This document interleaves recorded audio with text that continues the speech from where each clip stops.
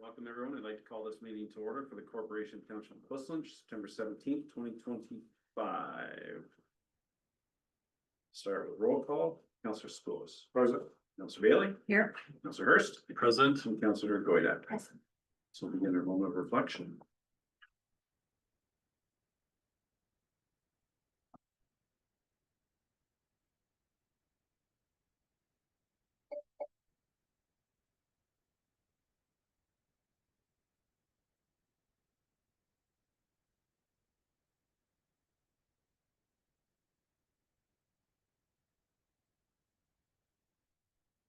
There's our moment of reflection. We have confirmation of the agenda for this by Thomas. The council approves the September 17th, 2025 agenda and addendum as circulated, and that council approves the addition to the agenda as follows.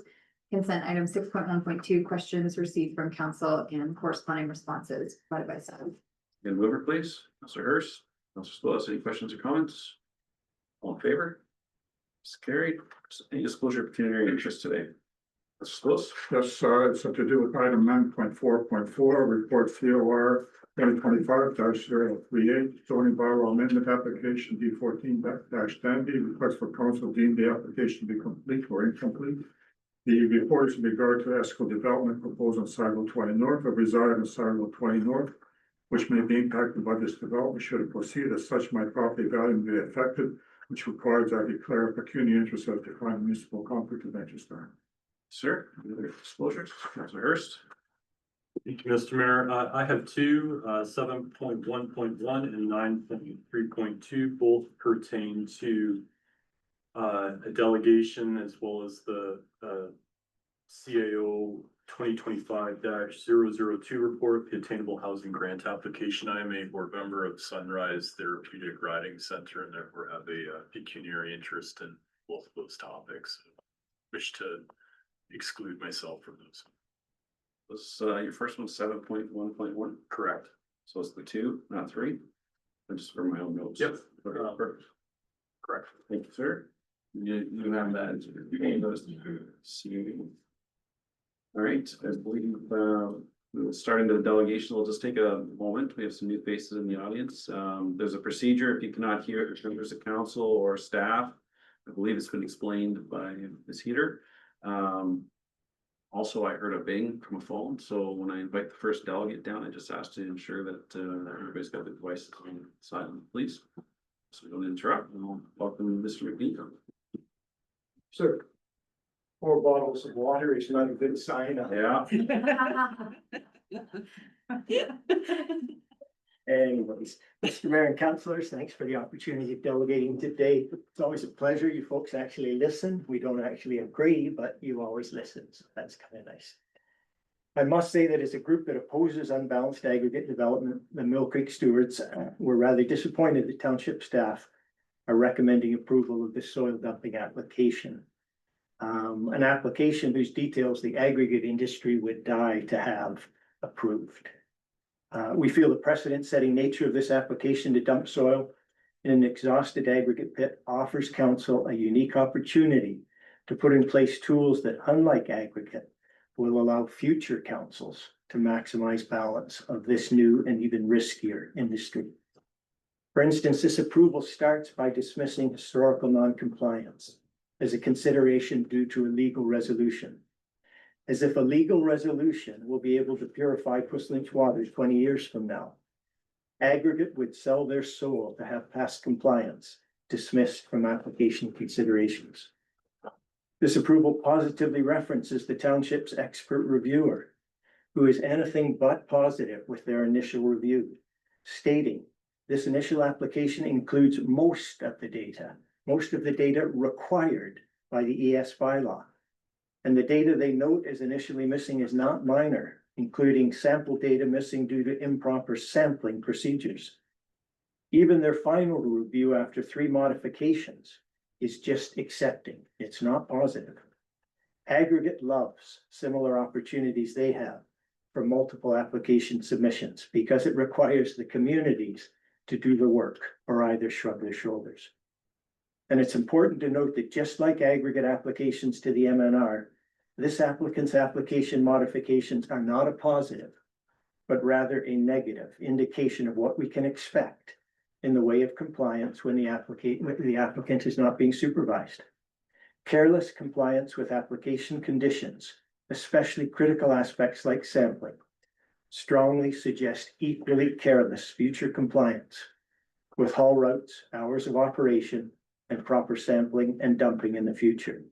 Stricter application compliance should be part of this condition. Even minor balancing tools seem to have been sidelined with this approval recommendation. For instance, Puss Lynch has fought and continues to fight hard for a fair road wear and tear aggregate levy. Yet this approval doesn't appear to raise this consideration while we're still at this early stage of applying our ES bylaw. This approval also doesn't appear to require council's approval of future changes to the haul route, just notification. On day 2, they could be using entirely different roads from what had been approved by our road superintendent. These 2 common sense conditions alone will be hard to ask for in the future once a precedent has been set with this approval. From our aggregate perspective, the Mill Creek stewards seriously feel council needs to reconsider this application from a broader perspective than might usually be applied. Broader because council can expect a flood of similar applications over the next few decades and for more than 100 million tons of soil. Broader because every ton of soil dumped is worth up to $10 net. That means more than $1 billion in revenue from exhausted Puss Lynch gravel pits. Broader because every ton of soil poses a permanent risk to Puss Lynch's future. The cost to the applicant is minimal, a small application fee and a study or 2, whereas the cost to our community is potentially huge. As surrendered gravel pits, especially those with pit bonds, represent significantly increased potential for contamination of our groundwater aquifers at multiple levels. Aquifers normally protected by naturally structured soil layering. And notice we say naturally structured soil layers, not dumped waste layers. But of course, that age-old question arises from a broader perspective and the broader conditions arising from it. What options does the township have when the reality is a refused application will almost certainly lead to a land tribunal hearing with its extensive costs? We believe the actual reality is that the township will face over the next decade or 2 increasing numbers of soil dumping applications submitted by much more powerful interests than this applicant and for much larger volumes of soil. That means much more risk to the community. The township wants to have a significant input on that significant risk in a way it wishes it could do with aggregate, then it needs to look at this problem differently. Given this early opportunity with a low volume, simple application, we need to reach higher than our end goal. We need to modify our ES bylaw prior to approving this application or as part of this application to reflect what our community needs, not just what we expect the province will allow. In fact, we should make these broader bylaw conditions counting on them leading to an Ontario Land Tribunal appeal by the applicant. Why? Because only by taking this bylaw to the OLT can the township hope to maximize the conditions protecting our township. By erring on the side of litigation caution, we guarantee our bylaw conditions will be less protective than they could be. And we should emphasize the cost of going to the OLT should not be seen as a litigation cost, but rather the cost of ensuring Puss Lynch's future includes safe water and a healthy environment. We also stress the cost of maximally protecting the township's water and environment requires nothing more from the township's budget than a slight delay in paving, 1 or 2 kilometers of Puss Lynch roads. A recognition that preserving a smooth century of health for Puss Lynch is at least as critical as preserving a smooth road for a year or 2. With respect to difficulties posed by litigation and existing illegal soil dumps, we ask council to look only as far back as Aberfoyle and its speeding problems. Existing speeding was not solved by establishing bylaw conditions that would minimize the difficulties of enforcement and need for litigation, but by finding alternative ways to enforce all those who don't obey the law, in this case, privatized speed radar. Illegal soil dumping should be treated no differently than illegal driving. By taking a little more time council has a unique opportunity with this approval to create for future councils the kind of decision-making environment around soil dumping that the present council can only dream of with respect to aggregate extraction. Again, many thanks for your quality listening. That's from me. Open up to council for any questions or comments. I don't have any questions of the deputy, but I will have questions of staff when the report's being considered, specifically with the dump soil quality, the road deterioration, and all of it. That's really. Yeah, I guess. Maybe I'll ask you, John, thanks for your presentation today. You mentioned about the aquifer and making sure that the water's safe. How would you propose making sure that the aquifer is being protected? I guess what we're looking at is ensuring as far as possible that the soil being dumped is safe. And right now, the present standards have been put together very quickly by the Doug Ford government. And they're testing a tablespoon per truckload, per 20 truckloads, actually, a minimal amount. And the other thing that I would raise is an interesting article that was in the Globe this weekend. And that is that what we consider contamination now is not what we consider contamination in the future. So even the levels of excess soil contamination that were considered 15 years ago are not considered acceptable now. So we have to be very careful about the volume of soil over the next 10 years that we allow into our Puslinch pit ponds and pits, not just pit ponds. So the big thing would be the sampling procedure, which this applicant has already shown themselves careless with. And then actually asking for more than that. In other words, for instance, in our bylaw, asking for double the sampling amount and higher standards on contamination.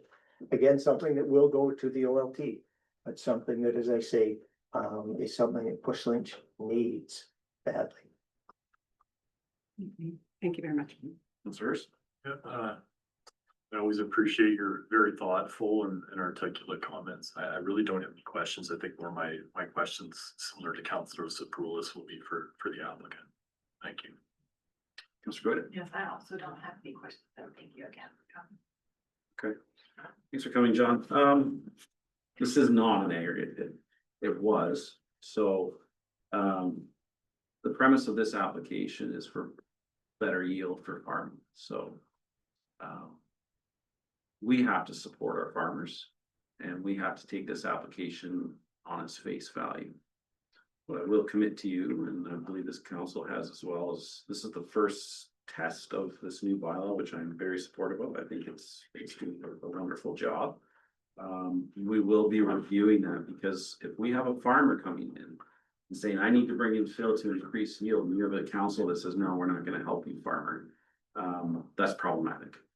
So do I believe entirely that it's strictly for better farming? I think there could be an argument either way, but for the test of this bylaw and the test of the application, it fits. And that's the world that the council works in, is created this bylaw, they went through the process, staff believe it's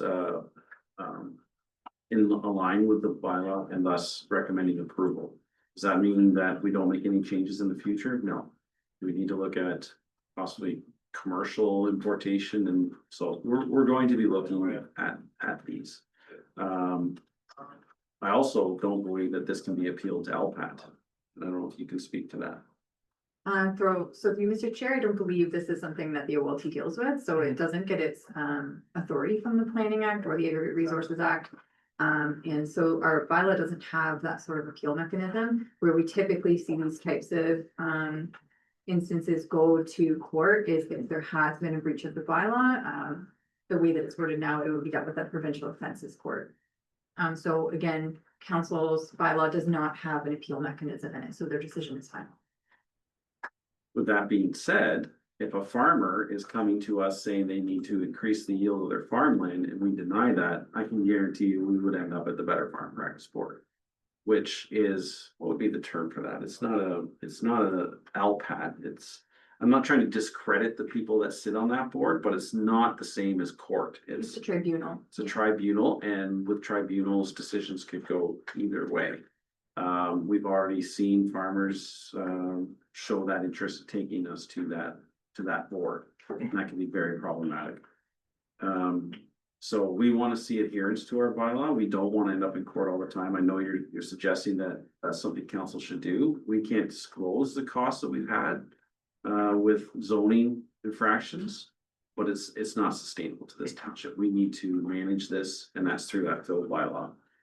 And we spoke to the roads. My understanding is this applicant is going to have to provide securities for the road. I also am in belief, and this came up when we deal with the applicant, is that they will have to adhere to their haul route. I will say this, if they don't adhere to their haul route, we can remove their permit. If they don't follow the rules to this permit, I will be advocating for removal of that permit immediately. This is the first test. They need to comply. They need to do what they say they're going to do, and if they don't, it's gonna be done. And stop. No tolerance for soil coming from different sites. Oops, it was 3 loads from the wrong site. Zero tolerance. There's going to be approved sites. I believe there's likely to be testing at the site. Whether it's a teaspoon, a tablespoon, we can't test the entire load of every truck. So there is some risk, but these need to be approved sites. That has to come from there. If it comes from somewhere else, I will be advocating for that approval to be removed immediately. And I will tell that to the applicant today. Yeah, that was one very clear thing that we thought we read as a group, was that because the sites of origin were unknown still for much of the soil, that the haul routes could not be defined at this time. And so the haul routes could be uncertain up until those sites. So there was a potential for significantly different haul routes. We don't dictate the haul route exactly from where the source is. Right. You know, we're going, So for you, Mr. Chair, because it's a very long project, it's a large scale project that's going to go over the course of years. There are going to be the introduction of source sites throughout the permit process. That's part of what these types of larger projects would entail. And so what we've set up through the conditions is that if there are additional source sites that are being added through the project, they have to advise the township. We've committed to a 2 business day turnaround time to get the quality analysis reviewed by our consulting engineer. In which time we would have to review what haul route on our road systems they plan on using. Update that permit with our Director of Public Works, and if necessary, take more securities.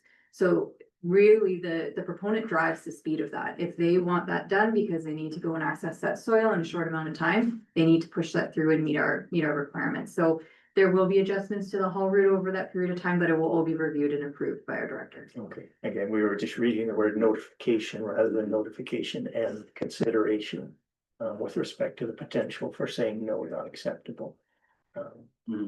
Okay. so and back to this being for farming, it does raise the question.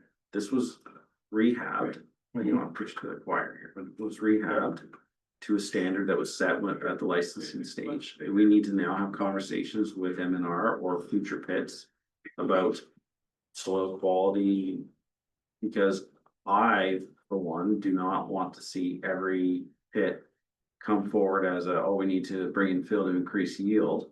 I think it needs to be dealt with at the licensing stage and say, you need to rehab this to a certain standard quality of farmland, so that we don't need to bring in fill to get it to that quality. So that's where I'm at with it. And I'm sure you've read about some other municipalities wanting, you know, bringing fill to fill in some lakes and things of that nature.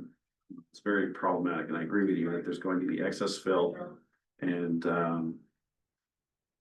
it needs to be managed. Okay, well, there are, as they say, communities like Stouffville and Hamilton and Kingston that look back and wish they had done a better job. Guaranteeing that the excess soil they were getting dumped was safe. And are now looking at significant problems with water contamination and with having to have soil removed. So I guess what as a group we were just saying was, and I understand when you say you have to confine yourselves as council to this application, that you have a rare opportunity now to address this in a broader perspective, because it is setting precedents for all the future applications to come. So maybe it's worthwhile thinking a little apart from just this application. because it is going to set a precedent. And as you say, the balance of better farmland, especially in this case, is pretty iffy. Driven by this property. Certainly what's growing on it right now looks pretty good compared to our pasture on the east side. The slopes make up a very small percentage of the cropland. And the slopes are not worse than our east field. So as I say, that's a very marginal thing to balance against, but that's a hard thing to judge. But as I say, I wasn't getting into those details as much as the group felt the broader perspective here was something that really should be thought of. But On the broader perspective, we are at the forefront of managing fill importation. We have likely the most robust bylaw to control that. Much to the chagrin of people in the community that are wanting to do that. And that's, I think Ms. Whitefox has done a wonderful job on that bylaw. Great. And, again, I think if we were in another municipality, this would be, anyways. Done. So I feel we should be appreciative of staff's work in building this Yeah. bylaw. And does that mean there isn't room for improvement? No. Yeah. But I'm committing to you that we will look at this process and we will see, is there any improvements for looking at them for farming purposes, or, we want to maybe delineate what is a commercial fill operation. Again, we want to support the farmers, and that's why I'm doing this application. If you're telling me it needs to be yields, I'll take that, but we're gonna manage you and we're gonna make sure you adhere to it, because it's about growing better crops for your farm. I shall pass that along. All right, thanks again. Thanks, Ken. We have a, It's to receive for information. can you move for that, please? Mr. Lewis, Ms. Whaley, all in favor? Carry. Next we have by George for the meters.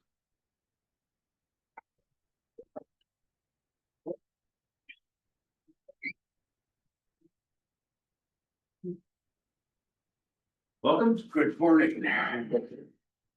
Everybody, wonderful morning. Stop to the water, maybe a quick round of introductions. Yeah. My concern, one of my concerns is, I mentioned at the last meeting. My wife and myself, 7 o'clock in the morning, we have our coffee outside wintertime and summertime. And we are observing the wildlife around. Since the last episode with the soil. By the way, it was brought in without the council's approval. We noticed that there was no wildlife activity in the property for over 3 years. Now, the wildlife is finally starting to come back slowly. I've seen turtles 7 or 8 inches big there. By the way, those turtles not only on our property, on the road, which I have personally stopped, picked them up and put them back by the grass. And I do have pictures here to show everybody. I seen pictures, I have pictures over here of deer in my backyard, which it was over 3 years by the time I seen it. They come from the back and cross the graze on our backyard there, and then they cross the road going across. All the birds, listening to them in the summertime, listening to the woodpeckers, the blue jays, cardinals, blackbirds flying around all our property. That didn't exist for over 3 years. Rabbits, there was no rabbits after our last episode. They are just starting to come back to our property. So that's another one of my concerns about the wildlife, which is gonna have a major effect. I mean, we already have problems with that in our beautiful country here. I'm not sure why we gotta disturb it again. Which I find that after the first episode, the property has been seeded and there is growth there, so why are we going through there again? So that's my other concern since our last meeting. So please do think of what complications we are having in front of us again. And just 1 second, pardon me. There's the turtle over here.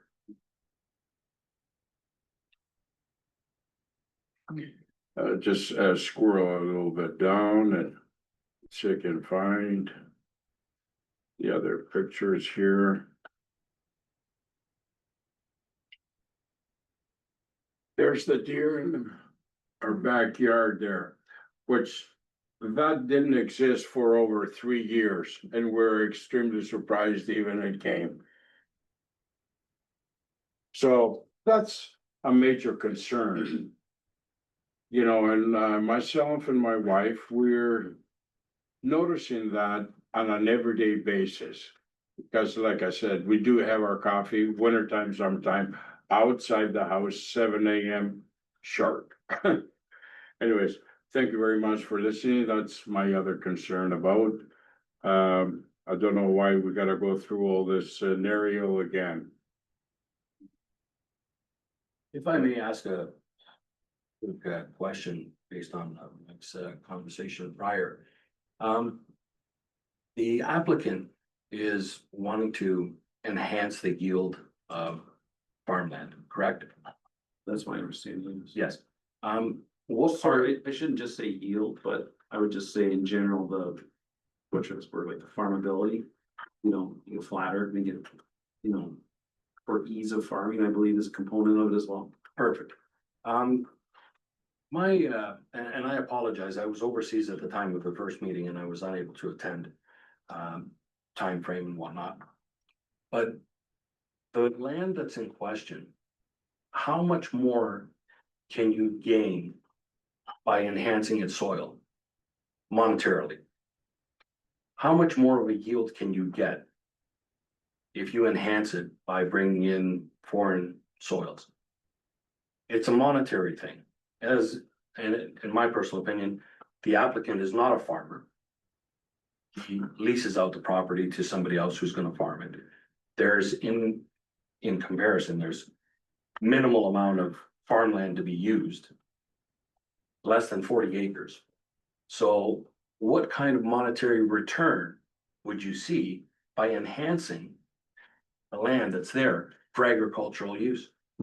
Not being a farmer, right? And you renting it out. What would be the benefits of it? So we wouldn't be privy to that information, and that's not part of our decision-making process. The analogy I would use is a severance. You were to come sit before this council, the PDAC, and say, I want a severance off my property. Very much so say, I need it for my grandkids, my parents want to downsize. Sure. And there's very much so a monetary component to that severance. I don't know what a land is. But we don't look at the monetary component, and my chair is sinking slowly. It's a little distracting. So I think everybody around this horseshoe recognizes that there is a monetary component. Staff and council are looking at it from a perspective that doesn't fit the bylaw that we built. The premise of the application is for a better farm. Do we need to support our farmers? Yes, we do. And what can we do to ensure the least amount of risk with that activity so that we're comfortable with that? And that's what I feel council is going to be weighing this application, but we are not naive. We recognize there is a monetary component to this, but we're valuing it on better farmland for the applicant, and it fits the bylaw. And that's why we've committed to post application whether it's approved or denied, to take it a little deeper dive into these agricultural or gravel pit importation. Right. So all the residents that are, myself and the rest of the residents on Forestel and a couple that are on Side Road 10, knowing that that pit is defunct and is no longer in usage, which is, one of the attractive features that you're not gonna have anybody building in your backyard, at least for the next, X amount of years. But if the applicant was an actual farmer, full-heartedly, this is your livelihood, and I support that 110%. And I would never, ever get in the way of somebody wanting to enhance product that feeds my family, first of all. Mother-in-law, father-in-law have a 100-acre farm up in Moorfield. And I know the struggles that they go through. I mean, it's, farming today is a complicated, government regulations, tariffs now that we are being imposed upon. But for a non-farmer to come in, put this application before the city and not be an actual, what's the benefit? And obviously, you just mentioned that, you're not naive to the process. It's surely for a cash grab, and you can, honestly see that, because there's no return on yield. By bringing in foreign contaminated soils, doesn't matter from where it is, we have seen that throughout the trucking industry. It's getting harder and harder for people to be able to go through and dispose of soils. And there's a lot of loopholes and there's a lot of cracks in the system that allow this to happen. Now, we've been, myself, my dad, we've been part of the trucking industry for many, many years, and we've noticed that it's getting harder and harder to dispose of contaminated soils. So wherever you can find a place, 10 truckloads, 100 truckloads, it doesn't make a difference. You can bury it. The first truckload, I understand, may be clean as, the sun. And then the rest of them, you could have another 9 that are, purely contaminated. Now, you're not gonna be able to test every truckload. It's absolutely impossible. And you can't guarantee where they're coming from. You said that, if they don't follow the designated truck route. I know, because of my position in the trucking industry and the caliber of drivers that we do have today, don't follow the rules. How am I to monitor where they're coming from and where they're going to? You can't. You can only see that last little kilometer of where they've turned on to, either Forestel, Side Road. You can only see that. Can you follow them? Can you follow the path of, where they're coming from? It's absolutely impossible. Let me unpack a bunch of this. So through this application and tentative approval, there's going to be source sites that a QP qualified person will have to sign off on that the soil is appropriate to bring to this site. There's going to be documentation, my understanding, and I apologize if I'm misspeaking, every load, that somebody has to be at the gate, confirm it came from the site. There's going to be a ledger or a log of the loads. Now, are we going to check that daily? No. But I think, as part of our discussion later is, and if it's not built in, a report, either every 6 months on that log, any contraventions, right? So that's how we're going to ensure if there's contraventions, I will promise to you that I will be advocating for removal of that permit. Okay. These people need to conform to what they're going to agree to. I'm tired of the agri industry not being in non-compliance, and this is an extension of that. So we have the built-in that the QP will sign off on the source site. So I wouldn't call it contaminated soil. Could it meet the definite? I mean, there's permitted amounts of asphalt in the lower layers, but you're allowed to put less quality soil at the bottom, but as you get closer to the top, it has to be cleaner. I wouldn't classify it as contaminated. Is there a risk that a load could? Absolutely. Are we doing our best to prevent that? Absolutely. Now onto the trucking. We're also not going to dictate which roads they get to get to Forestel Road. County roads are designed to have truck traffic year round. So our scope is when it gets close to your home, right? And again, if you see trucks going down the wrong road and pulling in that site, you document it, you report it, and there's going to be a process for the applicant to have to explain themselves. And again, I know I'm a broken record here, but if the onus will be on them to tell their truck drivers. That if you come down this road the wrong way, you're going to make me lose my license. That's the message that's going to, or permit, I guess, it's not a license. Right? I'm telling you, zero tolerance, because. If there's a monetary gain, there's going to be incentive to make them comply to his permit. So I'm hoping that that's going to be the case, that they will adhere to the haul route, they'll have the securities, if we see the damages occurring, we'll draw on them, they'll have to be not refreshed, but replenished. This will be an ongoing cycle, maybe there won't be damages, that's for the future to see. We've already noticed that there's a considerable amount of influx of traffic coming from the new business park that's just on the, off of Downey Road there. With the cooperators moving in, a large amount of traffic coming from them. Every path that, you know, can possibly be rerouted has been. Like, I mean, the amount of traffic coming from other cities going into that small area has influxed in the last little while by, I'd say at least double. Cars or trucks? Cars, trucks as well. The business side of things, that new industrial park that's building up momentum is getting more and more volume. The UPS that just moved in, again, more volume. So our concerns, obviously, the safety of all the participants that are coming and going, with having the amount of trucks coming into our area. And I don't want to sound ignorant at any stage, but with the caliber of drivers that are driving the units today, you know, throughout the country, United States and Canada, the problems that we're incurring. Once somebody gets in an accident, it's too late. Once something happens, again, it's after the fact. What are we gonna do? It was an accident. Somebody loses their life. Sorry about your luck, right? So the amount of traffic that is gonna be coming and going just for that project alone would be considered a detriment. Oh, I agree, it's going to be a lot of truck traffic, I don't agree with the broad brush of labeling all these drivers. I didn't label all of them. I'm just No, saying, I'm you know, saying- with the caliber of drivers that we have today. And again, I'll give you The an last- example, I'll give you an example, new bus driver for my son, and they're driving down my road and you can tell they're nervous, and my son is saying, wow, they're a bad driver, and I said, everybody is new at some point. I remember driving a triaxle dump truck at 21 years old, hauling topsoil down to Mill Grove, and I turned right on 97 highway and I forgot to lift the drop axles before they turned. I almost smoked another truck because I made that mistake. I'm not a bad caliber driver. I was new. we're forgetful. Yeah, It I happens. learned, 'cause I didn't hit him, but it scared the jeebers out of you, right? So I think that there's going to be, I can't get like. No, later. If you're right, you gotta leave.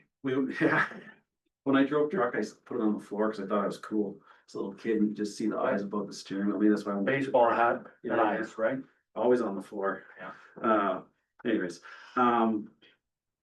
we're going to have some mishaps here and there with trucks, I'm sure some, interactions that are not ideal, it's going to happen. I also agree that the wildlife will likely be pushed out of the area. My goal with this approval is to limit the term.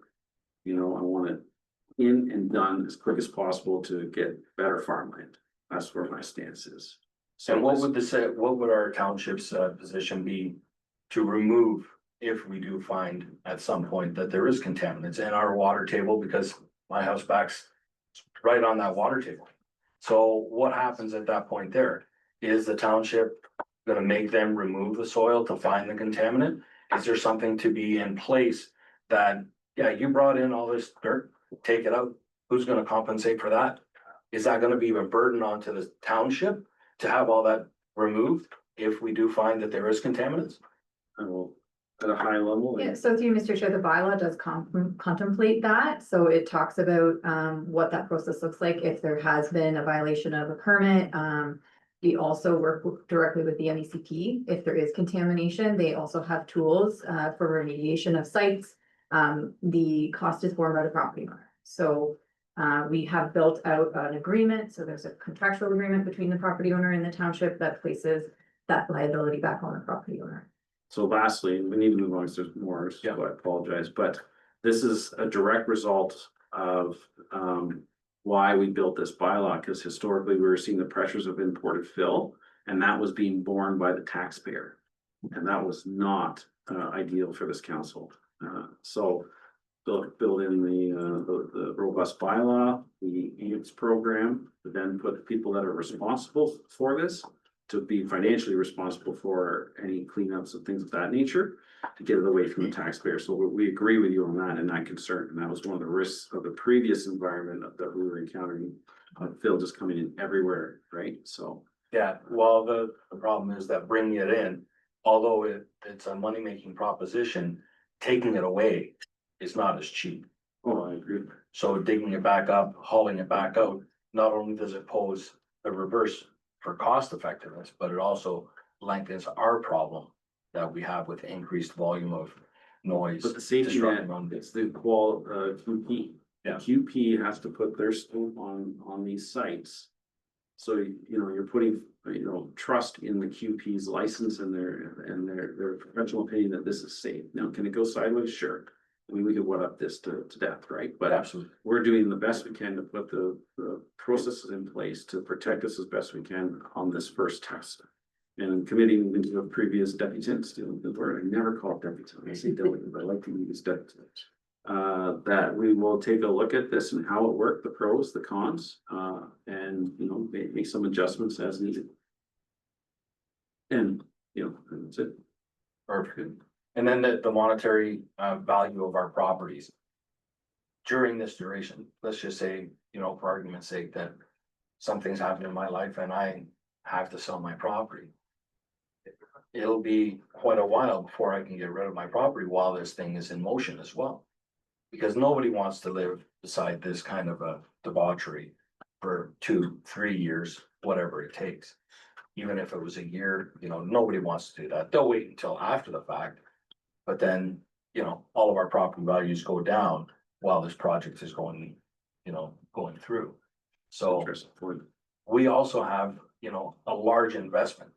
I've worked, you know, like most of you here, have worked from 17 years old. And like yourself, I am an AZ license holder and I've hauled up to 50-ton pieces of concrete up and down our roads. I know the rules and regulations. I know what it takes. So I've worked really hard to have my little slice of heaven. And so has Trevor, so has George, so has, you know, all the people that are in our area. What does that mean for us? Does that mean that just because it's there and it should be done, that we have to suffer? Who's to gain at this particular problem? Obviously, the applicant is a huge financial gain. The rest of us sit there and suffer. I know my neighbor Trevor won't be able to use his pool for the next 1-2 years. The amount of soil, the amount of contaminants, the amount of noise. Can you imagine being out in your backyard and listening to that tailgate slamming? And you know the noise that it makes, and it echoes, because I can hear it from the Cox pit. The next concession over, I can hear it clear as day from my house. And if they're gonna be in my backyard, which is in a gully, it's gonna echo even worse. So what do we have to say? How can we fight this? That, you know, it's gonna be okay, guys. It's only for 3 years. Really? My little slice of heaven after 50 years of work, and now I get to listen to this? That's also a huge consideration. It is a huge consideration, and again, you know, under the premise that this is to support farmers, is a difficult decision. It is. If he was a farmer, I wouldn't have a problem and I would not be sitting here today. I do need to move on to the next delegate, Yep. but the last point of that is I have challenges supporting that position as well, because I'm not a farmer, I'll say that.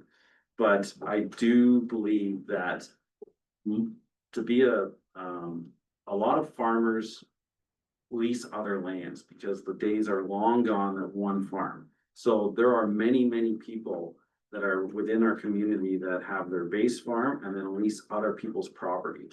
So then to classify that the person that is leasing their property out as not a farmer is a tough one, and it's vital to the farming community that they have access to these lands. If I don't own all the equipment or can't afford to buy the big combine, but I have 800 other acres and I can lease your 40 acres to add to that, that's just the nature of the industry now. And so we're doing our best to support that while manage the importation of the fill. Yeah, 40 acres, I don't think weighs that, financially, it doesn't make sense, but. Obviously, this is something that you guys have to decide, it's not something that we can bear on, we just go on the basis of where we stand. Mhm. And, you know, myself and my wife and kids, we'd like to enjoy what we've built over the course of time, and I think that this is quite a disruption for all residents in our area. Okay, So, thank you very much. Did I? But it's so, excuse me, I don't see why we're here even today, because the land has been seeded and there is growth. So what's the benefit of adding more soil? Premise the application to a level. I mentioned that the last time. I don't even know why we're here. The land has been seeded. It has growth on it. So why are we disrupting our own livelihood? For what reason? Under the premise of better farming. Forum. well, for the past years, he has grown considerable amount of crop there, but. Again, We have to take it on face value. yeah, Who is the owner of the property? I'd like to know. It's on the application. Gino Martinello is the applicant. It's public, right? It is. thank you very much, council, for hearing Thank us you. out and, taking us into consideration for this year. Thank you. Yeah, move over to the secondary to oversee that. So go ahead, Councilor Skoulas, all in favor? Carried. Thanks again. Thanks. And I have a DZ, not an AZ. I never got- Makes you no less of a good driver. Next is call. Yep, yeah, that makes.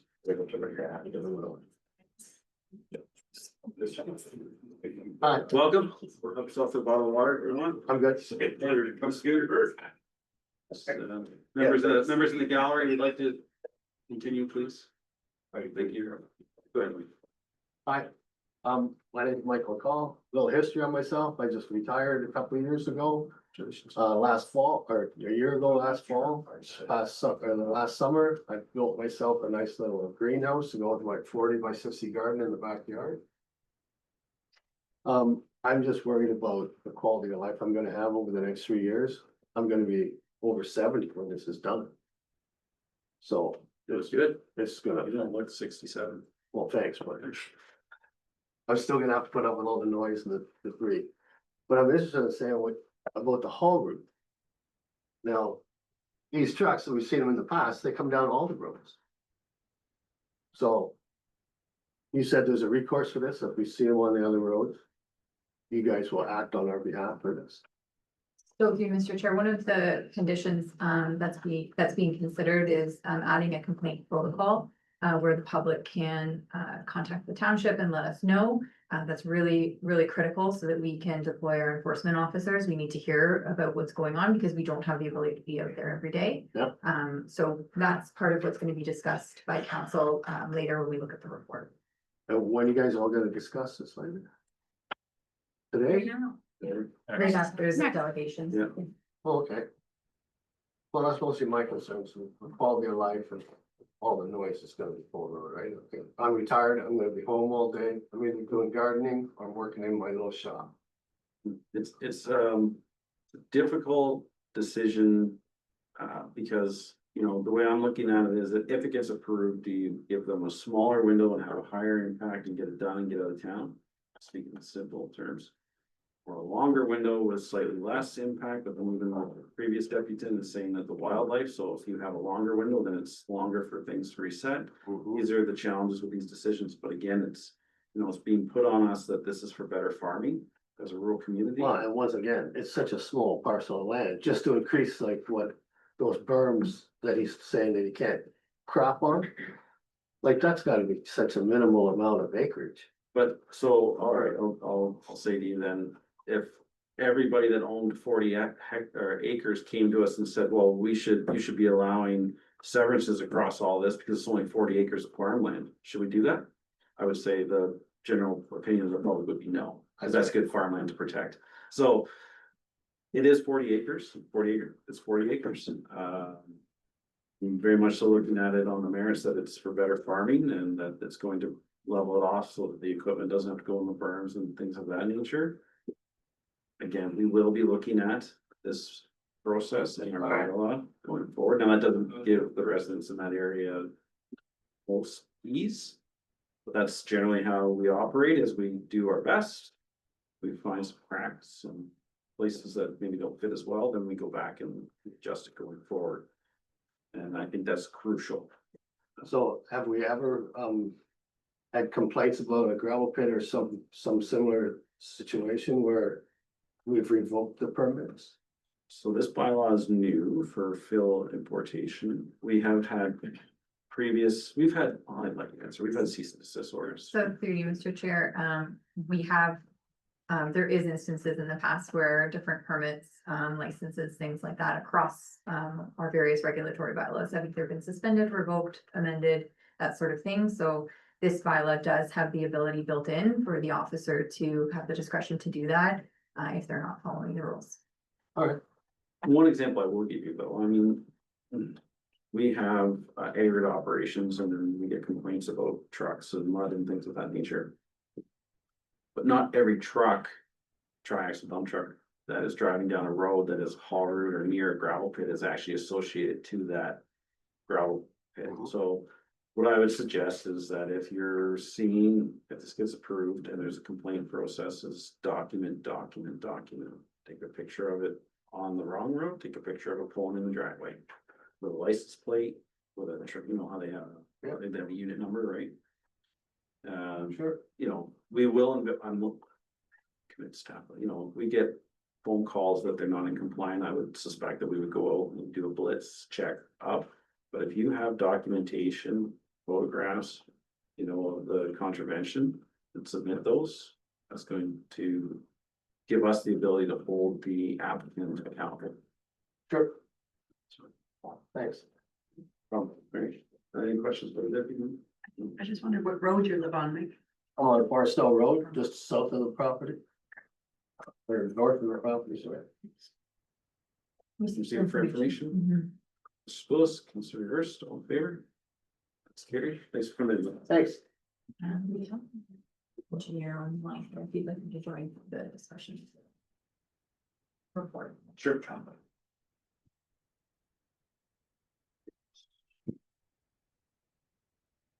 What report number is that? 37, COR 2025-37. Last 40. I'm sorry.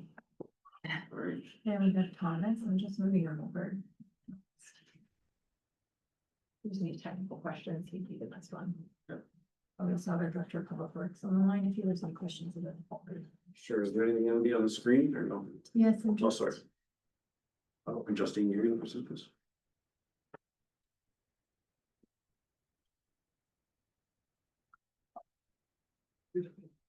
Where do you see from Grayson?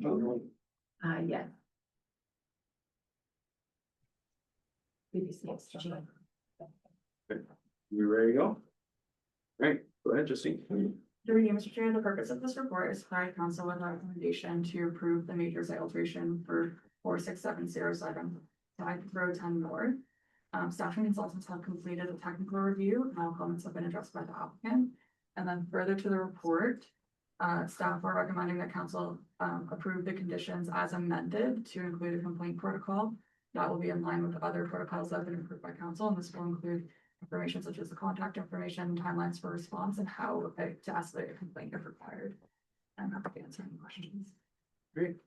Councilor Spillis. Yes, sir, I have a question of, our technical, representative on the call. The trace report, specifically the August, report dealing with the, I think it's 8 loads of soil that were deposited there earlier.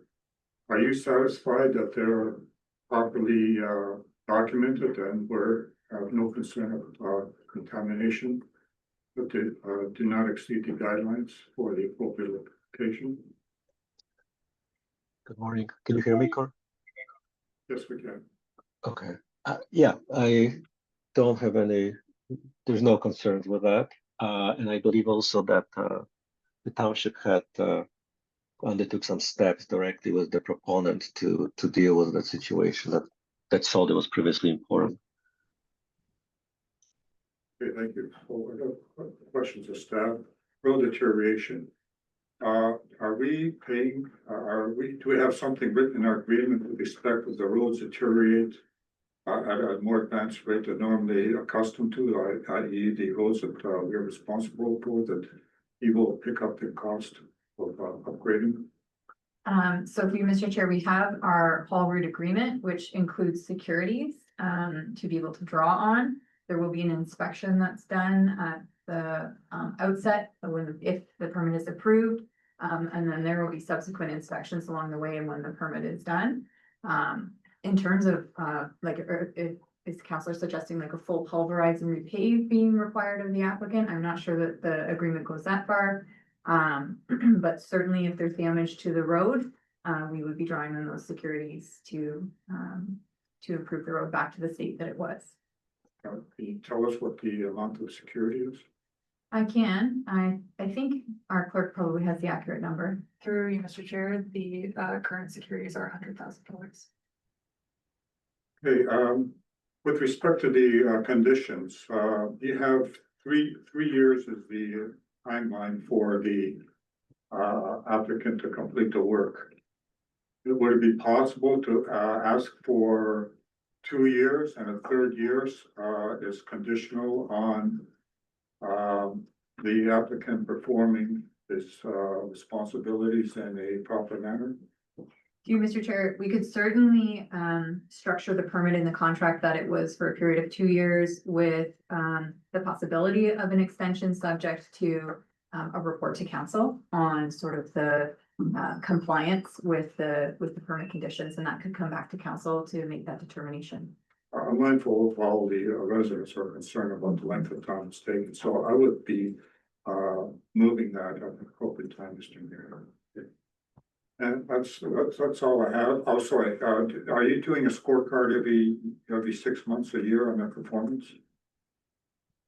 Through you, Mr. Chair, in terms of review of the fill that's being imparted to the property, we'll be requiring that logs are submitted for every 3,600 loads. Okay, and if there's a concern, you will advise council. Through you, Mr. Chair, staff will be monitoring and the process for the bylaw in accordance with, we'll be monitoring the permit in accordance with the bylaw. I don't think it typically would contemplate update reports, but that's something that we can look at if. Those are concerned. Through you, Mr. Chair, I would just want to take that away just because if it is an enforcement, if it results in enforcement, it is confidential. So we'd have to just see how that goes. Okay, fair enough. So Councilor Swiss, I was just thinking, I believe the applicant has said there's an 8-month season for this. I would be supportive of staff reporting back at the end of those 8-month seasons on the amount of complaints received and something not, I don't feel it has to be too robust, just enough to say if we've received none, we've received, 6 trucks on the wrong roads. I know it's simple English, but and we've dealt with it just so we kind of have a pulse on how the compliance is Yes, I going. think it's important, Mr. Mayor, that we do have a pulse on what's going on. That was not just in my past, just having annual type of thing or every 6 months. But you mentioned it's an 8-month season, so I think it'd be appropriate after each construction season that we do have a snapshot of how it's going type of thing. And I guess the residents can come in and hear the council report and make their views known.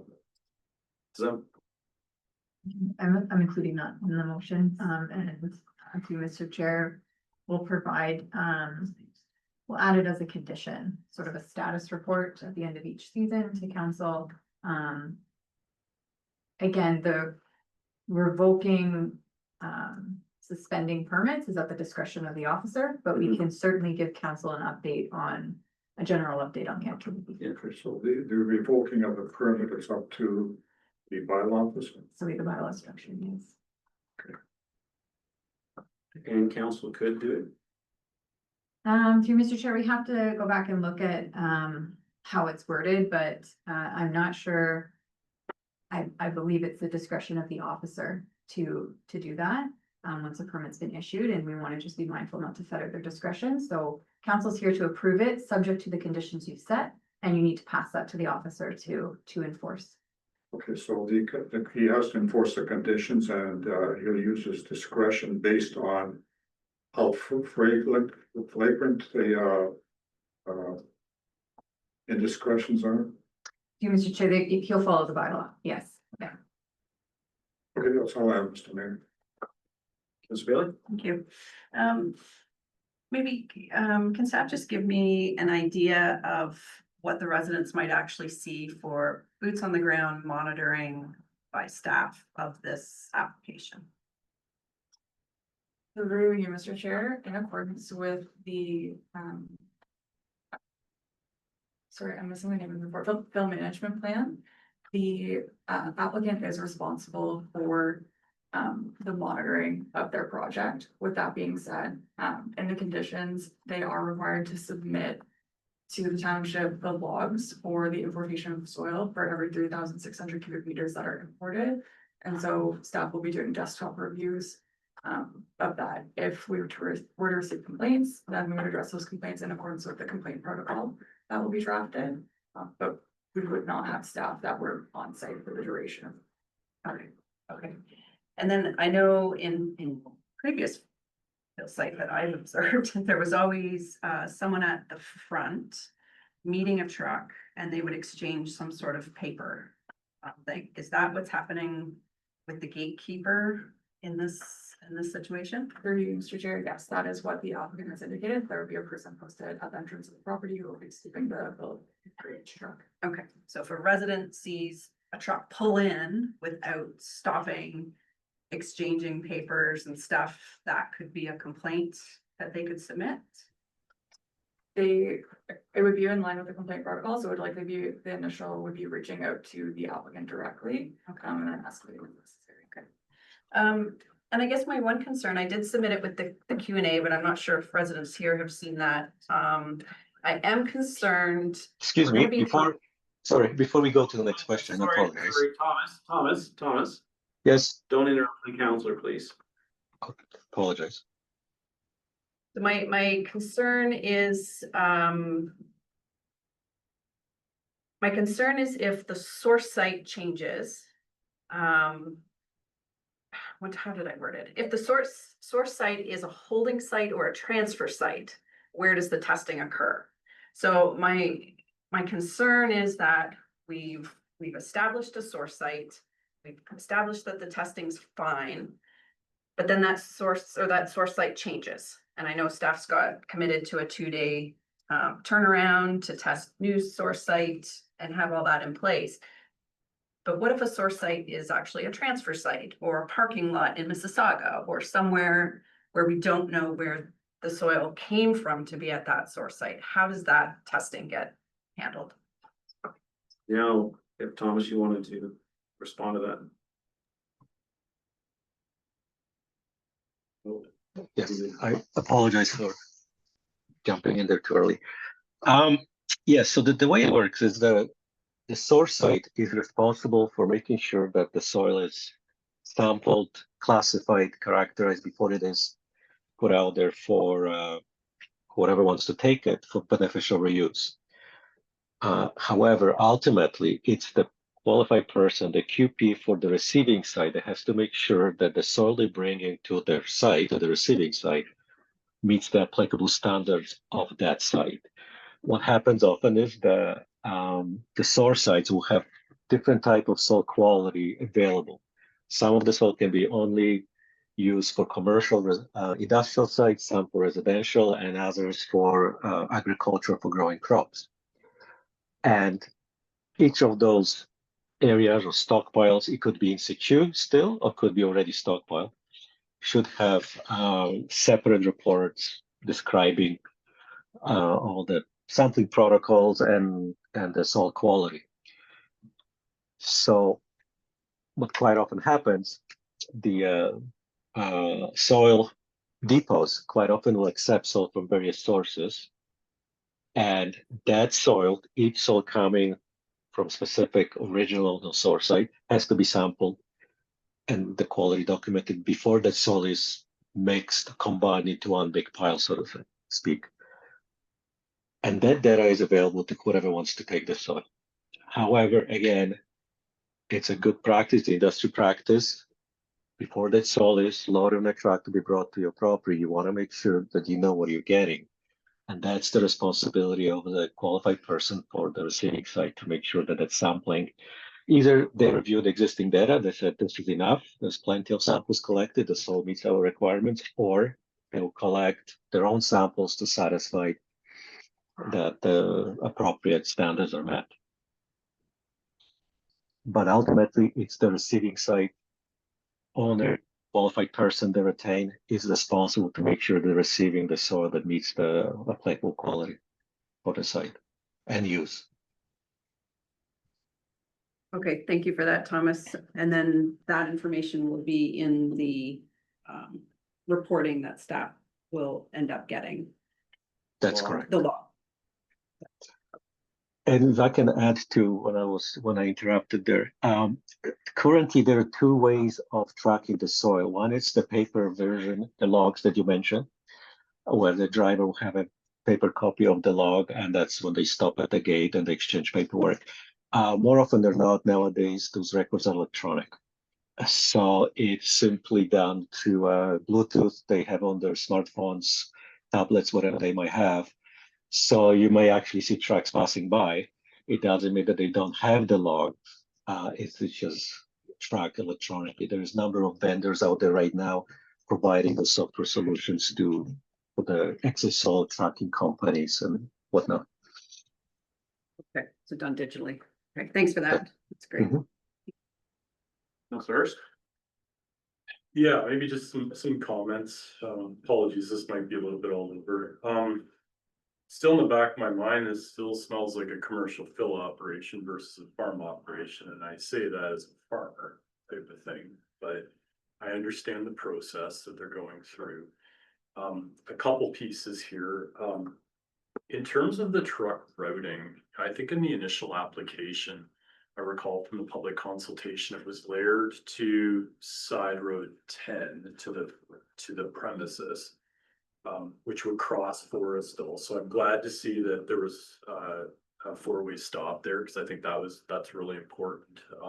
I'm curious, and maybe this is a question for you, Courtney. What's the process of identifying the actual truck route or any changes thereof? So I get that the initial was proposed and that's fine, but if it's ever changed, how is that communicated to both the applicant as well as just the residents in that area, so that they are understanding of any changes to their truck route throughout the process? So through Mr. Chair, it's a good question. I'll start and probably pass it to our clerk to talk about how we post things online for the public. But it would be the proponent advising staff that they have a new source site, which is what would necessitate the change in the haul route. That would trigger us working with our Director of Public Works. There's a process to actually establish the haul route. So that would have to be approved by staff. Have to again look at, is our security sufficient? There's also the road inspection that has to take place so that we can assess, the benchmark. And then from there, that would either be approved or denied or whatever that looks like. And then in terms of notifying the public, I believe our clerk can talk about how we make that available. Yes, through you, Mr. Chair, on the township's website, under our doing business section, we have an active planning and development application page. And one of the pages on there is our active site alteration page. And so that's where we post details about all the permits that are issued. So we would know that information. So that's helpful. So if this moves forward, that would be the clearinghouse of information. So I think that's important for the public to be aware of. So I appreciate that.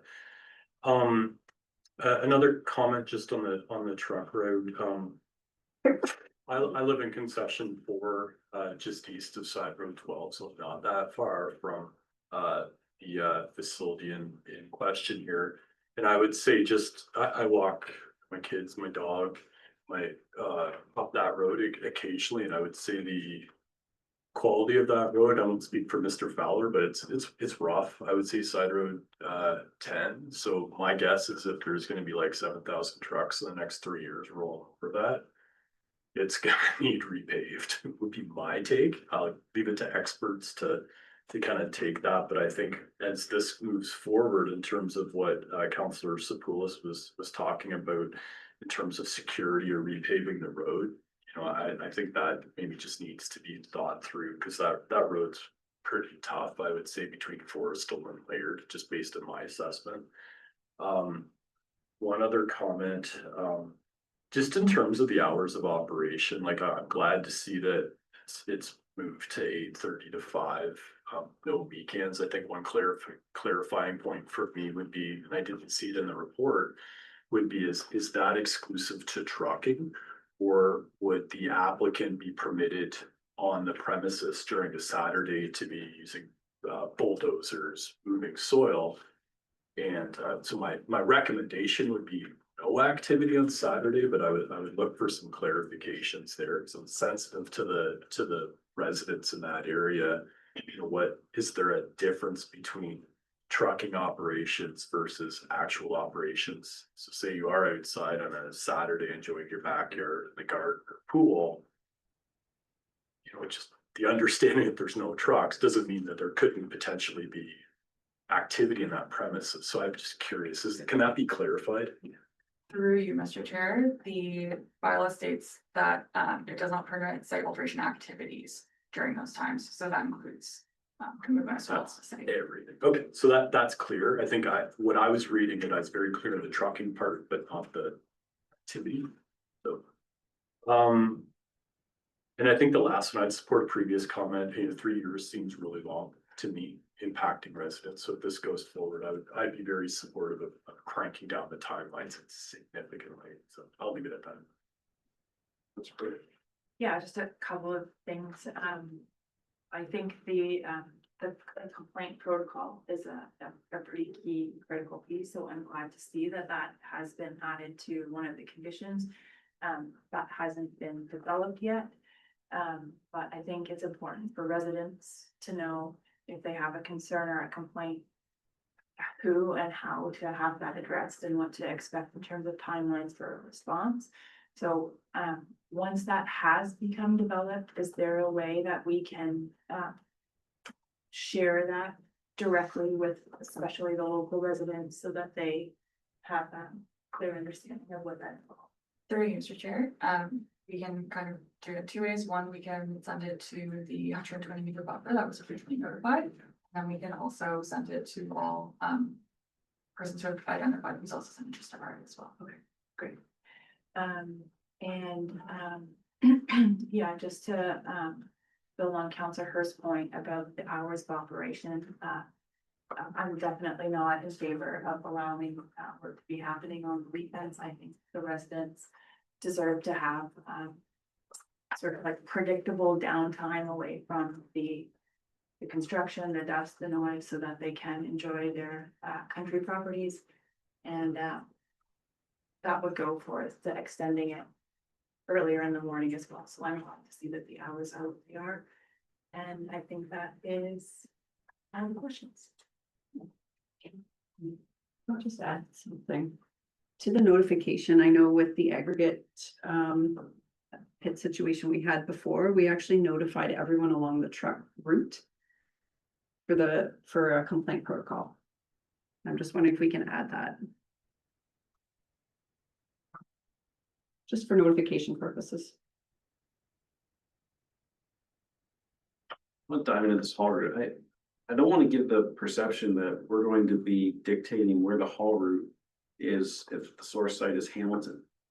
Our area of concern is Laird Road and Forrestal, because Laird is a haul route for gravel, so it's built to those standards.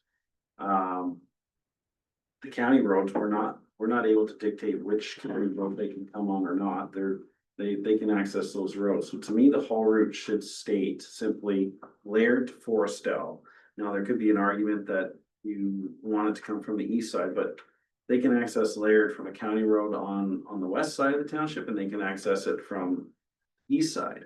And they are only to use Forestel. I don't understand why there'd be even any consideration of a haul route change, because those are the only two roads that we should be having jurisdiction over.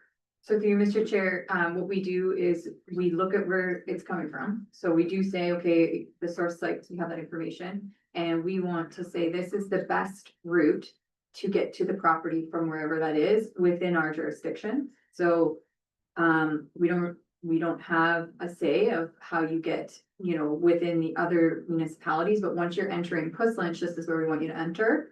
And the roads that we want you to take. I know that our process does involve working with the county, so that if it does cross their roads, we'll let them know this is what we're approving. If they have any comments, they have the opportunity to raise those. But we want to be in control of where they're traveling in the township. Through the haul route permit, if a haul route permit is deemed necessary, that's what that process looks like. So. Just wrapping my mind around it. We just don't want them coming up through the back roads to get to Laird or to the Hanlon or something. Okay, I'm comfortable with that, Phil. But traffic, once it gets close to the site, as we already know, it's going to be on Laird and Forestel. Okay, my question would be for the Director of Public Works. I also think that or side road 12, 10, whatever it is, 10 is it's not meant for this type of traffic. And if we do nothing, we do a baseline and it gets beat up within the first 6 months, you know, what's the costing to refurbish that? I feel would far exceed $100,000. And I don't know if we should be considering the Victoria Road reconstruction a few years back. I believe the contractor did I won't call it a lift, but a surface treatment that was intended to be temporary. It lasted a year, then we came back, closed the road and put the final topping on it. I'd really like to investigate having some upgrade on that 10 side road, because I feel that we're already setting ourselves up for, you know, a conflict that this road is beat up. We gotta do repairs and of that nature. So unless, Mr. Fowler, you're comfortable with just having the securities and going forward. Through the chair, yes, I will identify that 10 side road is on its last legs. Currently now it is identified, I think in 2027 or 2028 for a full repulverize and repave. With that being said, this is probably, if there is an opportune time to have this hauling occur, would be now. The securities that were identified were to keep the road in operational condition until this hauling project is done. Once this hauling project is done, then the township can explore, as indicated through our asset management, that we would then pulverize and repave, knowing that this project has commenced and will not be continuing. The road is currently a double lift road. It was built about 20 years ago to service the Cox pits, some of now which are closed, but there's still some active truck activity. So my recommendation would be that the securities will go toward continuing to have this road both to heavy trucks and the traveling public in proper driving condition. And the township will reevaluate once the hauling is done. Okay, if you're comfortable, I'm comfortable. I just know the paving's expensive and I thought the repairs would be astronomical, but if you're comfortable, I think I'm all right with it. So, council, there was a member in the gallery that had their hand up. Asked for your indulgence to allow them to come down to the deputy table. And I believe, so you want to speak to this file? I just had a quick question. Can you please just come down to the table? Sure. It's just a procedure thing. Yeah. And I'll just need you to state your name, please. Yep, it's Valerie Gagne. So I just, we were talking about the road direction and I just wanted to be reminded of the flow of traffic that was being recommended. So that's the Laird Road down 10 side road. Is that what you're referencing? Yeah, so because somebody said something about a four-way stop, but there isn't a four-way stop there. It's just a two-way. At Forestel and 10? Yeah. Could be added, yes. Oh, so they're adding in. four-way stop there.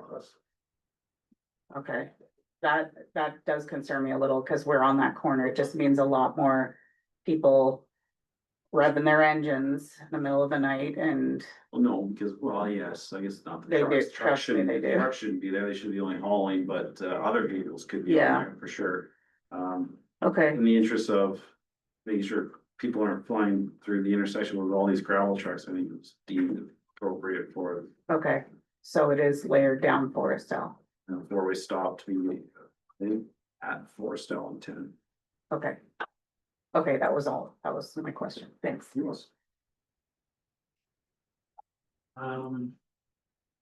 Okay, so what have you captured so far?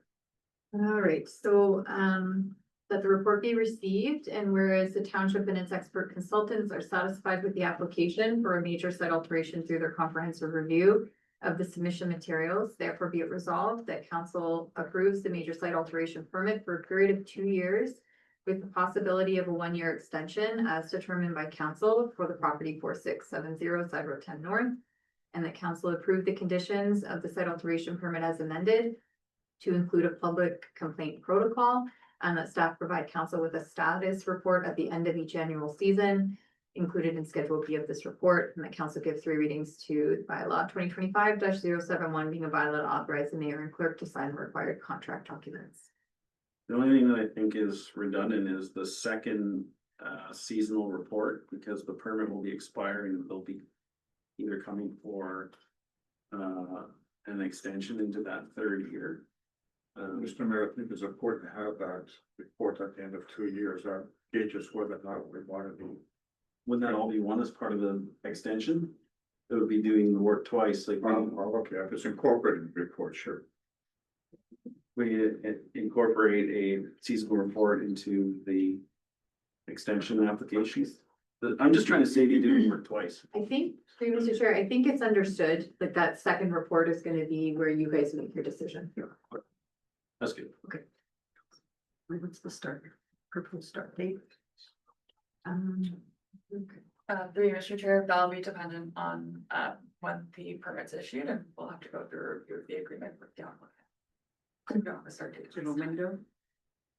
In the next 6 months? I'm not sure if their intention is to start construction within this year, given Oh, we're I at see. the end of the construction season, or if that would be in the spring. Likely spring, so they can take full advantage of what's there. Yeah. I would guess it would be after half load season, spring of 26. My guess.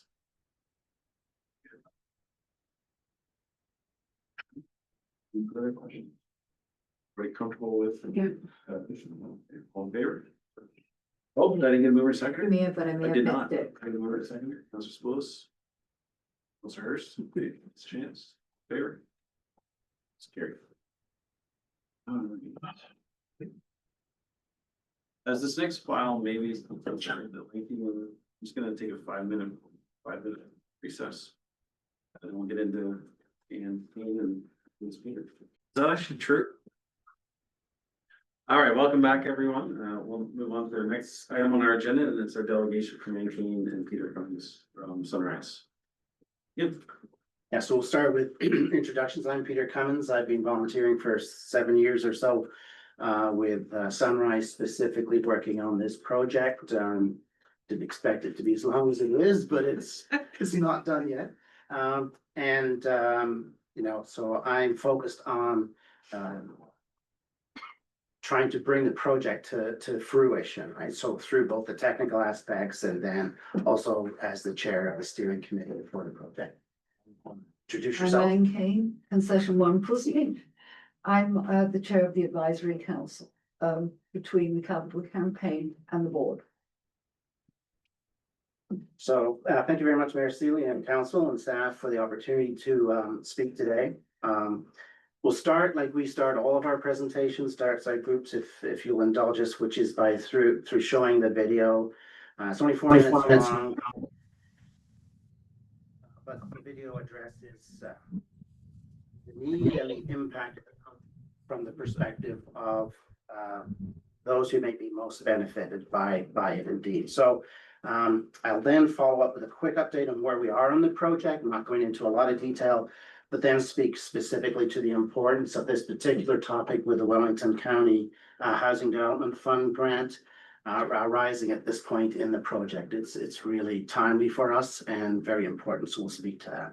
So Sarah, if we could just have a look at the video, please. All right, there's an open mic, so we were trying to. Yeah.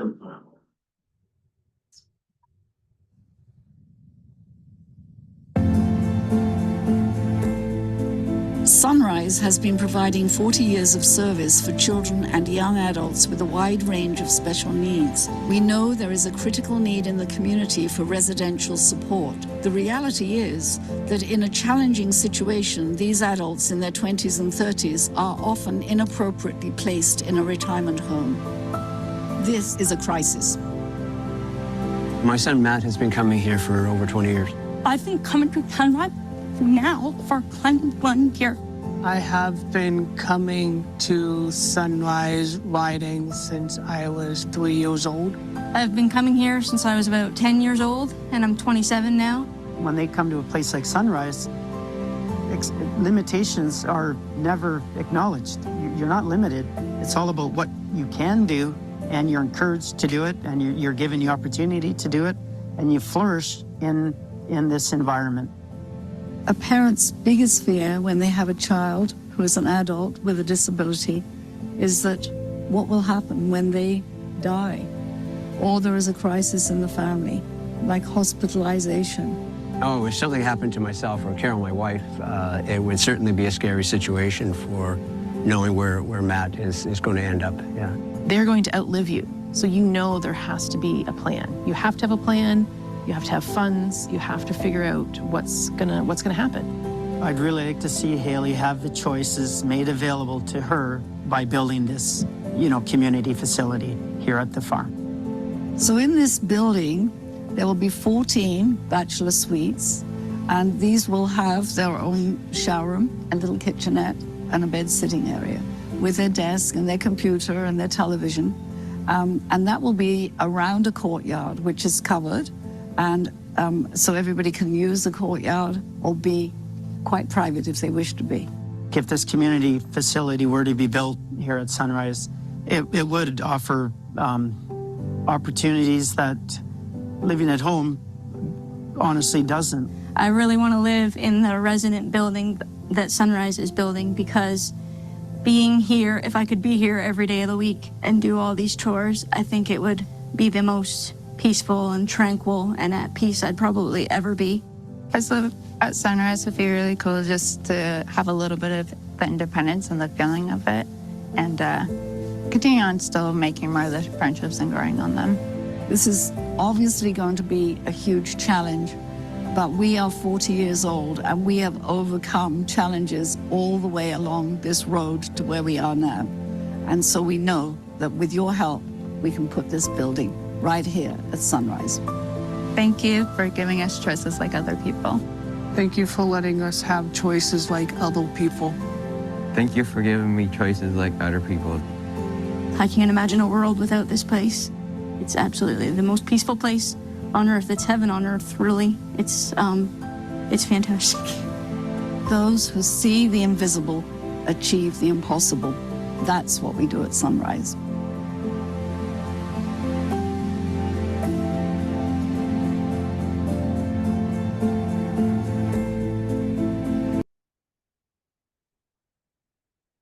Thank you. So we are here to advocate on behalf of the individuals that were in that video. So they are participants at Sunrise or their family members. And they make the case and the need for the need and the impact of our project much more real, much more personal. In Canada, over 10,000 adults with intellectual disabilities under 65 live in long-term care facilities or nursing homes. That's not the place that they belong. 75% of adults with intellectual disabilities who don't live at home with their parents are living in poverty. And the wait list for affordable supportive housing for these people is over 10 years. So it's rare for councils of a township level, at the township level, to have the ability and the resource to make a huge impact in this space. The issues are very large, they're very complex, and the solutions are very expensive. We understand that. However, the discussion you're going to have later in the agenda regarding the Housing Development Fund represents one of those rare opportunities, I believe. Prior to this meeting, we provided the council members and staff with background information in the form of the brochure and the insert, so I'm not going to go through a lot of the details. We also provided the staff with a much more detailed description of what we were trying to do in the form of a business plan that we have prepared for Wellington County multiple times in submissions to RFP opportunities. In a nutshell, we're looking to build a supportive housing facility as the core element of a larger capital project to expand both services and facilities at the site. It will include 14 studio suites as permanent rental homes for young adults or adults with disabilities, cognitive disabilities, or special needs. It will provide, importantly, support for security, housekeeping, services, nutrition, and on-site programming. And it also importantly provides community for the residents.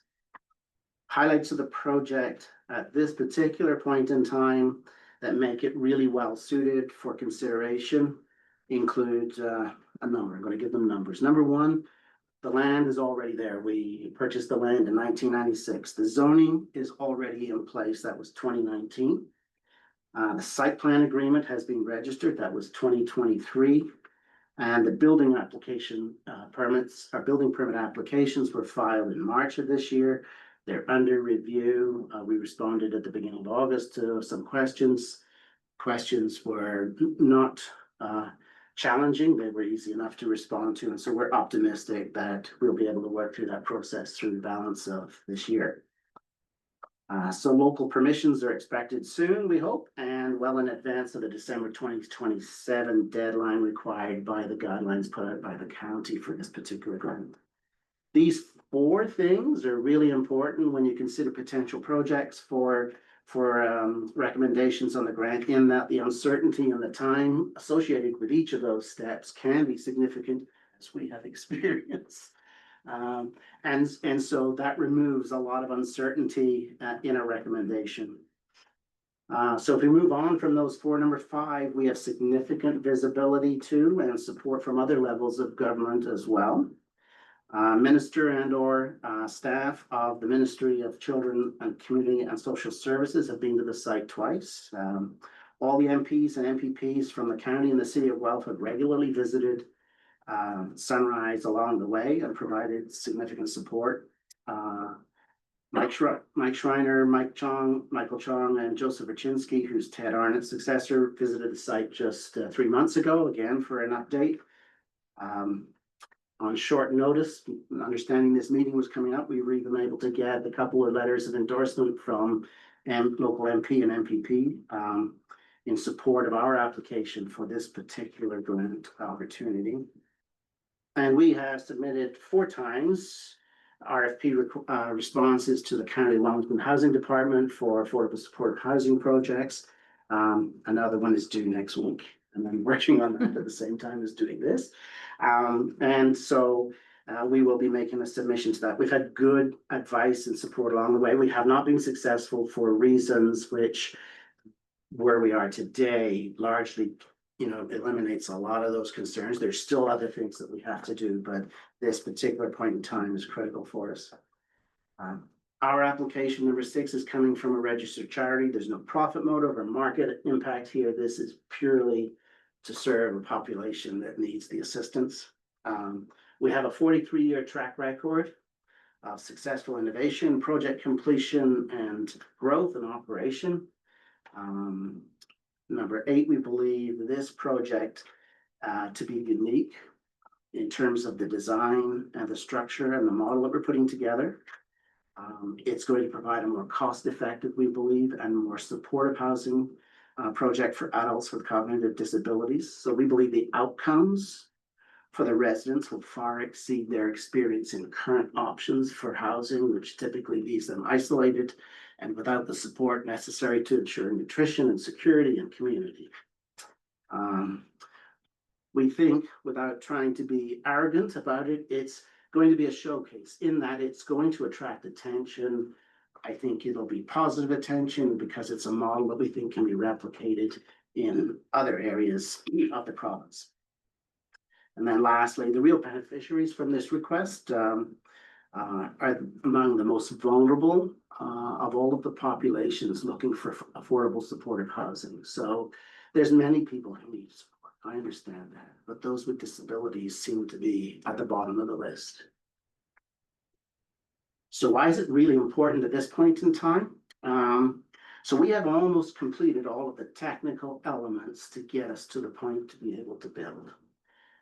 So the design is completed and the permits are pending.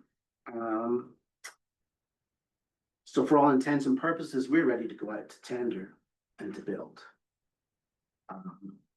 So this is a critical achievement when it comes to making our case to both public and private sources of funding, and local government support for that at this point in time will go a long way. Is huge for us as we go out to other foundations, private donors, apply to CMHC, to the county. Everyone's looking for someone else to commit. Nobody disagrees with the benefits associated with the project. So at this point in time, technical elements have been addressed. Now we need to close in on the funding. So our last hurdle is that funding. The timing of this particular grant that you're going to discuss is really good for us in that we think that the disbursement under the Wellington County Housing Development Fund grant that's required by December 27 is well aligned with the targets of a 2027 construction start date. It gives us a couple of years to close out the fundraising and to establish the operating budgets and principles associated with running the facility. We think we can have substantial completion by the end of 2028 if we're successful in getting the funding over the course of the next 12 to 18 months from all the other sources. And that would give an occupancy for spring of 2029. So we want to thank you for your support along the way. So the staff have always been helpful as we've done this 7-year journey, as we've looked at zoning, site plan approval, and so forth. And even coming up to this application, we've had an opportunity to meet with staff. The council has already given us a couple of grants, community grants over the course of this period, which have helped to address some of the expenses to get to this point. So we appreciate that, and we're looking for more. So thank you. Great presentation. Yes, I have no difficulty supporting your application, the grant application. Just out of curiosity, in terms of funding, whereabouts are you? The project's budgeted at 10.5, and you have various sources of funding listed on the pie chart. I was wondering how far along are you in getting the funding? So to date, we have actually received just over $1 million. And we are putting in an RFP proposal, hopefully being able to leverage a recommendation from this council next week that potentially gives up to another 1.8 from the County of Wellington. And so we've got a long way to go. But we have 12 to 18 months to complete that. And as I said before, one of the challenges is getting people to not sit on the sideline, but actually to step in. And then when one steps in, you see others tend to be more interested in the project and see that it's potentially real. So getting over $1 million to this point in time without actually being able to approach some of the very large private foundations or potential donors. We do need contributions from the private sector of, $1 million or more from more than one person. Getting endorsement from the local level of government could make that much more achievable, and that'd be leveraged with CMHC and the county. So is your intent to go after all the funding, or whatever you get, you build with what you can afford? Yeah, it's a logical question. It's a complicated thing to accomplish because you have to undo all of the approvals that you've just done and redo the design. So first of all, the 10.5 million is the total project made up of multiple things. So the barn, the arena, the residence and respite and so forth. We can focus on, just the residents and move that forward. The total cost of the residence is about 9. The actual portion of that is sort of directly involved in the supportive housing component is about 6. So we can't go to the county or anyone else and ask for 9, but we can go and say the 6 is relevant to your area of interest and we will be looking for support for that. So we would have to build the whole residence. But we don't have to do any of the other expansions if we don't have the funds at the time to do that. So it's not a simple task. I'm not going to make it look like it is because I don't want to sugarcoat it, but we could easily be $3 to $4 million ahead of the 1 million we've got now within 6 months if we are successful with the county on the grant side of things for the RFP. I'm glad you're thinking ahead, what if scenarios and planning for shortage of funds and at least proceeding with that. I think it's very important to be the rest of that way. Yeah, so I'll just add to it. The process for the RFP is very involved. Like it's a 150, 200 page submission. It's got 25-year budgets, operating budgets, capital budgets. So, we are looking at those things. There's mortgage involved and the cost of carrying mortgage. And so there's contingencies built into the capital plan that, some you would prefer not to make use of, but you have the ability to do so and support them if necessary. So it will be a bit of a journey in terms of defining exactly what we end up doing, but there are some contingencies built in. Thank you for coming by and thank you for being so enthusiastic on this particular facility. Thank you. Yeah, thank you.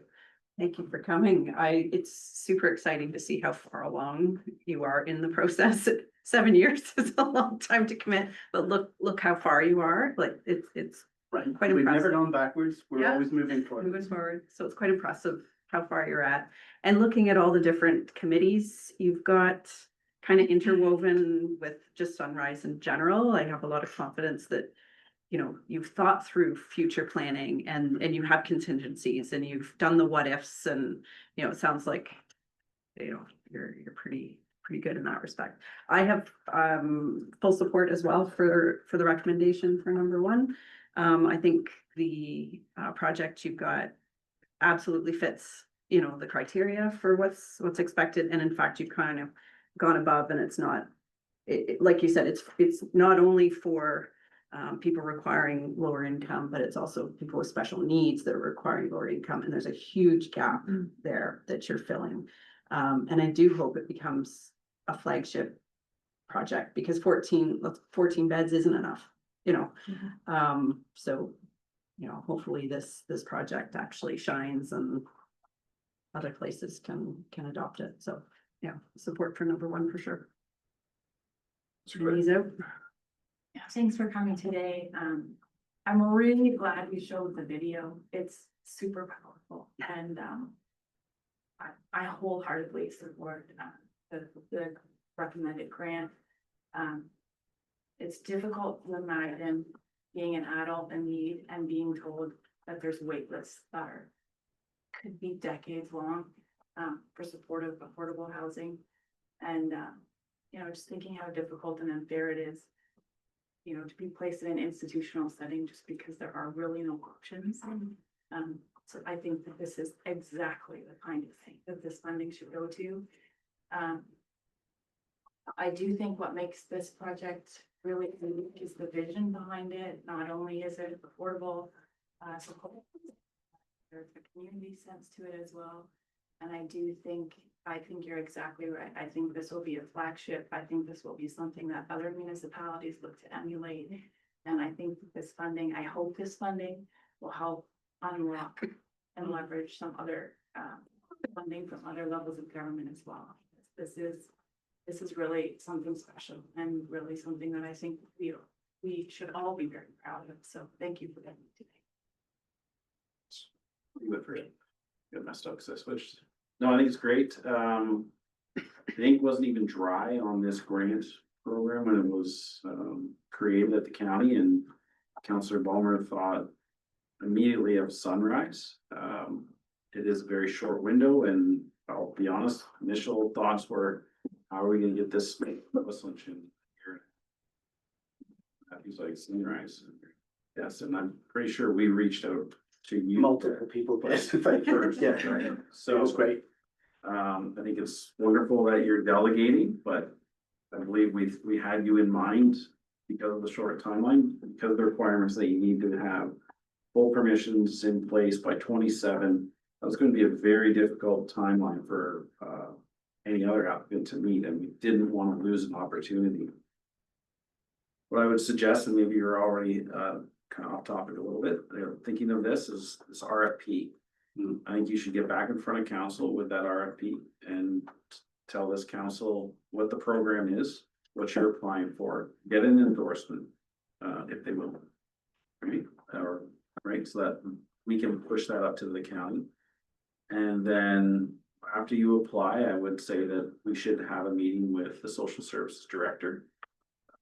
So, or whoever you deem appropriate after the application is in, and we just emphasize the importance of this. Housing has a lot of needs across the county. And especially in the city of Guelph, they could pay for their own, but they choose not to. We don't have any of that housing in Puslinch. So if this kickstarts this project and we can identify that we don't have that housing in Wellington County and there's a need, maybe we can prioritize it. But there's a lot of competing projects in the county for any funding and support. So let's get ahead of that, get you back in front of council and get an endorsement. Yeah, I'm supportive of the recommendation and To receive the delegation for information, and then we can move right into the report. Sure. Sorry, I think, if I'm not mistaken, that RFP to the county is next week, right? Yeah, if I could, it actually has to be submitted by the end of next week, and I'm leaving on Tuesday morning, so it's gonna be submitted for Tuesday morning. What I do have as a request, though, is there's 2 forms in that require staff to sign, and they've done it before for us, which I can provide after this meeting electronically or otherwise, so that we can get it in. We could certainly come back and read about what that content is. And basically, it's the same project, and we apply to the county, and they have criteria by which they will make judgments on this RFP to allocate federal provincial funding. So there's another level of approval beyond that, but we need to get in by next week, which we will do. One of the most significant things is to be able to include that there's a recommendation, at least from this body, to the county to allocate a portion of the funds. So if you make a decision on that, if we could hear what that is immediately, I can incorporate that into the submission. Well, that's gonna be decided as soon as this delegation is completed. And then I'm recognizing that the RFP application has to be in by next week, but they don't make the decision on the RFP the next. All the day. things you said make sense to do, but it will be in parallel to consideration of the RFP. I don't wanna go to the county and advocate for an RFP that you didn't get in. No, got it. Okay. I thought you wanted us to bring it to you before we brought it. So you get your application in now, we do have to deal with the fact that you require a staff signature, so recognizing volunteers and short time frame, that's problematic. Just have a quick sidebar on that, but once the application is in, then we need to get in front of social services. So we just need to get in front of them. Yeah, Remote. absolutely. And then we can try to gain support at the county level. But back to this signature. It's about a status. It's just verifying that the status that we say we are at in terms of the approval process and so it's a checklist and the staff can, state exactly what the status is, and that's it. At this point, it's not a complicated process. The staff have done it 4 times in the past. They have copies of last So year's. there's 4, doesn't mean they're gonna do it. It's more the time than anything else. No, that's great. Not the complexity of the request. Once the RFP's in, I'd like to know more about it. I feel, you know, this horseshoe, try to put our support behind it, work the channels. And, cause I agree with you, once you get some support, then things will domino effect, things will start to come into place and that would be great. I think that's all I have. Okay, so can we receive the deputy, the Yes. delegation for the information? Mr. Lewis, Councilor Lloyd, all in favor? Carried. And next we'll do the report. Should stop. 932. 9-3.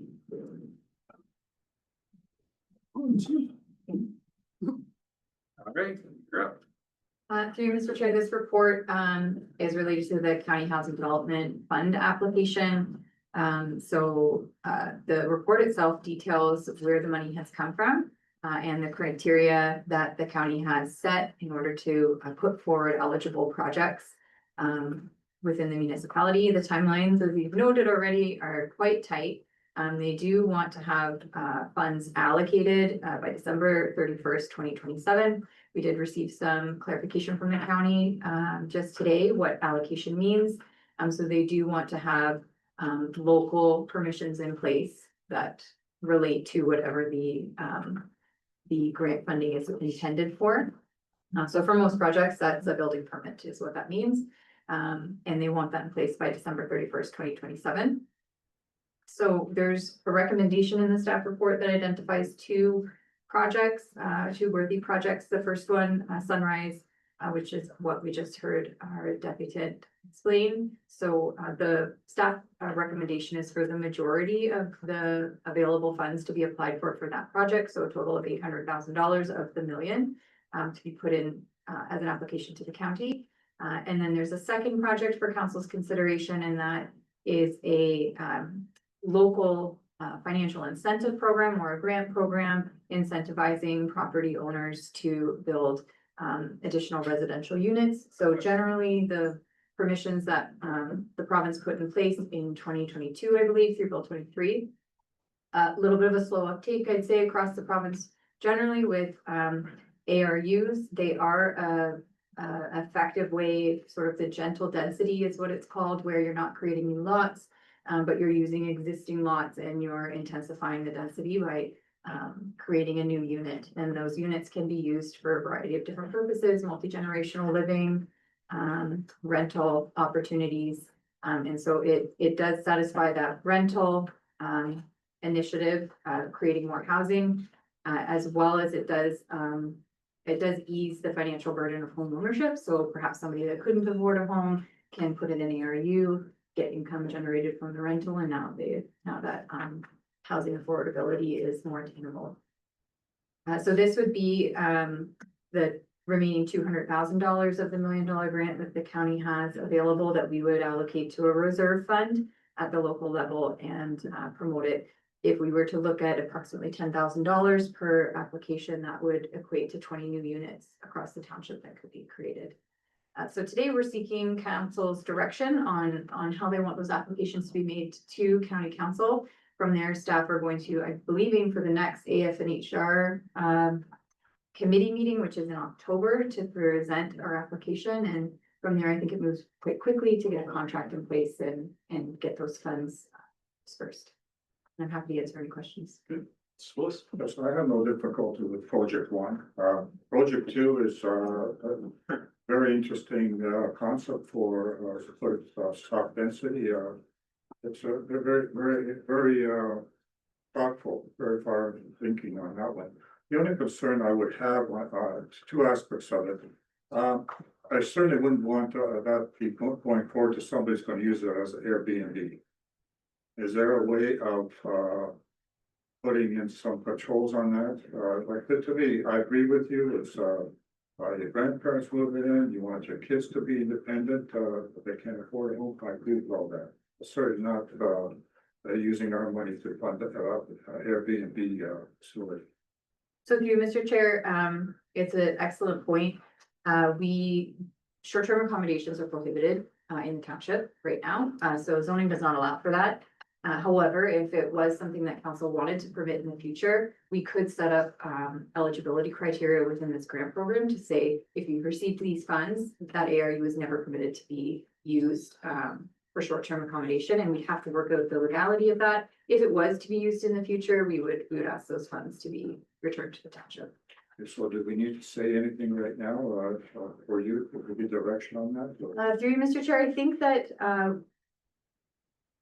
we can wait. I have that in the Q&A from council as a concern, so I just want to understand how much of the program the county actually wants built out at the application stage, or if it's maybe just a high level, and then we come back to council and build it. Okay, the second point is, if we don't get 20 applicants or ARU successful applicants, I would really like to maximize the funding. In other words, you allocate what's not used of the 200,000 for other worthwhile projects. Is there an opportunity to ensure that that funding is available for other projects that might be identified in the next year or so? Can I take that one? During the building of this grant program, one of the concerns I raised was the short time frame, and I asked if we could extend it. That wasn't successful. But what has been discussed and agreed upon verbally anyways at the AFNHR is that we would be receptive to applications coming and being asked for extensions or reallocation of the funds to another project. They wanted to get this grant program out quickly. They wanted to get it into the communities to build houses. So they are open to what you're speaking to. So I would suggest that, we'd have to look at the county AFNHR, have staff or community council members decide when it's getting close to the end of we're close to that 2027 date. And if we don't have that money allocated, we then approach AFNHR and explore a couple of those options, whether it be an extension, whether it be reallocation to another project, a new project, an existing project. We do have those options at the AFNHR committee. Okay, so my concern is, we don't miss out on it, and just talking to staff before the meeting, we're somewhere around 5 or so ARUs per year, and on that rate, might be maybe getting 12 type of thing, and might have 80,000 available for some other worthwhile project. So I would suggest that if there's a concern, that it comes before council in October of 2027, because AFNHR does not meet in December, and then if we run into any difficulty during October, because one more cycle to get back before the committee. 26 or what was the end date? 27, isn't it? The 31st, the end of the year in 2027. We probably want to aim for, I would say September, or I know perhaps they don't meet in the summer, but sometime around, give us September, October some time. 27, because like I said, if we hit a speed bump and we need to regroup, we have one more AFNHR meeting, November of 27. It's December they don't meet. Fair enough. All right. That's really. Good questions. Since this report has gone live, has there been any interested party coming forward about a project that isn't an option on here? If you want to try it out. Okay. I'll pause there. Ms. White Fox reached out to some potential parties and there wasn't interest. I don't know if we want to name them, but Through you, Mr. Chair, there were some early discussions with landowners that had the opportunity to perhaps subdivide into smaller high density units. And there was opportunities to look at help with planning application fees and things like that to make that a reality, but there was no interest from these landowners. Okay. I really like the thinking on project 2. I think especially in the township, trying to encourage some smaller, like lower density, but trying to get some of these ARUs up and going. I'm kind of surprised at how slow the uptake's actually been. So I'm hoping that this helps encourage that. Similar to the questions you're going to be asking the county. So I'm just not clear how this works. What, how much do you have to have an ARU building permit ready? Was the other question. Oh, yeah, to do short-term accommodation. How do we monitor that? Some of those questions I think I really want to understand. And then if this project doesn't qualify, yeah, what do we do with the 200,000? So if there's no other project and we can't do the ARU project, then I was proposing, doing the remaining funds to Sunrise. That's all. So, the email that came through this morning from the county, indicates that, the areas would need to be at building permit stage and all approvals, but then goes on to state further what I just mentioned about, the extensions, that nothing is written in stone, and the committee has indicated that there's some possibility of extending things, adding. So I would say, I think our approach is going to be to go to AFNHR and ask that just having the reserve built or created is sufficient. Enough, yeah. If not, then we're comfortable with just starting with, well, everything has to be done by 2027. Okay. And then again, if we don't have uptake, then yes, we will reapproach AFNHR and say, well, we want to allot it to this project, or I don't want to specifically say, no offense, Sunrise, but I don't want to put out into the community a sense of ownership to that $200,000 right away. Support from the council, just want to leave a glimmer of hope that another project could come forward, but the main goal is to ensure it gets utilized within Portslade. Is I think the direction from council, so. I see, so there's still opportunity between now and the end of 2027 for a third project to come forward that would qualify? I would say that with passing of this, we are all in on these two. Yeah. At the 11th hour, if we're short, if somebody were to be, keen and following the agenda, and I mean, there'd be nothing preventing somebody from coming forward, but for me, this is the approval, this is the direction, this is what we're working on. Through you, Mr. Chair, I agree, and I also note that they will receive applications until September 30th, 2026. So I think that's probably a good touch point to see where we're at, and then if we need to go back and make an application, maybe to reallocate funds, that might be the right point in time. And by then we'll have a little more information on ARU and what criteria we'll have and how we can monitor short term. So through you, Mr. Chair, if this is approved by the county, staff will have the grant program in front of council before the end of the year. So that we can build it, and we want it up as soon as we can. We may even advertise it before we're ready so that we can start to get some interest. But this council will build that program this year. So it's a quick turnaround for someone trying to build an ARU. Good job. That's good. Oh, sorry. Yeah, no, I am in support of both of these projects. I just, the one key thing for me was it's a use it or lose it kind of thing, and we don't want to lose it. So whatever that entails, however that has to happen, I just want to make sure that if it means coming back to council at some point in 2027 to sort of report back on what the uptake is. The other thing is, I don't know if there was any particular rationale around the $10,000 being the allocated grant funding. If you think it might be a challenge to get 20 uptakes on that, maybe the answer is increasing what that individual grant is. I think if someone's just finishing their basement, it's one thing. If someone's building an entirely detached ARU, $10,000 is, it's still money, but it's not that substantial amount. So maybe it's just increasing. It's just a thought. Consider, but otherwise, So through Mr. Chair, I think it's a great idea to look at maybe scaling the grant. So maybe we do it based on detached basement. There's different amounts. We could also look at how many bedrooms. So what sort of a family unit are you establishing here? And we could, the rules around this, we can set ourselves through our own business rules in the grant program. So it can look like what we want it to look like. Your recommendation. That the report we received for information, And that Clifton Council endorse the recommendations outlined in the report as presented, and that township staff be directed to make an application to the county housing development fund for the projects outlined in the report. Okay, move it, please. Mr. Right, Mr. Schools, no, you're not. Mr. Bailey. There. There. I should attach to some of these, yeah. That's all. So, great job.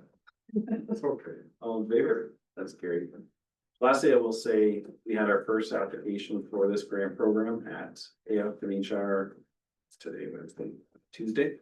And that was from Guelph Hermosa Township, and it was successful in getting their allocation. I don't think their project is anywhere near as far along as yours. They don't have, they're not building permits applied for, so. For me, sitting at that table, I thought that was Sunrise in a very good position. It was advantageous that we weren't first. And so I was happy to see that approved. I support their project, Guelph Hermosa, but I think that your position is much further along.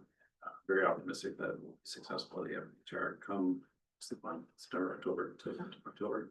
Okay, thank you. Yeah. Thanks for coming today. Thank you. Well, we have to do delegation. Yes. Like Mr. Stovall down. Derek, are you gonna join with us? Sure.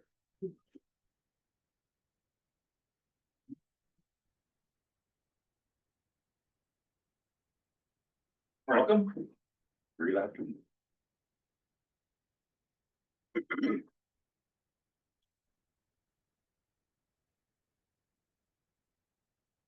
You got to introduce yourself. I don't recall if you were before council or not. I think I was on the application. Before there's you. I'm Derek Good, by the way. Good morning, Mr. Mayor, members, of council and staff. I'm Rob Stovall. I'm here with Jerry Good from Audrey Meadows, the Good family. And we're here to discuss the proposed zoning bylaw amendment for their second phase of residential development out of Audrey Meadows.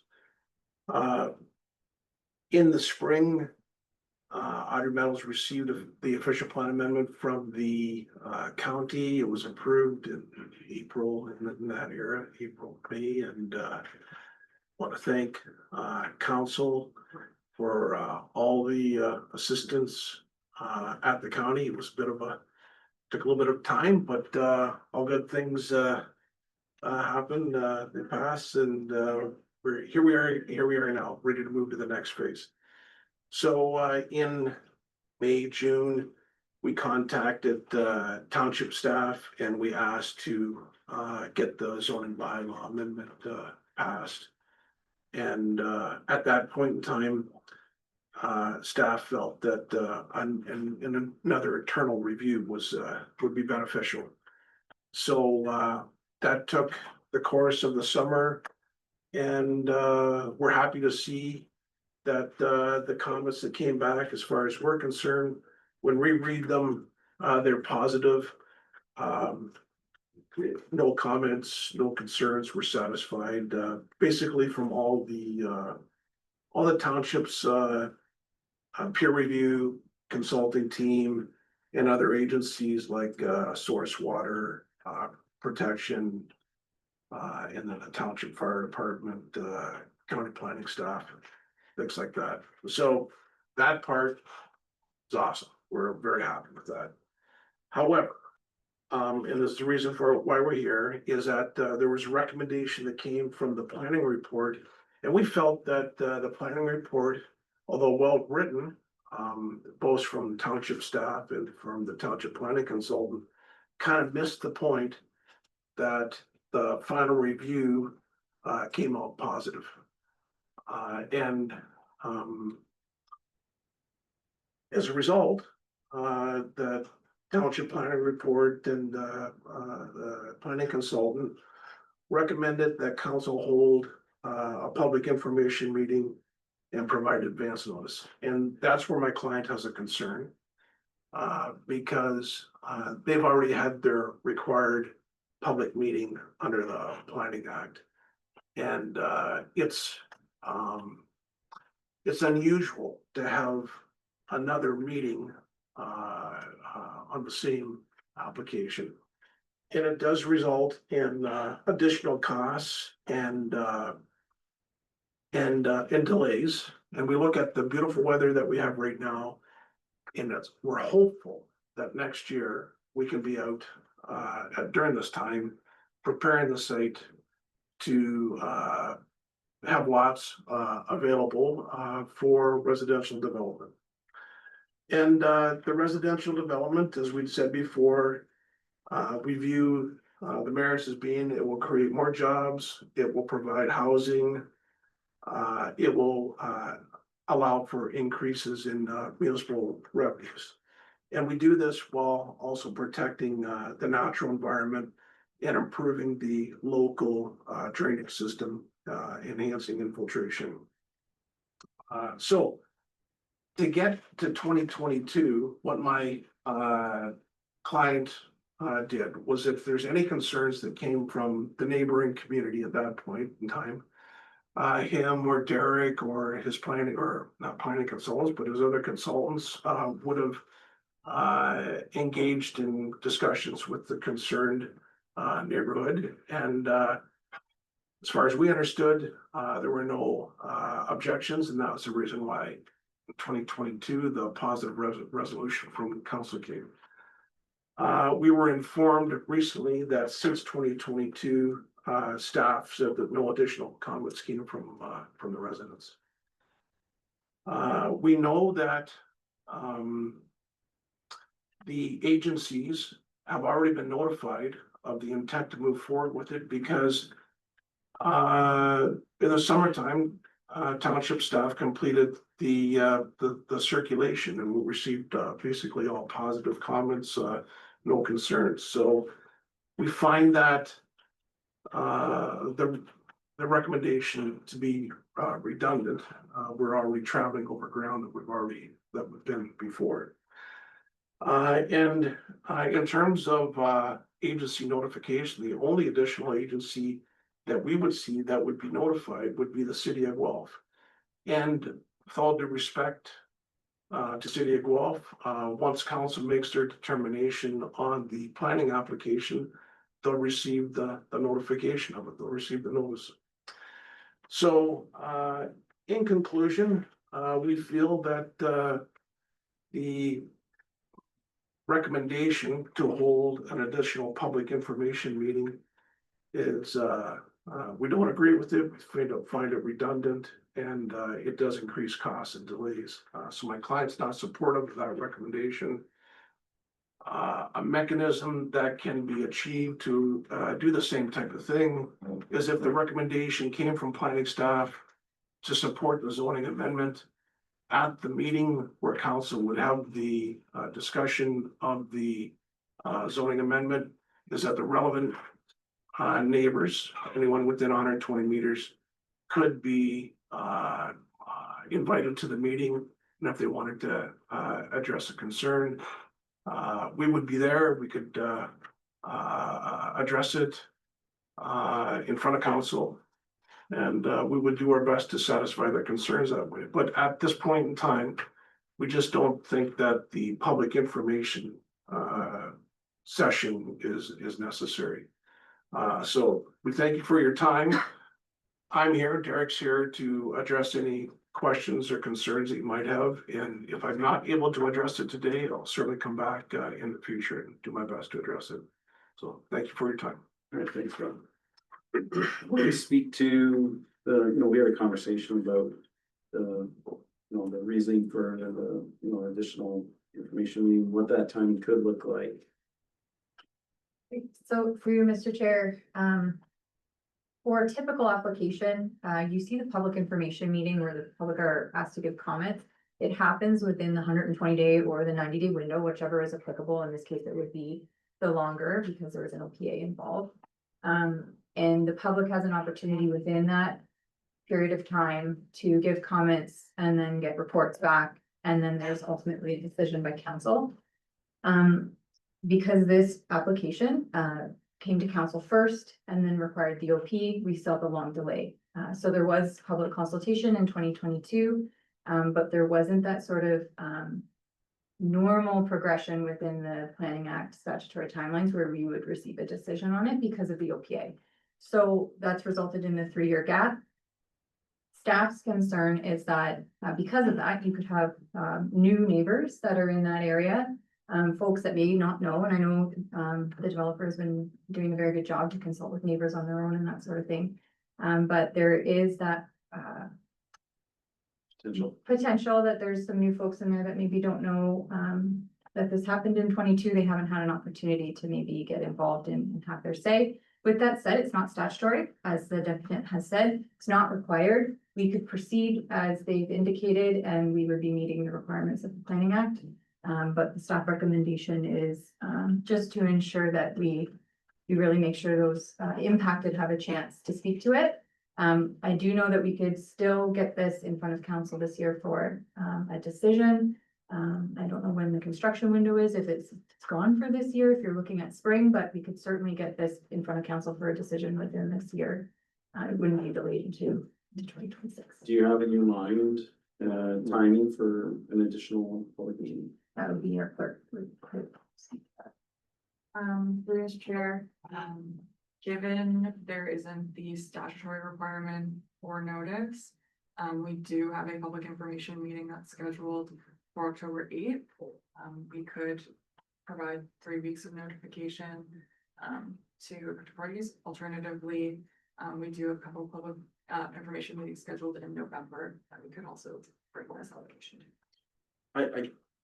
I'm not discounting that. I also kind of like the idea of notifying people that are statutory required, 120 meters of the ZBA approval. Do you have any comment on that? It was kind of piggybacking on the ZBA, I believe it's the ZBA, right? Going back, but just notifying the residents in there and giving an opportunity, putting it on the agenda. Maybe even designating some time. So to you, Mr. Chair, we would notify them that the decision is coming before council. We would let them know that that's happening, regardless of the public meeting component. But what we could likely see is a long list of delegations in front of council if there are folks. And then if issues are brought up, you're now faced with having those issues brought up in the same meeting where you're considering the approval of the bylaw. There's no sort of window to assess it. But it is, again, that could happen regardless because we would notify individuals that there's a decision pending. So you could potentially do a meeting October 8th and then have potentially the final decision within this year, which we meet in December at the latest, so, okay. I suppose. Yeah, the meeting, it's not binding though, in the sense that whatever comes out of that, it's not something that would be imposing on the developer, would we? Yeah, Mr. Chair, no, it's not. The technical side of things has been satisfied, so unless something, comes up that's we haven't considered, which is not, our technical review has been thorough. But it's more so just to give the public the opportunity to know that this is happening, let them have their say, ask questions. It could be formatted more as an open house versus a public meeting, so this is kind of what's coming. You can ask questions of the different folks that are there. But again, it's something above and beyond what is statutorily required, but we've done that with other files. Great question of the what I'm hearing here is it would be a simple presentation you made before. And then people in the audience or at home will be able to phone in, but is that much of an onerous undertaking? But I would say that for you, Mr. Mayor, I would say that normally when these types of matters come before council, for zoning amendment, there's an opportunity where we would do a presentation anyway. Do a presentation or address questions of council. So it's just kind of like if you were to, like, let's say today was the meeting where you have a bylaw in front of you. You've asked us, and you've been asked to consider it, to make an approval, or if you're going to choose to deny it or whatever. At that point in time, we have in the past, and we've provided input or a summary, or your planning staff has done that for you, so. It's kind of like, we would do it anyway.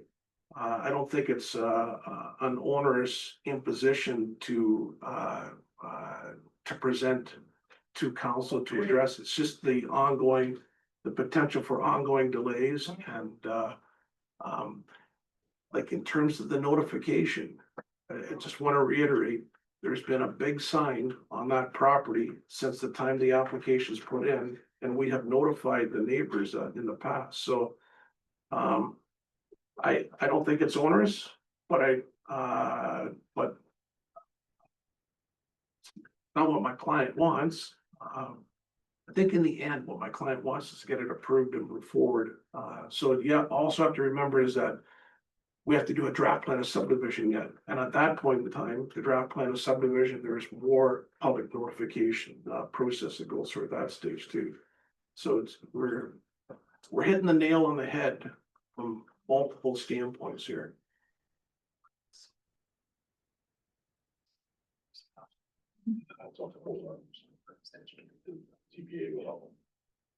Yep. Would, throw an audible out here. We held another information session. I'm choosing my words very carefully. And we notified neighbors within 120 meters. Would that be acceptable to you? I think that was really, through you, Mr. Mayor, I think that has really closed the gap. I think if we had, like, whether you call it, it's so difficult, these terms, open house or information session or something like that.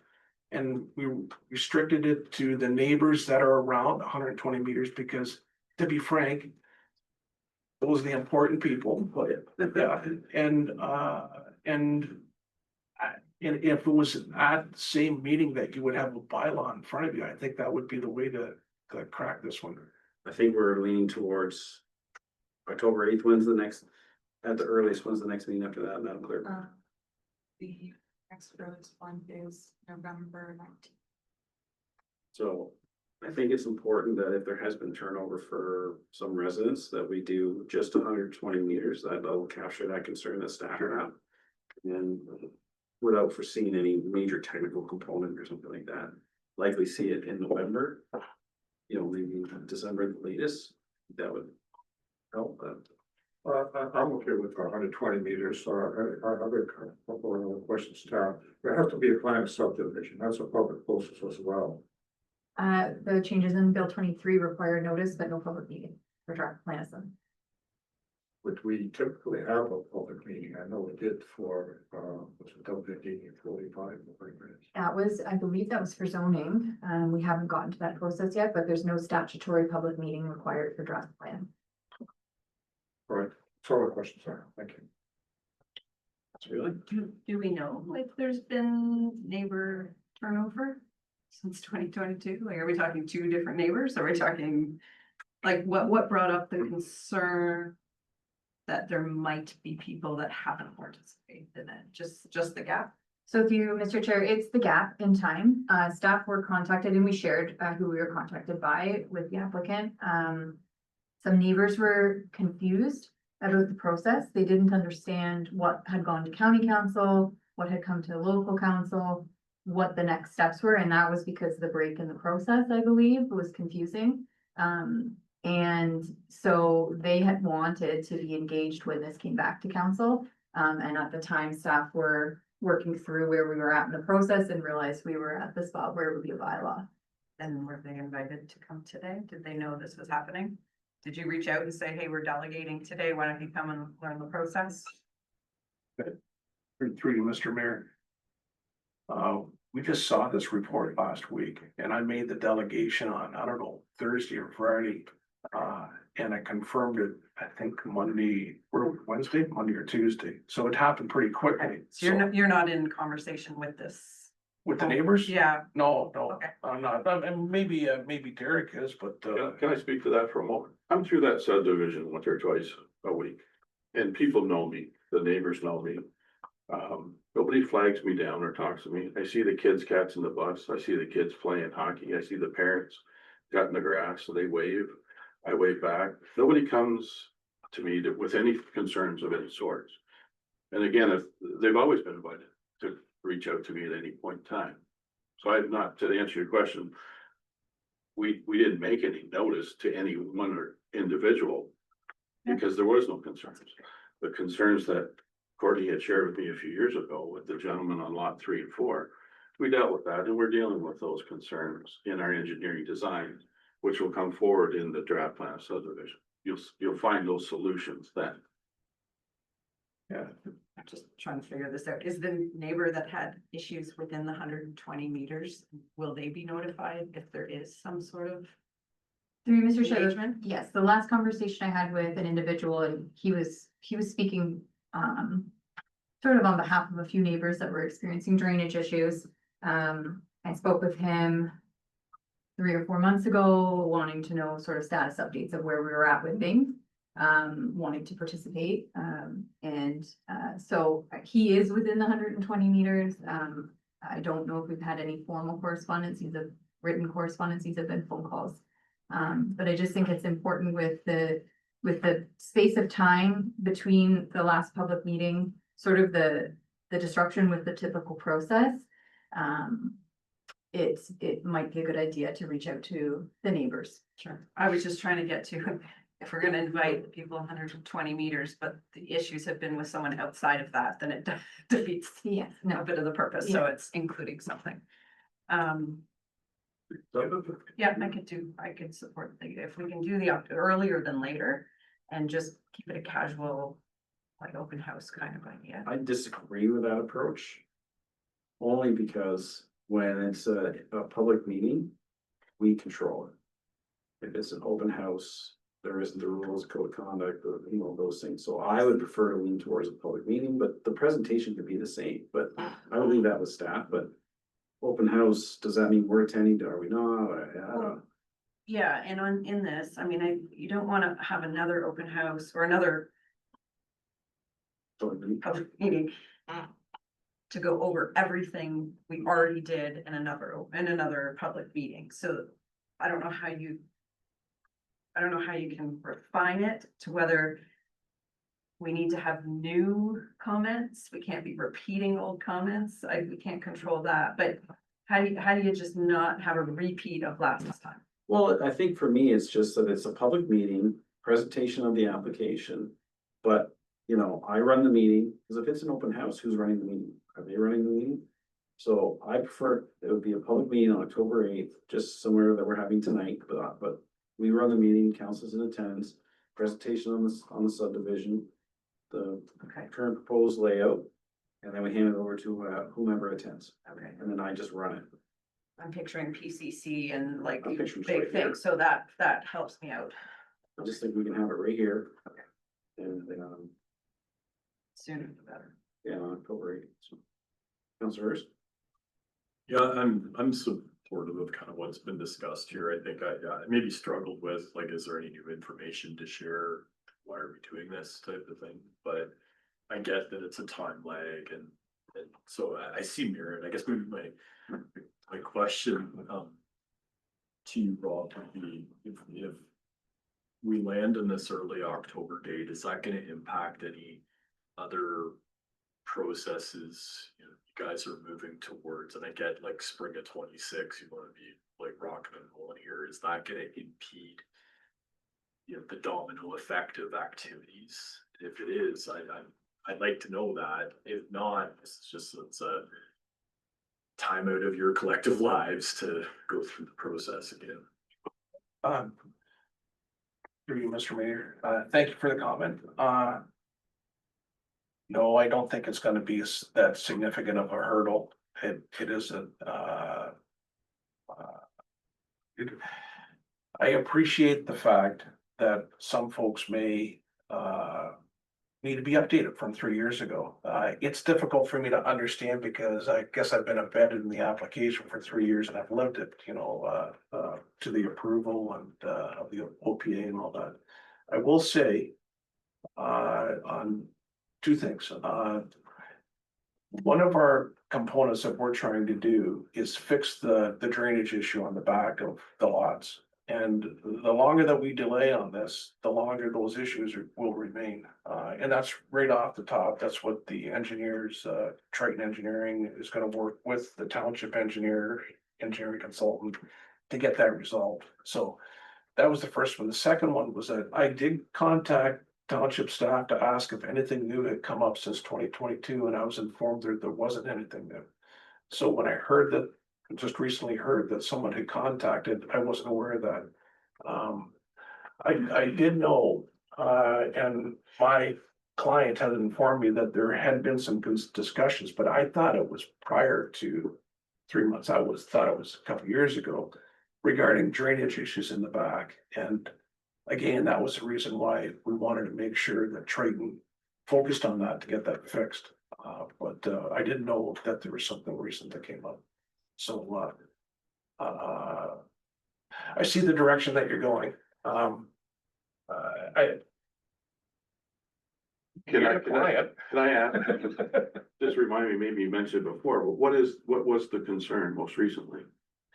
So through Mr. Chair, I'm recalling based on memory. At this point, I haven't really prepared for a lot of these detailed questions, but we had spoken a few months ago when we had a meeting here at the office, and I had mentioned that the individuals that were concerned about drainage had contacted the township again. I believe they also contacted the mayor to mention that their concerns and wanting to be involved in the process. And I think at that time we had spoken that you guys were looking at it through engineering and it was something that you would be addressing. And so that was the context of the conversation that happened a number of months ago. It was the same individual that I had spoken to 2 years ago, which I had also informed the developer of.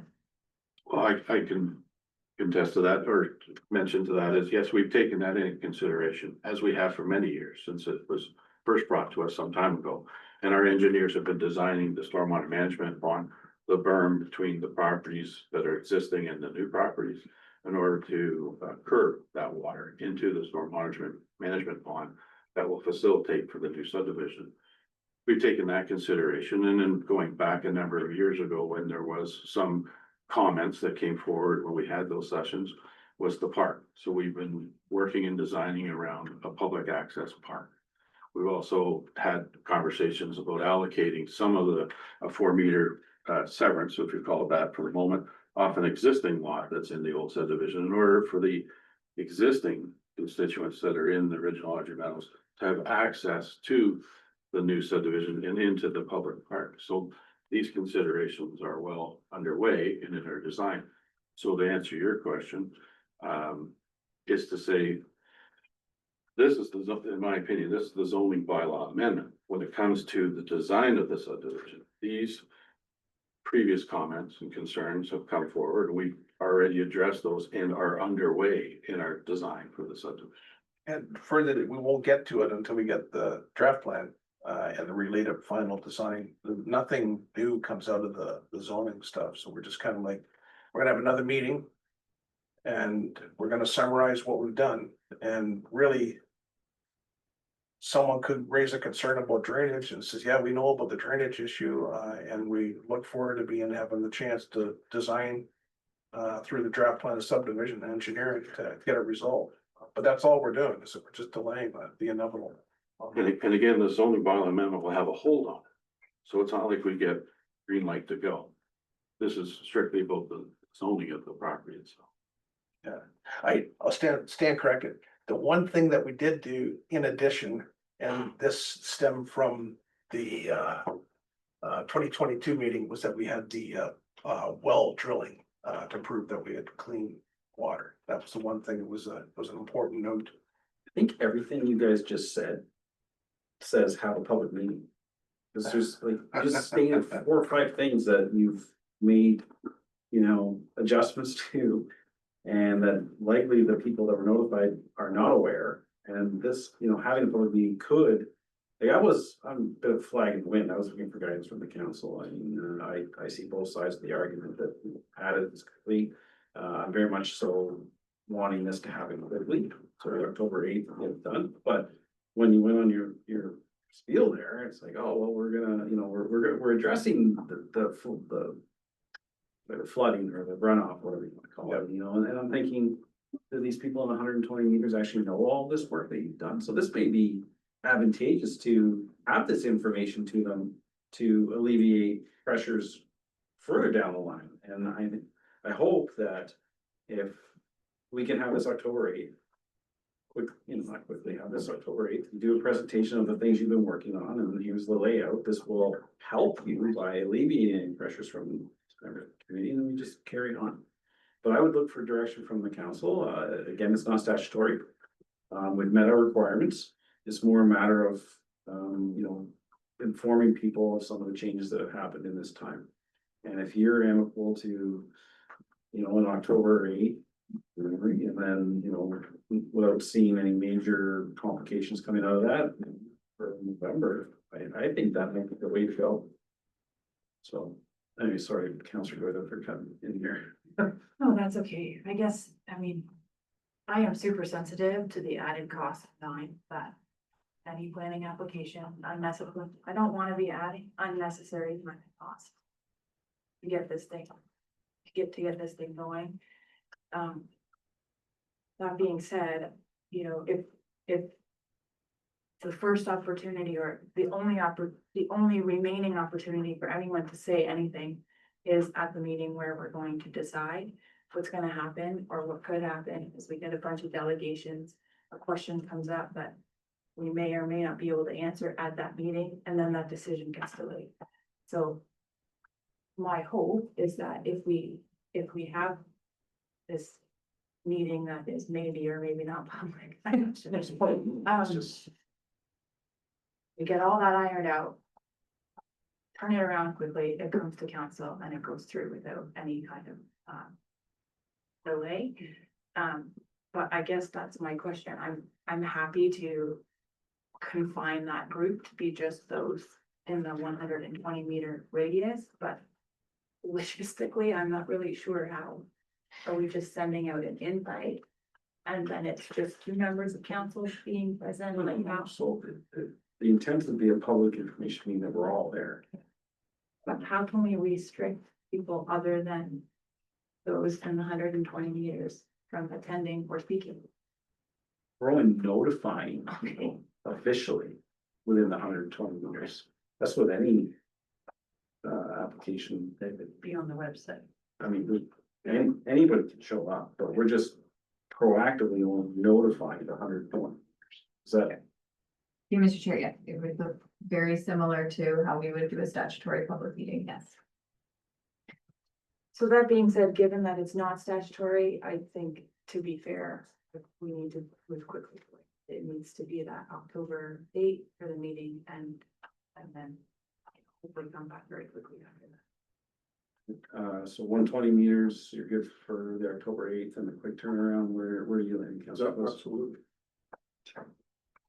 Sounds like that's where we're gonna land. I have one comment about this, this new animal that we're creating here, is that, under the Planning Act, there are clear provisions that, people have rights, under public meetings, under the Planning Act.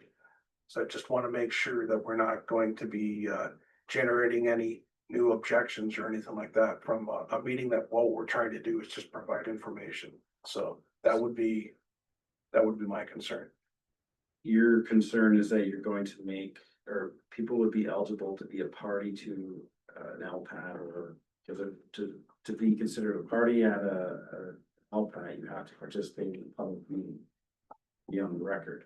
And make a statement. Yeah, right. So if we have this, does that give the same rights to anyone that attends this meeting? I would say no. This is just out of courtesy.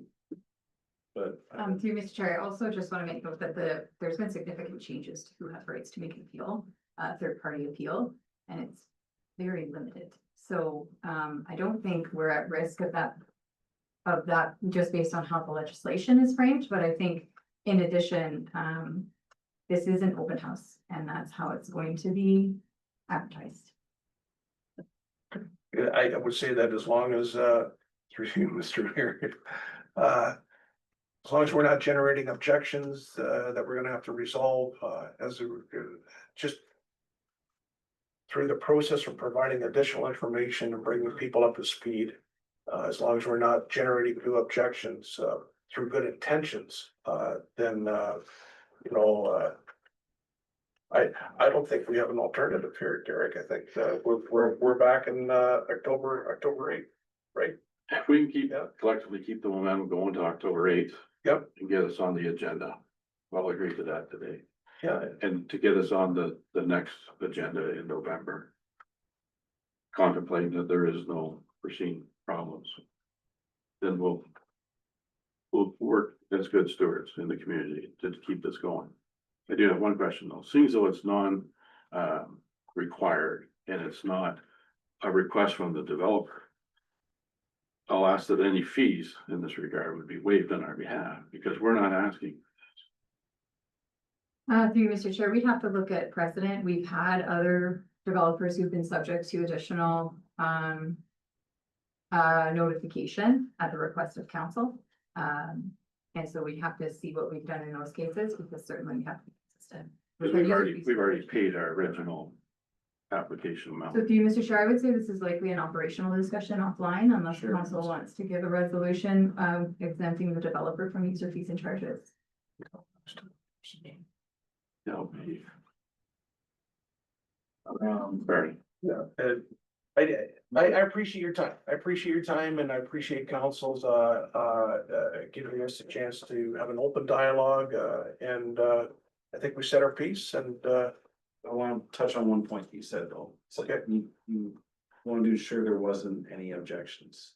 We can have an open house, people can object, they can write in, they can send their emails. I think the key point is it's not a statutory meeting, that they're not getting party status at an LPAT, but it's not going, but people can object. They can have a problem with drainage, they can have a problem with the ditch, they can have a problem with where the playground is. So I didn't want to give the impression that, council is agreeing that, we're not going to accept or any objections to anything proposed that night. That's not the case. We'll take feedback. But my understanding is it's an open house. It's not a statutory public meeting. It will not be, if you come and make a comment, you don't get that recognition. They had to participate in a statutory meeting for that. But again, third party appeals, I don't believe are payments. I think we're on the same page. I think so. yeah, I mean, I'm probably getting mixed up with like pet applications where, it's a little mixed up. Now's not a good time to talk. No.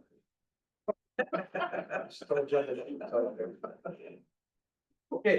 October 27th for the public meeting. 26. Fine. Well, thank you for your time. Thanks for coming. Thank Appreciate you. it. Yeah, I appreciate your time. Thank you. Mover second to receive for information. Sir, first, Bailey, Councilor Hurst, all in favor. It's carried. We doing the report? Yeah, we bumped up the report. Yeah. We gave it right there. 1.4.2.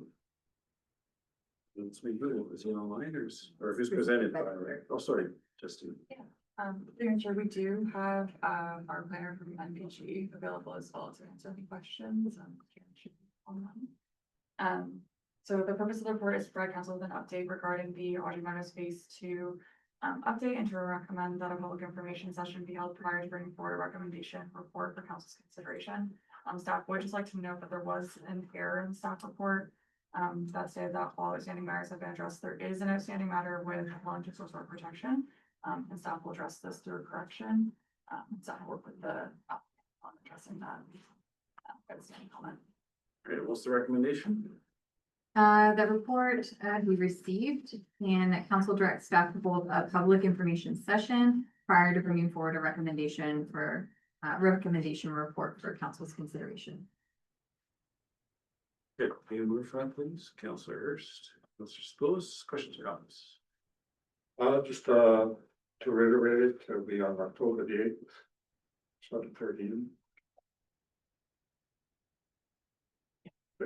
All right.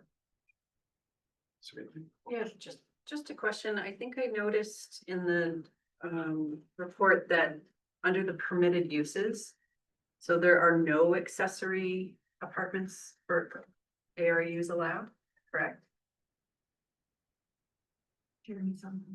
Mr. Chair, to the councillor. So we did clarify with the applicant further, and they have clarified that they're not seeking for any additional residential unit for the subdivision, so it would just strictly be the detached dwellings. But does that prevent a property owner in the future from applying for an ARU? To Mr. Chair, to the councillor, our intention is in the bylaw that we will be recommending to council, we would include in there a prohibitions that no additional residential unit would be permitted. So she's asking if what's the process if somebody wants to put an ARU in that subdivision 5 years, 10 years from now? To the mayor, they would have to apply for a zoning bylaw amendment application, or at the minimum, a minor variance application to permit the additional residential units. Just for clarification, because the location is not within the urban residential, doesn't have existing services, so the Planning Act requirement about permitting additional residential unit doesn't apply here. So in that case, and the applicant hasn't provided any hydrogeological study that would support the inclusion of additional residential unit. So through further conversation with the applicant, they have clarified that they're only asking for single detached at this point. So that's why we intend to bring it to the zoning bylaw. My concern with that is just it limits an area where it would be challenging or there'd be roadblocks for people to then try to get an ARU in the future. They could do it, sounds like, but it would be a few extra hurdles to go through to get a hold. Just, I think it should. it's not very follow up. friendly. Should follow up because I believe we did something similar recently with another subdivision. And it involves traffic and a bunch of other Yep, concerns too, yep. so Yeah, I think there's time to dive into that. okay. That was my only question. Okay, that's our No first question. questions. I also have no questions. You read the recommendation? Good, and we have a mover and seconder. All right, so all in favor, that's carried. Well, I believe we have our next step They're in here. here, so should we try to do that and then have a break? Should we? All right, let's just, so it's scheduled for 1. And then perhaps we can advise our 120 delegation that we're running late. Yes. But, yeah. Let's try to do this one quick and then And have a then the break. report following, just. Yeah. I'm assuming it's Rick and Shannon Standish. No. No? Oh. What are you here for? We are here for the 120 delegation for the wind, solar panel. Oh. So Okay. approval, Well, then that changes things. Let's take a break. Where's Rick? You're not Rick. Great, it's not till 1. For you, Mr. Mayor, virtual. in the scheduled, it's a virtual delegation on the side. In the gallery?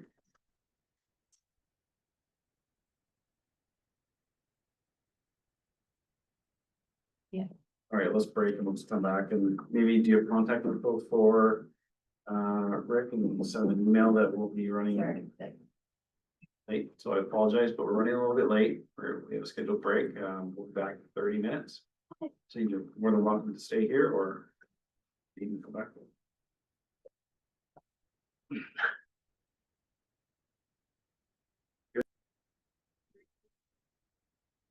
Welcome back, everyone. We'll move on to the next item on our agenda, which is the delegation by Rick and Shannon Standish. I believe they're joining us virtually.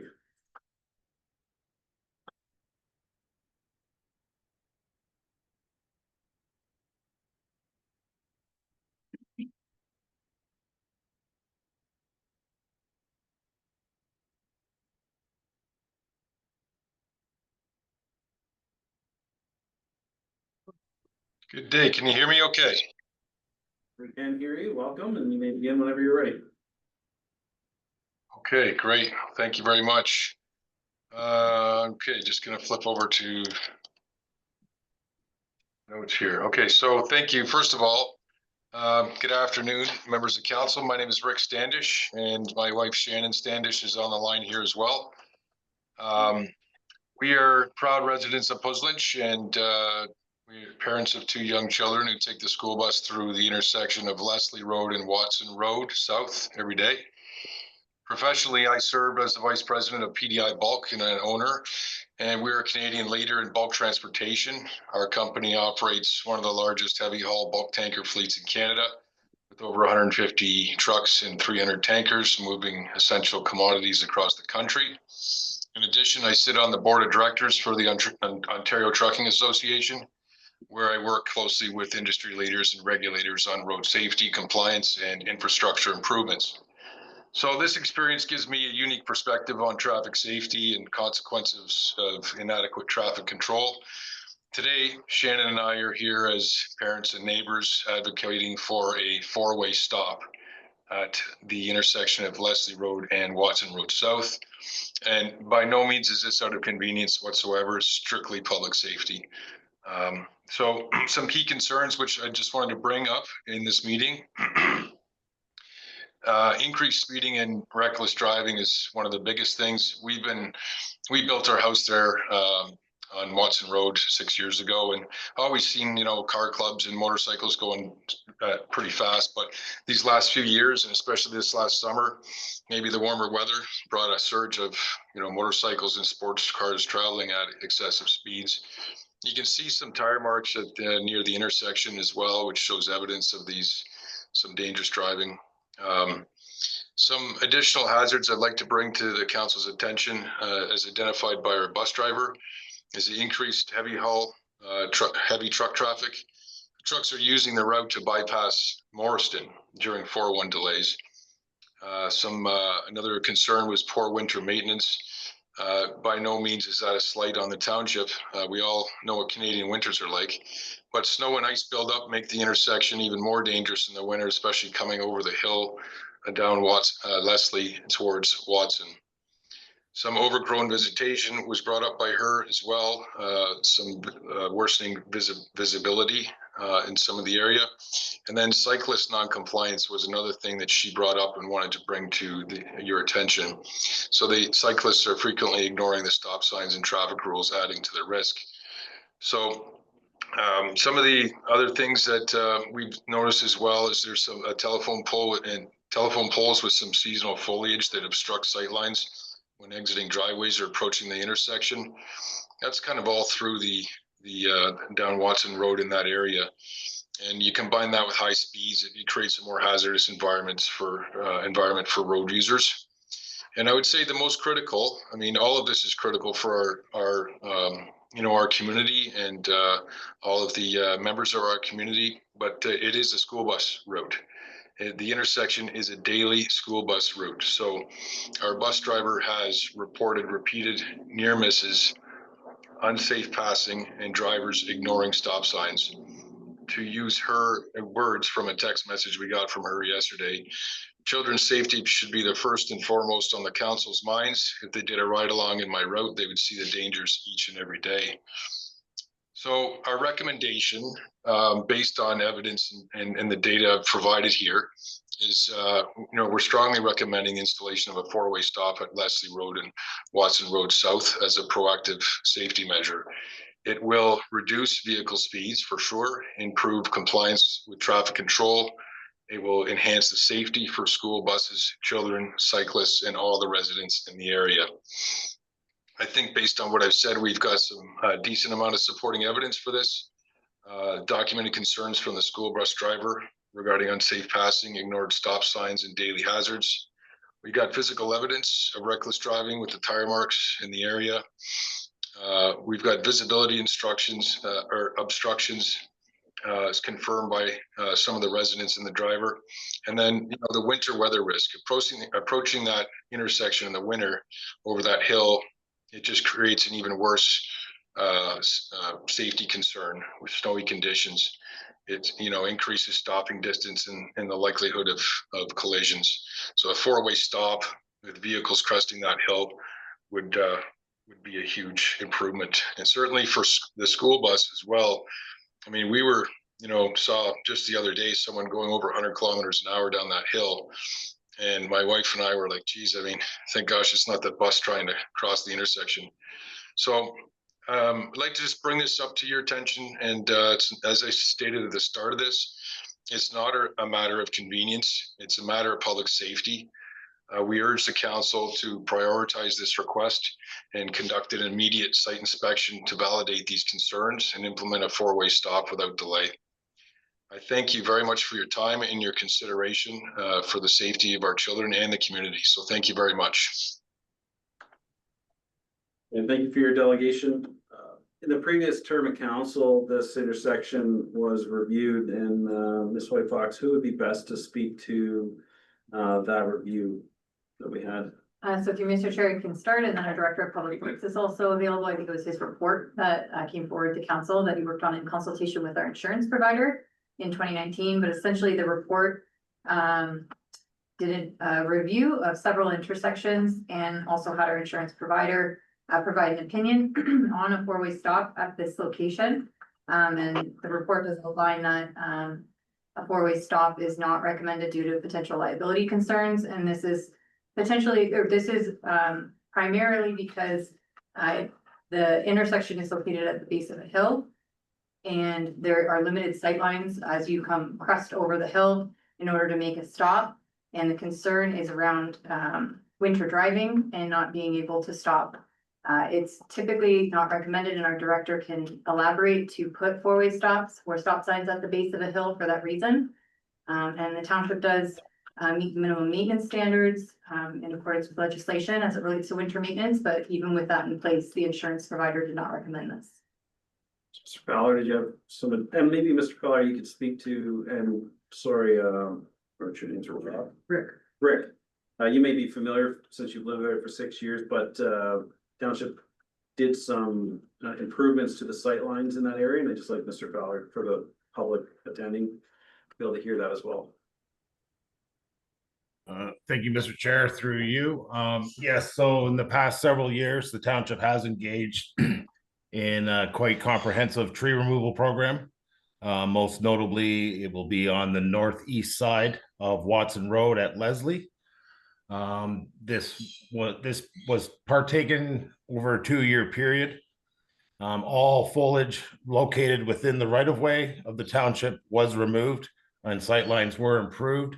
Any remaining foliage, whether it be on private or another utilities right-of-way, such as Bell Telephone, I'm pretty sure that's what he referred to as growing up the telephone poles, or any type of foliage that's on the corner, the southeast corner, would be private property. The township has no jurisdiction to cut those trees. That is up to the property owner. Again, as stated from the applicant, in having a four-way stop at the base of a hill, it also will cause a false sense of security. If a motorist at the bottom of the hill sees that a four-way stop, they will not be as cognizant to cross the intersection, especially in wintertime. And again, the potential fear and liability is that traffic heading eastbound will not be able to stop on the grade, slide through the intersection. And because it could possibly be a four-way stop, you could actually have an increased risk of collisions due to the opposing motorists thinking that that car is going to stop. I also agree that due to the heavy congestion this year on the 401, with the apps nowadays for Waze, things like that, any possible route that can be identified, trucks, heavy trucks, commercial vehicles, and vehicles will take any route possible. So it is my opinion at this time that a two-way stop is still sufficient. I have been out to review. We are currently down in that corner right now with our roadside clear grass cutting. And at this time, I have no other comments.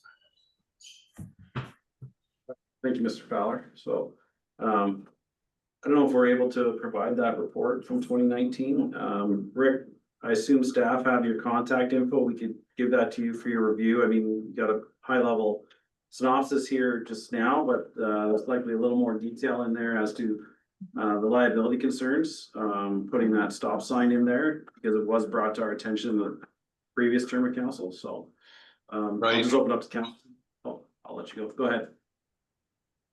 I was just going to, I'm going to add, if the four-way stop is not, approved, which, I understand the council's position as well. Is there any way, any other tactics or ways to mitigate speed, heading down, especially not in the winter, obviously, but even in the winter too, we've seen it, but, it's the crossing of that, the two-way stop when you're crossing that road.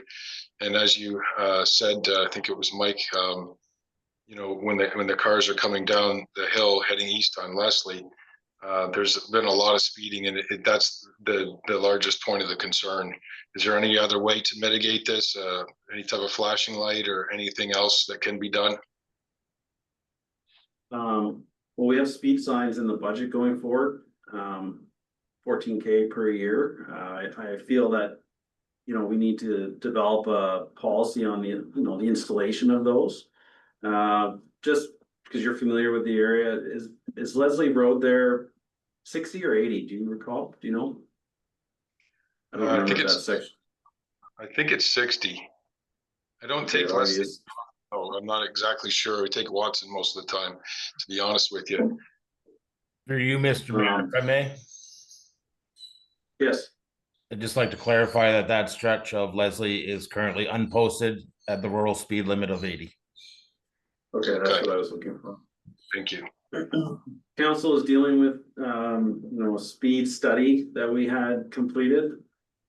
At the end of the day, we need enforcement of speed limits, and fortunately, if we made it 40 kilometers an hour posted signs every 10 feet, people are just going to drive faster, and without the enforcement component, that's why with the electronic speed enforcement in the community safety zones is working.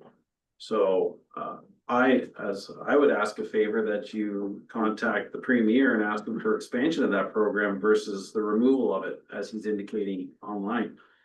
It works. It works in Aberfoyle. It works in Hillsburg, and we just can't have. We don't have the ability to have police officers everywhere. As much as this council has made many requests for additional enforcement, we can request for them to place the black cats there to get some hard data on what the speed is on that road. That's within our means, and we have these new signs that we're purchasing, the flashing, but you've seen them in different areas. It's definitely an option, so I'll just turn it over to council for questions or comments. It was a question of our director of works. These speed signs, we have 2 right now, and you've allocated them to 2 certain areas. Is this an area that you could consider putting up for a month or so? Through you, Mr. Chair, yes, absolutely. Again, the criteria is data driven, so it will be a compilation of resident concerns and also council discretion. So really, this is the type of road. It is not suitable for any type of speed humps due to the posted speed limit, but definitely radar indicating signs are a possibility if chosen. Your speed signs, do they have capability of monitoring the speed of the vehicles? Through you, Mr. Chair, yes, the models that we are currently purchasing do have data collection, which is then uploaded to the cloud. Okay, so we have access to that. So if we put that up there, I'll put a speed sign there, we can get an idea of the speeds going through there. And would that be sufficient justification to get a police presence on there occasionally? I can only confirm that, yes, we can provide the data. As far as the OPP response, that is still up in the air.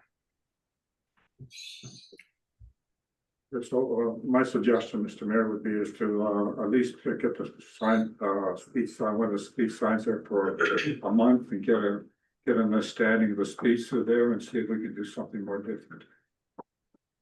We don't have it in place yet. The collection of the data is just a capability of the signs. Is that correct? So through you, Mr. Mayor, we have 2 signs that we've purchased. They both are being recommended for another location. We can work on getting them so that we can collect data. That's something that we are actively doing.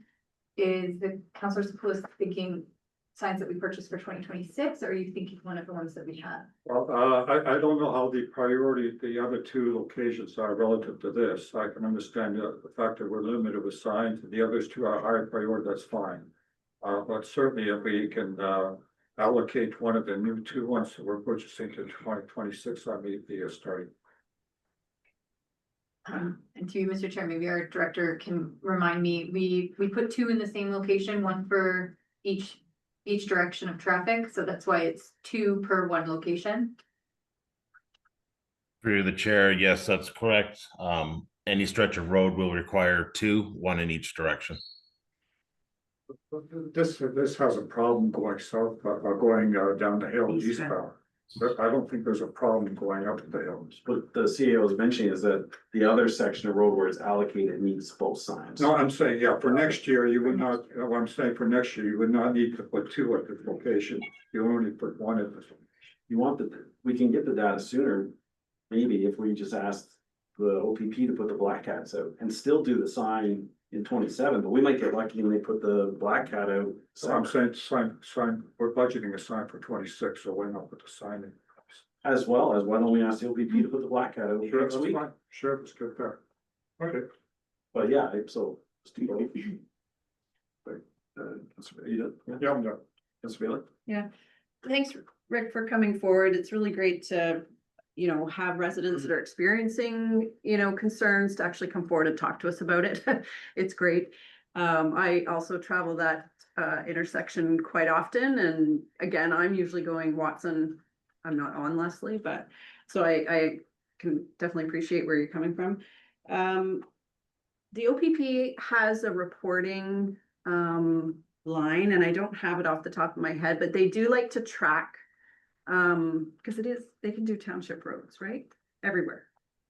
They built a county roads reporting for county roads. I tried to get them to include. Oh, darn. But they still advocate for residents to call is it 888 or 800? It's 888.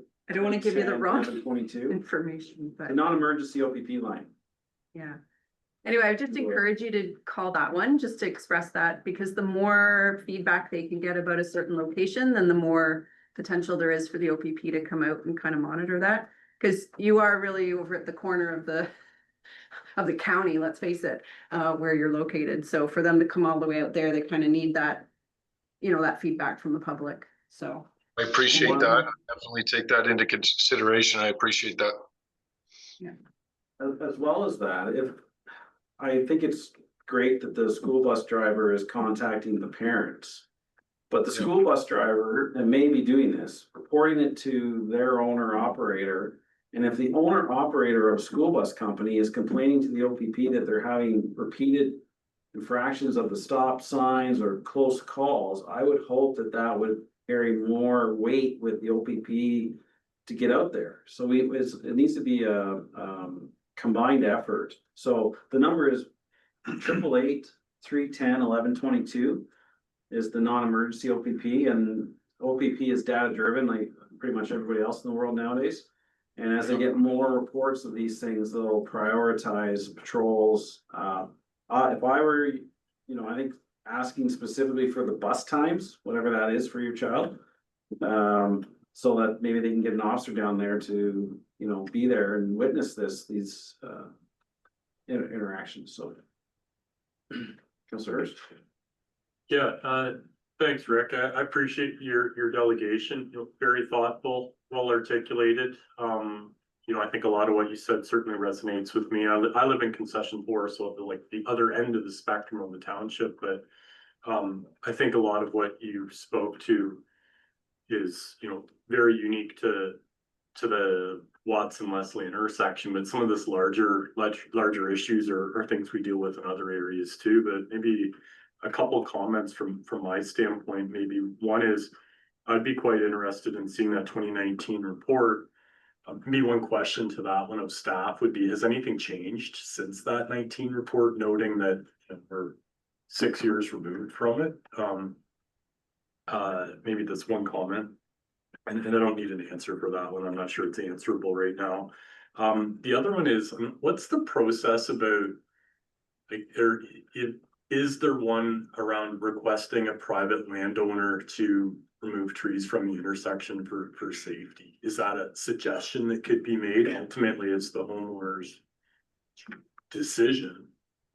Is that something the township, I don't know the answer to this, but is that something that could be requested under the ease of opening up sightlines at that intersection for community safety?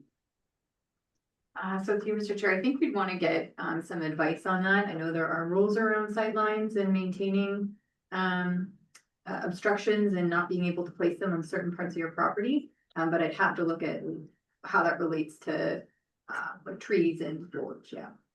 And that's fair, and yeah, that's maybe a hard answer to have right out of the blue. And I think maybe my third comment is I'm quite supportive of Councillor Spoulis and Councillor Bailey's comments around getting more data, database decisions, and I think that would be very beneficial to provide data and then remind drivers of the speed and their current speed and potentially enforcement in the future. So I think I'll just wrap that up. But I think, Rick, thank you for delegating. This is important, elevating this issue in the community. So I appreciate the time you take.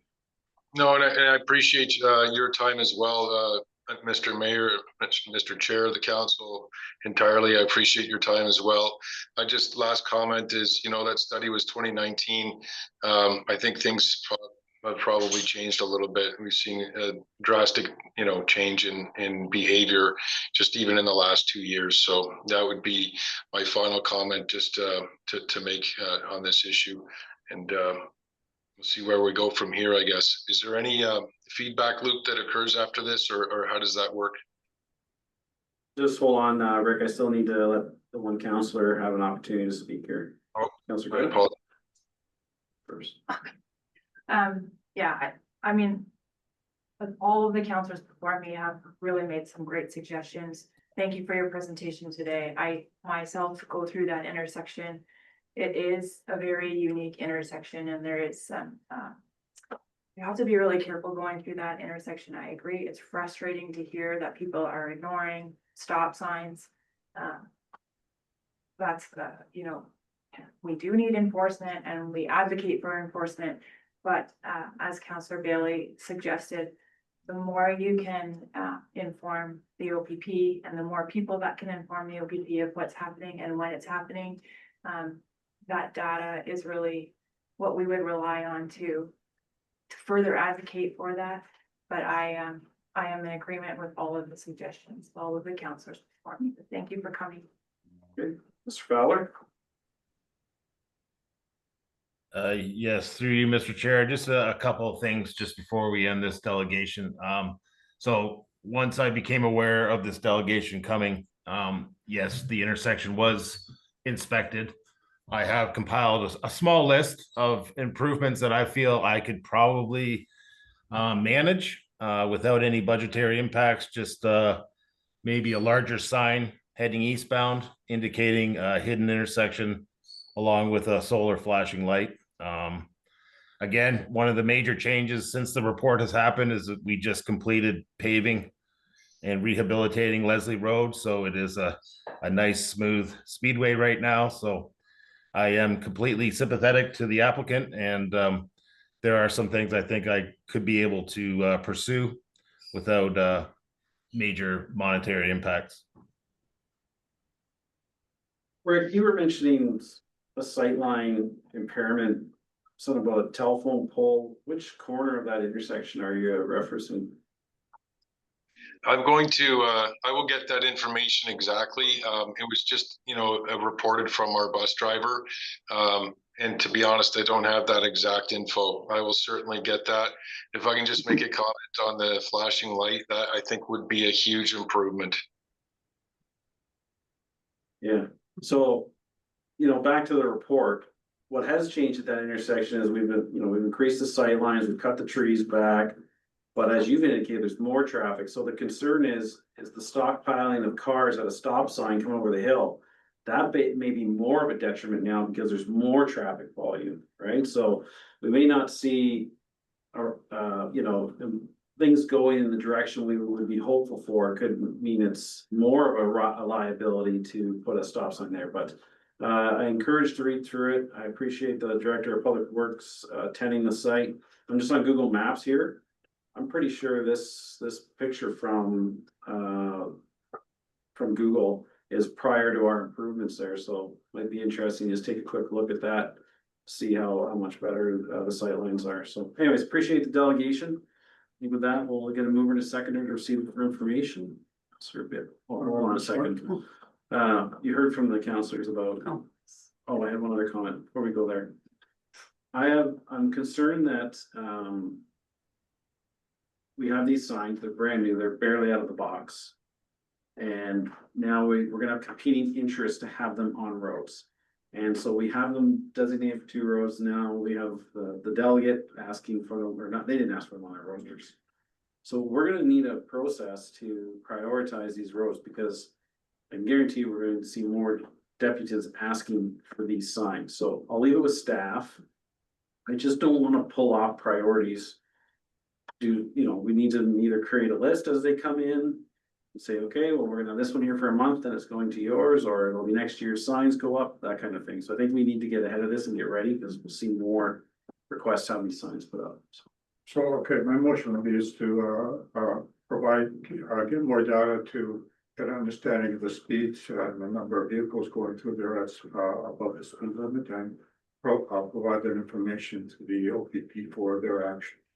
So, cause your motion asks, state that we ask the OPP or the Wellington County to deploy the Black Cats on that road? Or, okay, I guess I was intrinsic or whatever process we need to get the Black Cat in there.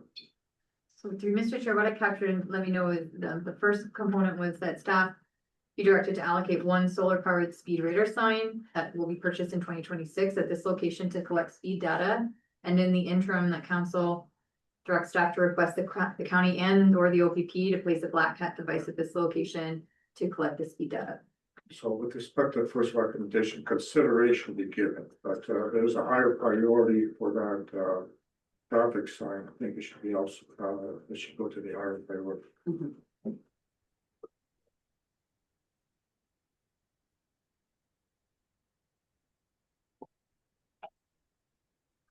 So I'm okay, Mr. Mayor, with the way,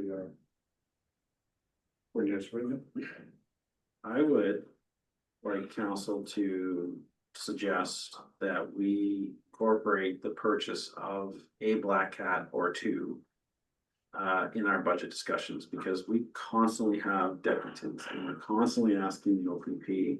They have a priority list where theirs are to go in the county. We at least discuss it through the budget process to get even one, so when we have these, we can be more reactive versus being beholden to outside agencies. I would suggest that we discuss it with the report coming up, and if there's direction to do that, we can include it. Fine. Perfect. Yeah, it's just tough when you gotta depend on third party agencies and they have priorities, and be nice to have our own. Okay, I can appreciate. To receive for information, and that's council direct staff to give consideration of installing 1 solar powered speed radar sign to be purchased in 2026 at this location to collect speed data, and that council direct staff to request the county and or the OPP to place a Black Cat device at this location in the interim to monitor speed. Okay, mover please. Councilor Willis. That's great. Did I skip you? I got? No, Yeah, okay, sorry. All right, the second, any last comments? All in favor? Good, that's carried. Thank you, Rick.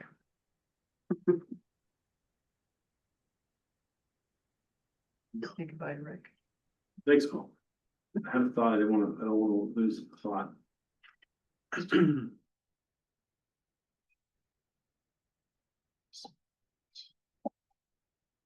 Yeah, you wanna do that or do the delegation first?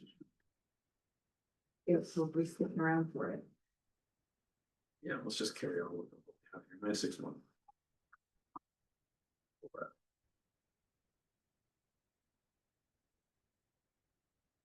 Mr. Fowler, that's you. Yes, our director is also here to assist with the technical details as well.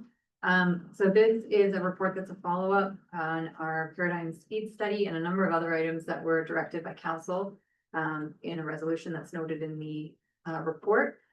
So staff are seeking direction from council on two things with this report. The first is the location of the two greater speed signs that we have purchased. So if there is a recommendation on the location in the report, again, we don't have a policy in place yet, but this location being recommended stems from a delegation that we heard last year.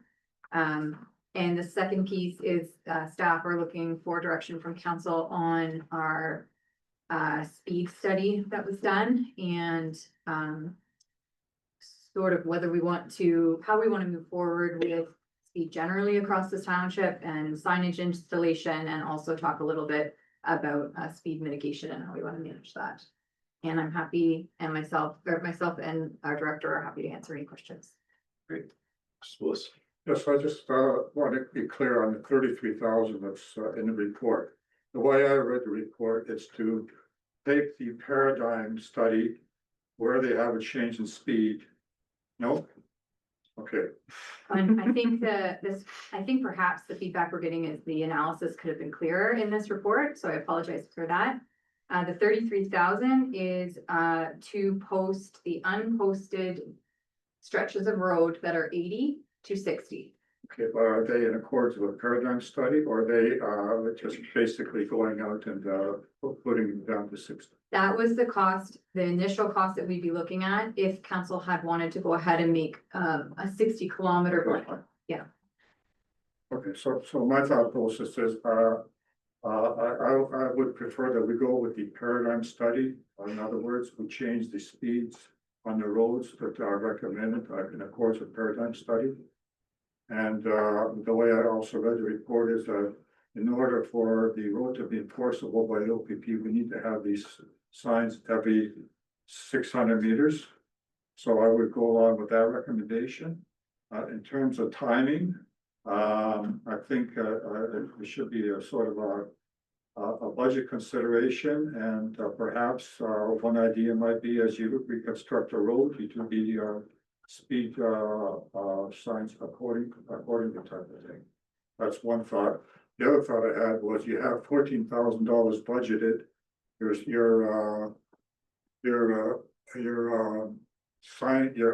solar power signs are 4K each. That means you've got 6K left. Perhaps we allocate that, or perhaps with our previous conversation, we allocate a portion of that to buy the black car. And through Mr. Chair, the 600 meters between signage is, I believe, for anything up to 60, anything 60, so 80 can be unposted where it's rural. 70, I believe, is 800 meters apart, I believe, so it's the legislation. So there'll be a little bit of a. Yeah, whatever legislation is, okay. In other words, I'd like to see the speed limits enforceable on the road, so the OPP catches somebody doing 90 and they posted 70. Said, well, I should have seen the sign that was posted and took it over. Okay, that's Billy. Thank you. Yeah, I really like the direction that Councilor Sapoulos has just suggested. For me, the proposed changes in the paradigm study is quite extensive. There are a lot of suggested lowerings, and I feel like, I guess one of the outcomes of the road management plan, it says it sets framework to monitor and track speed complaints, but it needs tools such as a Black Cat to gather the data. So we're on the same track here, where I think before we agree to be lowering any speeds, we need the data to back up the justification. So I don't know if I'm 100% into all of the suggested paradigm speed reductions that they've put out there, but if it correlates or corresponds to some data, some Black Cat or some OPP collision data that supports it, then I would be okay with that. So we kind of need a plan in place to track all that and figure out how that would work. So that was my first point. second part is phasing it in. So just knowing what that looks like over time and then how we would budget for that. So I guess there's still a lot of kind of unknowns how this is gonna play out in my head. Councilors? Yeah, maybe 3 points from my standpoint, so I struggle with kind of going from 80 to 60 across the board. I think that to me is tone deaf. I think, are we really accomplishing anything by changing the speed limit? What we need to do is we need to do tactics to lower people's actual speeds in critical areas. I'm not sure signage or changing the speed limits, the solution here. I think I'm very supportive of getting more data, putting that in the township's hands through assets, I think is really important, because then you're not relying on other people or organizations on their schedules. So I quite like that. And just to piggyback, I'm glad that this study was done. I think it's really aggressive, and I think for this township, I like the idea that was suggested previously of, if a road's being upgraded or repaved or what have you, that's the good opportunity to make any changes. So I'll leave my comments there. It's good. Yeah, sorry, I'm trying to make some notes here, but, I think had a little bit of a discussion about this beforehand, before the meeting. And I am supportive of the paradigm report in principle. I mean, I am fully supportive of reducing speeds of drivers in the township as a whole. I think that what we have seen, and even through the feedback in the report, is that enforcement is an issue in the township. And I think, just sort of blanketing everything with dramatic speed changes all at once is actually going to possibly cause more frustration than it is going to help. I think I've said this before, I myself, in that paradigm report, one of the roads that is proposed to be changed is the road that I live on now. In front of my house is 50, but the rest of the road is 80, and it's being proposed to be 60. And I have tried driving from my house to 34 on Watson Road at 60 kilometers an hour. And it is nearly impossible to do that, just based on the way that the road is designed and the openness of it. And I think if we were just to change all of the speed limits as per the paradigm report, people are still going to speed because there's no enforcement. And even those who aren't trying to speed are now also going to be speeding. And I think that's going to cause frustration that this is all a big waste of time. And that is not what, we want to come out of this. So I think that I think we need to find a way to marry that paradigm report with the data, like Councillor Bailey is suggesting, complaints. If we're getting a lot of complaints about one area, what is our budget? And then when those changes happen, I think it's also important that we don't just change the speed limit. We have to be communicating with, especially the people that live on the roads, because their habitual driving habits for the last however many years have been to drive a certain speed, and to just change it, I don't think is going to actually change any behavior, and changing the behavior is ultimately what we want. So I don't know if, Courtney, if there's a way that we can kind of marry all of that information together to sort of phase in the changes from the paradigm report. It just would look to you for a little bit of guidance on that. So for you, Mr. Chair, I think it's been all really good suggestions so far, and I do believe that the township has a really great process through our current roads management plan for tracking road complaints, like specifically speed. There is a speed mitigation toolkit that's included in that master plan document that we've been utilizing, I think, for 2 years since we've had that in place. And so what that looks like is when we receive complaints, they go into this tracking database, and we let them know that it's going to be considered at the next opportunity for speed mitigation during a budget process. So what we could do is look at how we could use that process to bring forward recommendations on an annual basis. for updates to signage in accordance with the paradigm study. If somebody is saying this section of road really, really needs some attention, we could say, okay, this is the area we want to maybe look at this year. Let's budget signage, let's budget for the radar signs. If we do purchase the Black Cat, it might be a great opportunity to do some tracking on some of these high frequently complained about roads so that we can bring that data to council as well during budget to help make a determination at that time. I think that would be, it would be great to get sort of annual feedback as to what's working, what's not working. What do we need to look to do for the following year and what do we need to budget for that? I think that's maybe a more realistic approach, and hopefully that will also help us drive, again, enforcement advocacy as well. The solar speed signs, I support putting them where staff has suggested. And our budget, we have a budget of 14,000. Just wondering is, in addition to the solar speed signs, we also have, I think, only one speed hump that's been added into the township. Is there any need to look to add more of those? And maybe that's a question for our director of roads.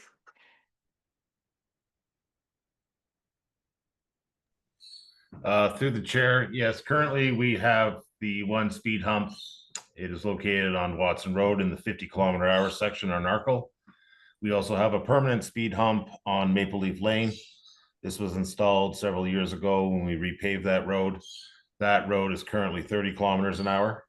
So again, for council to engage in any more speed humps, it would have to meet obviously the 50 kilometers and under criteria, which would fall in residential or hamlet areas.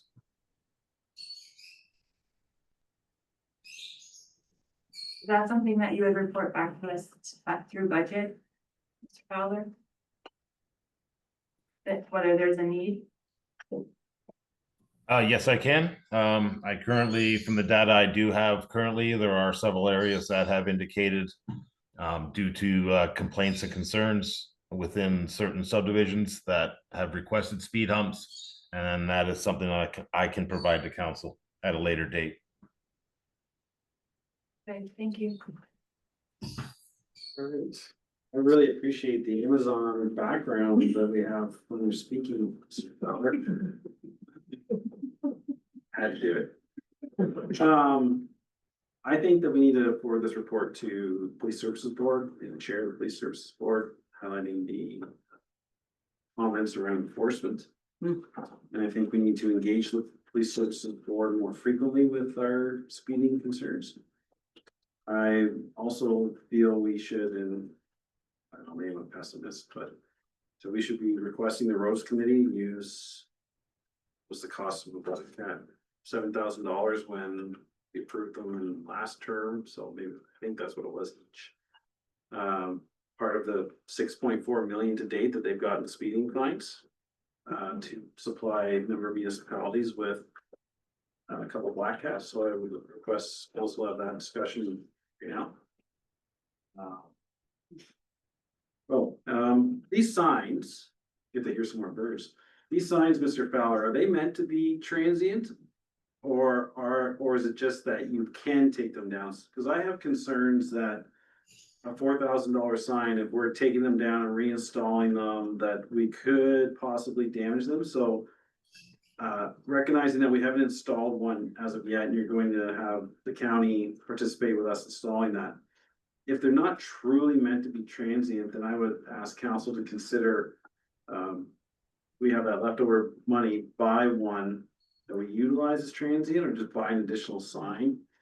I know you mentioned the balance of that funds go to some other speed mitigation, but if they're transient in nature, then maybe we should consider buying a third one to be truly transient, because we've already prioritized that other section of the road. The warranty on Mr. Fowler? To you, Mr. Chair.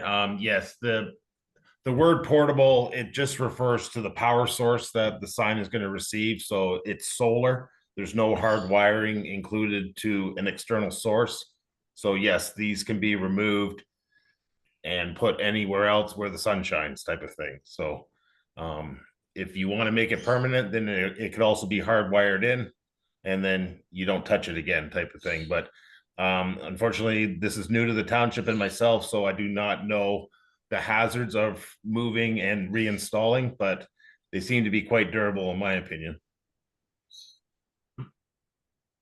I feel there's some opportunity there to engage the police services board, West County to consider the roads committee. Purchasing black cat so we can start collecting data. Clearly, we have a speeding problem. We have all the tickets issued in Aberfoyle, and we have residents approaching us. Then yeah, we can figure out what we want to do with the balance of that budgetary money. So. Certainly, Mr. Mayor, how would you suggest we approach the county on funding these black cats? A request from this council meeting? Yeah, I mean, it is what it is. I think that's appropriate. We just send a request to the county to fund black cats, and I would try to package it as for all the member municipalities, so just us. Maybe we start with one and say that we request that they utilize the ASC monies to fund this, and maybe staff can write up a little blurb about the speeding concerns that we've had, any data that we have to facilitate or to support that. You have data on that? Yeah. Through Mr. Chair, we do have sort of we've been keeping an annual chart of complaints on speed, so through our roads management plan, we do have that. How many deputants we've had, you know, It might be worth adding with the survey results. Almost every single one of them talks about lack of enforcement, so including that might be more powerful. we can't get enforcement without data. So. Sure, Mr. Mayor, I wouldn't have a problem putting a motion forward that we request the county to consider providing black cats to Puslin and the other area municipalities. And utilize ASC money. Do you need two to collect the data properly? Or how does that work? No, my understanding is they do both lanes of traffic. Oh. That's my understanding. Yeah, they never put them, yeah, I'm almost certain, they never put them for both lanes, there's maybe one with each of those. So my suggestion would be ask for two. Yeah. So. Ask for two, you get one free. I support that, sure. Like 6. Thank you, Mr. Chair. Are we looking for two each municipality, or you want two to share? across the No, board? two each. Okay. So here's another thought. This is how it works. Should we leave with you to talk to the CAOs and do a united front on this? When's your next CAO meeting?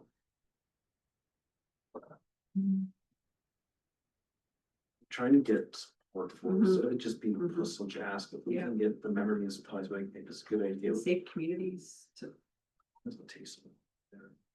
support it. Anyways, why don't we start with the roast committee and then bring it up at your next CAO, see if there's any support there. But yeah, two per municipality, that way we bundle it up and say, it's not just Puslin asking for it, but. Everybody's, you know, okay. But what do you have captured so far?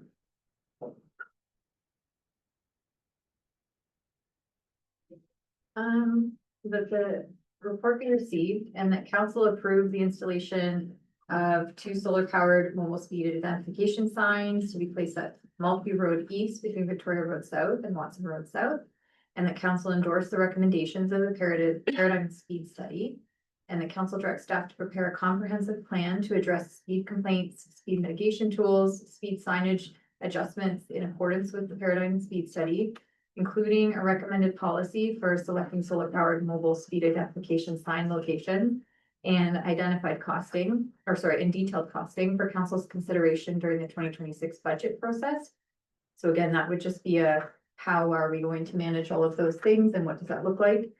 And that council directs staff to request funding from the county through the police services board for the purchase of two local black 2 Black Cat devices for each of the lower tier municipalities through the ASC revenue. So that reads like we want to buy them from the other municipalities, so if you can massage that wording that the county fund for each member municipality 2 Black Cats or something. like that. Yep.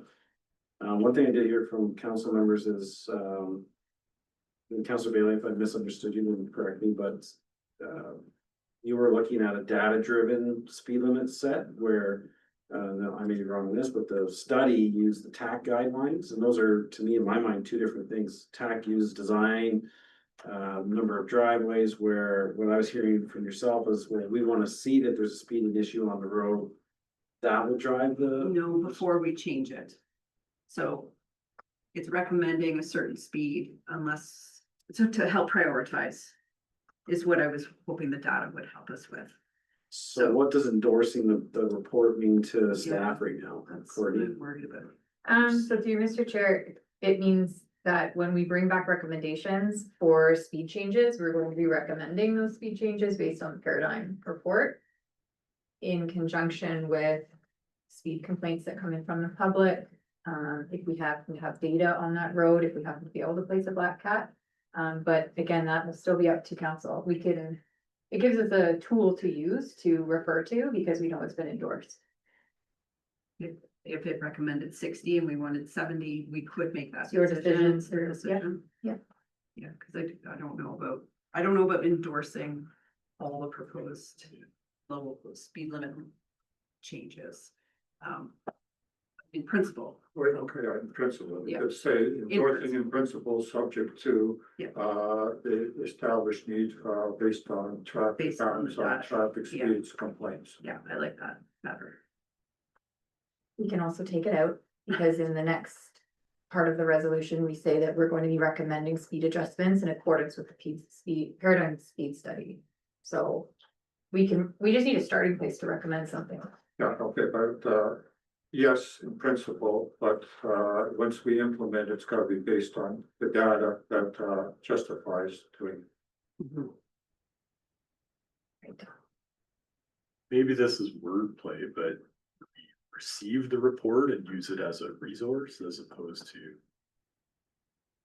Like adopt, like I'm reading it as we adopt it to the thing, like, I'm not sure I'm in that. What's is there a concern? Just, We can take out the whole sentence around endorsing because in the next paragraph of the resolution, it says that staff are going to prepare recommendations using the paradigm speed study in addition to the complaints, mitigation tools, recommendations from policy, like it's a piece of the puzzle, is what that one. Yeah, I think so. Can we be using, just in the big picture, can we be basing the comprehensive signage plan in accordance with a speed study that we haven't endorsed? So through Mr. Chair, the council endorsed it in principle the last time. Okay, okay. So yeah, let's take that out. Yeah. so how's it gonna read party change? So just taking it out altogether. So now we just have the council direct staff to prepare a comprehensive plan to address speed complaints, speed mitigation tools, speed signage adjustments in accordance with the paradigm speed study, including a recommended policy for selecting locations for the radar speed signs and detailed costing for council's consideration during the 2026 budget process. And one of reaching out to the police services board, And then just to that's- take that as direct. Oh, No, you then- want to talk about, you told me to talk about that later, didn't you? Or no, was that No. now later? Yeah, it's in there. Sorry, I only reread the section that I changed. So then right after that, it's that council direct staff to request the county to fund through the ASC revenue 2 Black Cat devices for each lower tier municipality. And what about the police services board part? Is that in there? Or do you need that? Or do you just know that you're gonna do it? I think I took that out, but I'm gonna put it back. So send me the results of the survey and then a quick synopsis of how many delegates we've had of speeding complaints, and that would even be a good component to send to the roast committee. But I don't know, don't want to do that, but Just as a for information. well, as part of our ask for Black Cats is it's not just we have one person come here every Yeah. 4 years. We're having speeding complaints, we got a pile of cash sitting there. Help us out. Yeah. Doesn't hurt to send it on to them either. Many of the surveys were from people who actually lived on county roads, so. Say that? What's the road that we Yeah. go for? Oh, yeah.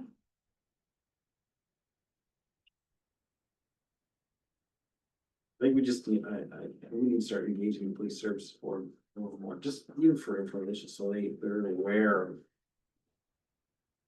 Maybe a question on that, have other of the lower tier municipalities had success with that tactic, or is this something that's like relatively novel to approach them this? We're not gonna know. I don't know.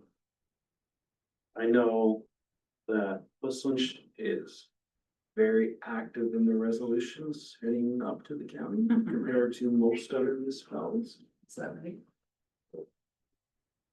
That's a good thing. Is it?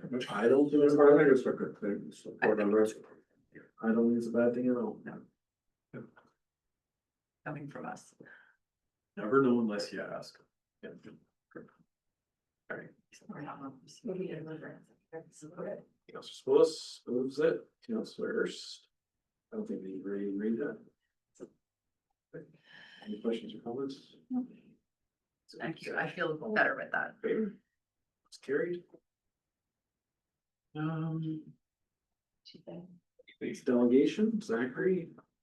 This, Yes. all right, we'll welcome you down to the table here, please. Zachary's coming virtually. Oh, sorry. Are you the landowners then of the? Yes. Okay, gotcha. Welcome. Sorry for the delay. With Zachary into, he's a kid, he's the actual, we're not the delegates now. They're landowners all, so technically. Zachary's. You need to, should have submitted a delegation request coming out of the big table, but we're, we're flexible, it's fine, so. Thank you. We'll just need your names for the record. Gingy Dorgo, Gyon, not GY, sorry, Gyon, Dorgo, Dorgo. And Les Dorgo. Welcome. Thank you. I remember your son, he ran for council 2 terms ago, or, Yeah, 6 years ago. yeah, I remember. Yeah. We were sitting in the PCC waiting on the results, and him and I were chatting. Great young man. Yep. Nice. Where's Zachary or now? So we know Zachary.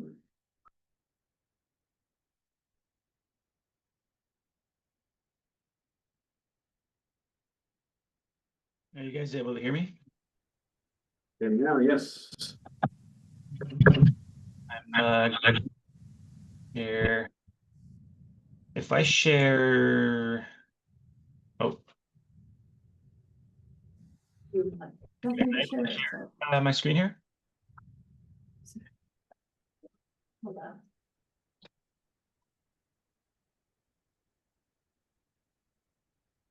Or we can, I mean, we can use that one as well.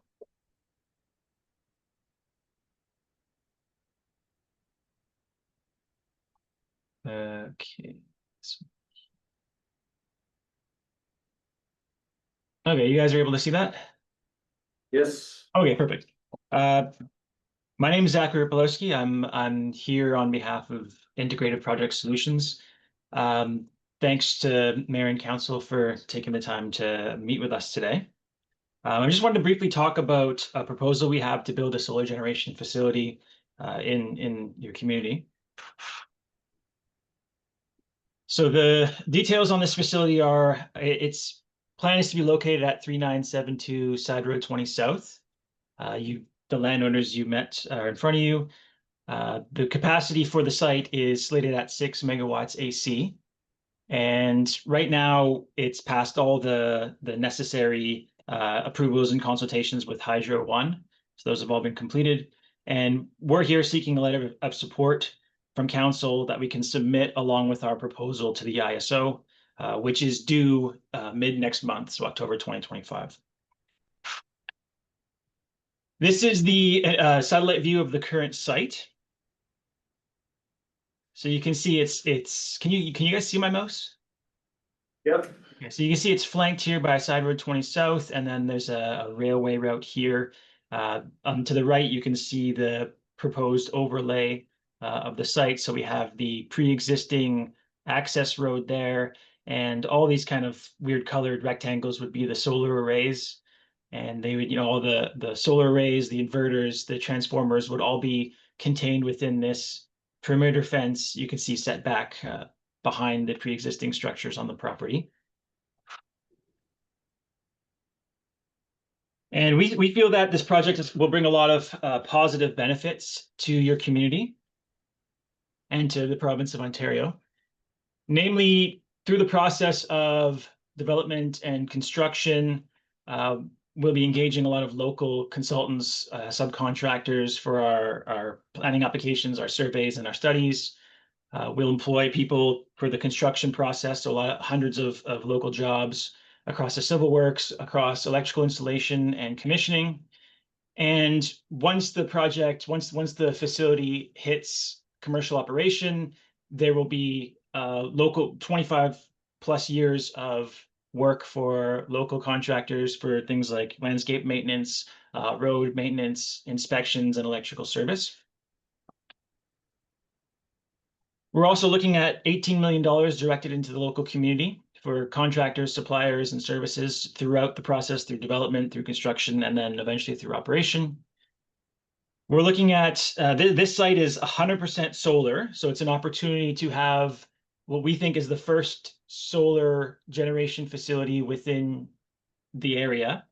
This 6 megawatt facility would generate enough power to power 1,200 plus homes, so probably 1,200 to 1,500 average Ontario homes with electricity, and that's with no air pollution and no reliance on natural resources. So we're looking at a cut of approximately 7,000 tons of greenhouse gases every year, which is equivalent to taking 1,500 gas-powered cars off the road. We're also looking at, for you guys, long-term municipal property tax contributions from the facility. And we've cited this location mindfully. So we're not located on prime agricultural land. This facility would be well screened, so it's set back from the roads, so there's no real sight lines to it. And we're happy to coordinate with you guys to minimize any impacts as we go through this process. We also have Indigenous involvement in this project. So right now we have planned profit sharing in place with Casablanca Lake First Nation. It's a small First Nation in Northern Ontario. So it's an opportunity to provide them with some very valuable revenue stream to help their community. And those are the details of the facility, and I'd be happy to field any questions you guys might have. Thank you. Is there anything you two individuals would add? Well, I'd like to strongly urge that it's clean energy, environmentally friendly, and it's a path forward for the environment. And it's gonna be a positive outlook in the Hushman's community. And it will set a precedence for other communities. You like to have or? And also nerve-wracking being into that. All right, Councilors. So I have a series of questions. Let's assume you received council endorsement and your application is successful. Walk us through the next steps. So we're looking at proposals. If they're accepted, they would be accepted in April of 2026. So we'd hear from the ISO in April of 2026. And our plan would be to begin the development / construction process as quickly as possible, because there's a significant bonus from the Ontario, from the ISO for early commercial operation. So we'd be looking at construction probably the end of 2026, and maybe end of 2027, the latest. And then operation, 6 months to 12 months from then. This obviously depends on supply chain things and whatnot. That's the goal. Okay, the installation falls under the Environment Protection Act, and also there's a planning act that has to be met as well. You don't mention that anywhere in your just recent statements.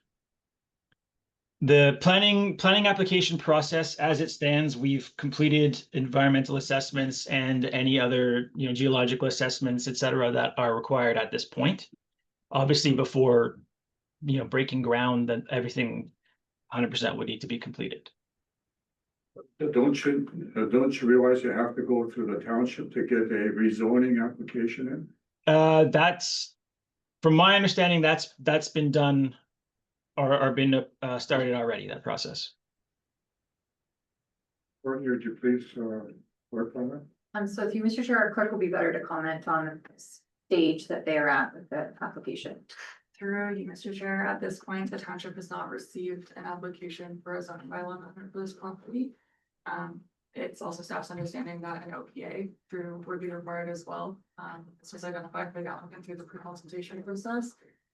The pre-consultation was held in October of last year.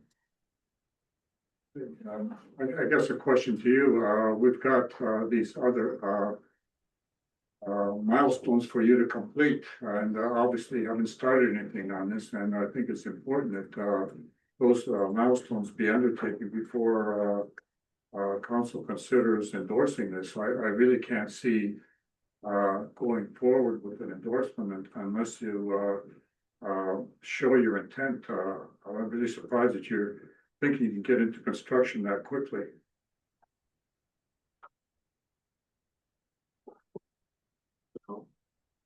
Comments?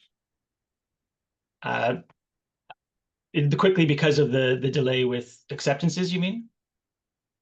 Well, you got a planning process. You also got a Environment Protection Act process. Environment Protection Act requires you to have public meetings. The planning process requires you to have public meetings.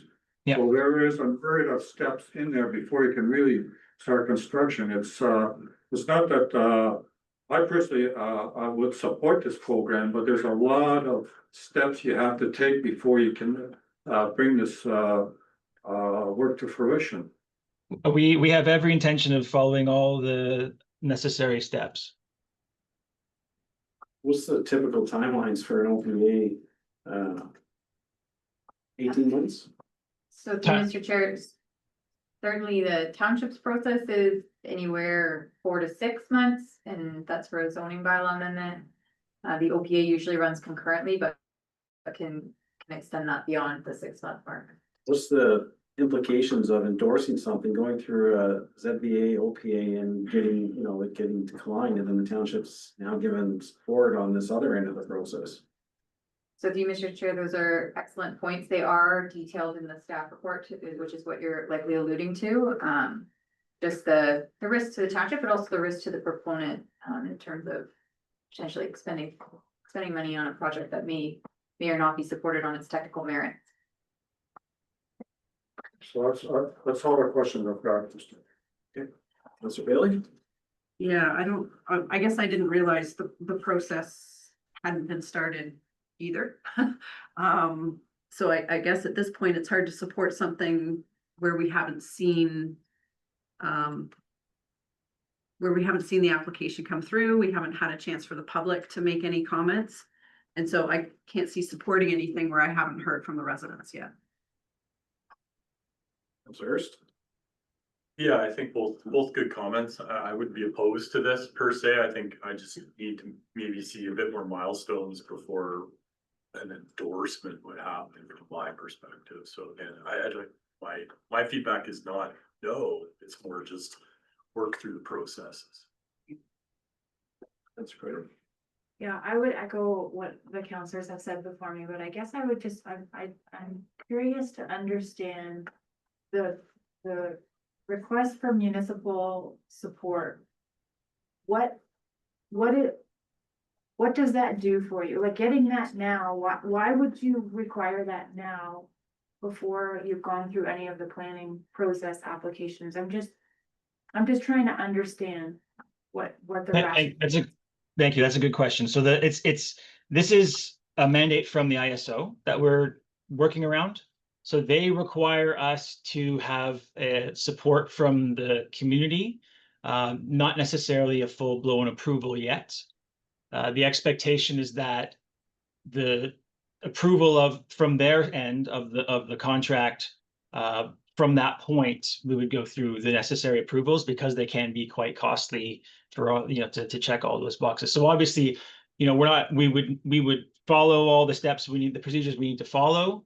I gave an optimistic timeline, but right now, because of the timelines that we're working with now is largely coming from the ISO, it's not coming from us. So they decided that they want to accept the first round of proposals in mid-October 2025, largely because they've recognized that the province of Ontario really needs energy right now. And so they understand that that's a very short timeline for developers to get all the necessary approvals in place. So that's why they've basically just chiseled it down to this letter of support under the expectation that, we get the letter of support so that we can go ahead with the submission of the proposal, and then moving forward, especially if the proposal is accepted, then we would go through all the necessary other applications that need to be done. Are there expected to be future rounds of these proposals being accepted? Yes, they have not said when yet, but yes. Yeah, I mean, as all of the counselors have said before, this is a good initiative, but without having had the opportunity to present it to the public and hear from our constituents, if this is something that they would support, it would be nearly impossible for us as a council to support it without that engagement happening first. So is this a risk mitigation effort by getting the letter of support? Then you don't have to make applications for zoning amendments, official plan amendments, that not knowing if you're going to get a letter of support. That's how it just kind of dawned on me. So that's why this process isn't going forward. They want the letter of support because similar to the Postage by Design, remember the one delegate that had the application in already? And I asked her, I said, why are you asking for your land to be designated as appointed lands when you already have your application in? And she stated it limits our risk. So is this an exercise in limiting the risk to pay for the applications of an OPA or ZBA and all those things ahead of? Yeah, so to be frank with you, we're not a big multi-million-dollar corporation. This is a startup. We're located mostly in Guelph and throughout Ontario. It's not a big operation. So, these costs are pretty substantial costs for us. So it's kind of checking the boxes as we go. You're exactly right. We don't want to spend $100,000 on applications and stuff if we're dead in the water to start, because this is all coming from our personal bank accounts right now. Maybe a verbal. So you bring up an interesting point. I mean, we're still the delegation. I guess we're not doing the report. Or should we just take the delegate or just carry on? Awesome. I can keep going. You just stated that you're in Guelph. Is this IESO program strictly for rural lands, or can it be located within urban centers, or? Yeah, they're the entirety of Ontario. So anywhere in Ontario. Rooftops are an option? Not rooftops. Not rooftops. No, why not? I don't know. You have to ask them. They put an end to that. Who's them? The province or IESO? IESO.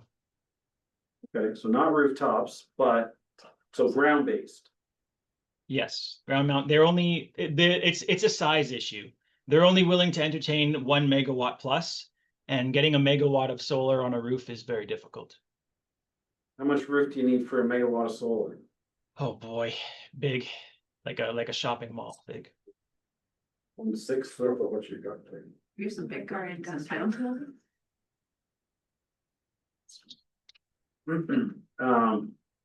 Okay. So in your presentation, you mentioned long-term municipal property tax contribution. What do you mean by that?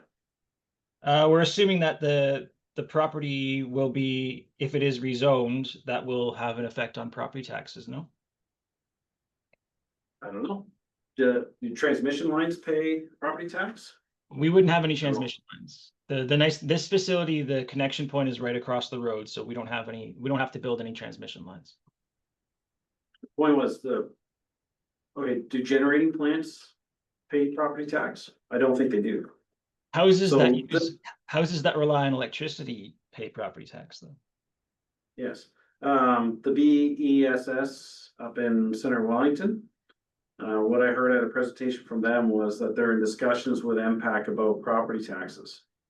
What that means, yet to be determined. Does that mean that if I want to be careful with my words, it wouldn't be out of sight to make a determination that the battery storage is an extension of the transmission line, and thus there's no net benefit in tax purposes to the community, or it could be, it gets zoning, which is, what do they put that one into?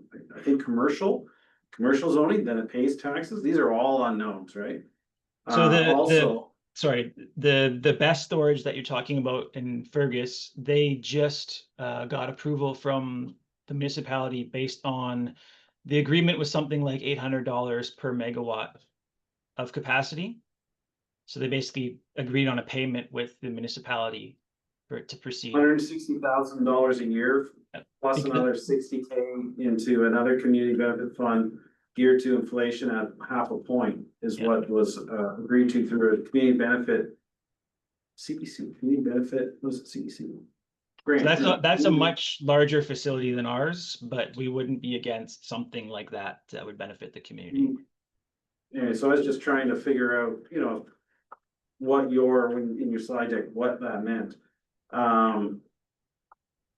So I think I recognize that the risk is large without the letter of support, but then from this side of the table, it's, well, we don't have the planning applications. I'm sure you've seen other things in the township, kennels, where people apply for, the neighbors are all up in arms and they don't want it in this community.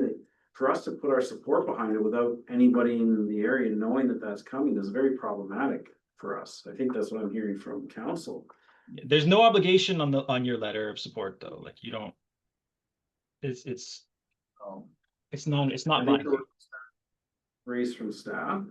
I would say that the council is not a hard no, but it has to take a different avenue. Yeah, I was gonna say, the idea of green energy is always a great, idea. I think we just need to go through the proper planning process. What's our planning cost? What says OPA, ZBA application fees? 25. Yeah, plus they have to go to the EPAs. It's pretty substantial, but. Anyways. The big deal for us is this. So this is a formal, like it's a formality that's been prescribed by the ISO to get this letter of support. For us, once we have the power purchase agreement in hand, once the proposal is accepted, that makes it a lot easier for us to go to, CIB or some other investors, and then we don't have to worry about paying $100,000 for approvals out of pocket, right? So that's kind of where we're at. So again, we have no problem going through that process. The only mandate is that we need to go online by 2030. So there's not like this an imminent rush, but we have no problem going through the appropriate channels and the appropriate approvals. It's just a matter of liquidity for us. My worry is with too many unknowns that, you get this thing in place and then there's no benefit to the community. There's benefit obviously to the landowners. So there's a lot of unknowns. I think council has some concerns around this letter of support. Staff, did you want to re-articulate concerns around the letter of support? I know it's in the resolution was talked about, you know, if the landowners or the proponent end up having loss, doesn't go forward, you know, does that put us at risk? So. Anyways, I don't know. Does council have any other, we'll just receive the delegation, I guess we have to do the. Receive the delegation and then we can go to. Yeah, I'll just receive this delegation, unless you had something you want to say there, and I, follow up pretty quick, you'll have something. Yes, so the first step is really to get the IESO approval. And then when we get that, but we need the support letter for that. The support letter is not a permit, not saying you will guarantee you're gonna get a permit for anything, we're gonna change your zoning or anything. It's just that you acknowledge that we did meet with you, we met all the specification, we answered all your questions, and you know what the answers are, you read them all, and you're gonna support this idea that we take it to IESO to get a permit, and then we will have to go through the proper channel, changing the zoning to get the approval for building or construction and everything. But this is like kind of like chicken and egg. We can't go to IESO with the community service. We are planning to go through the whole neighborhood questionnaire and the proper channels, but we need to get the IESO permit or approval first to do the next steps. So this is not like Justine, I believe you read the letter, what the support letter should contain, that you met with us, you know what the project is, where is it, how it might benefit the community, and it's just an overall knowledge that we've been here, we answered your questions, whatever you had. That's why we had the meeting last October, and then the follow-up emails and everything about it throughout the year. And this is our deadline on October 16th, and it's just a support letter, not guaranteeing anything from the community. In our defense, when was the pre-con? October last year. October last year, or a year. A lot of these conversations could have happened between then and now. So we'll receive the delegation for information, and last comment I have, and I want you to chew on this, and if I don't bring it up, remind me.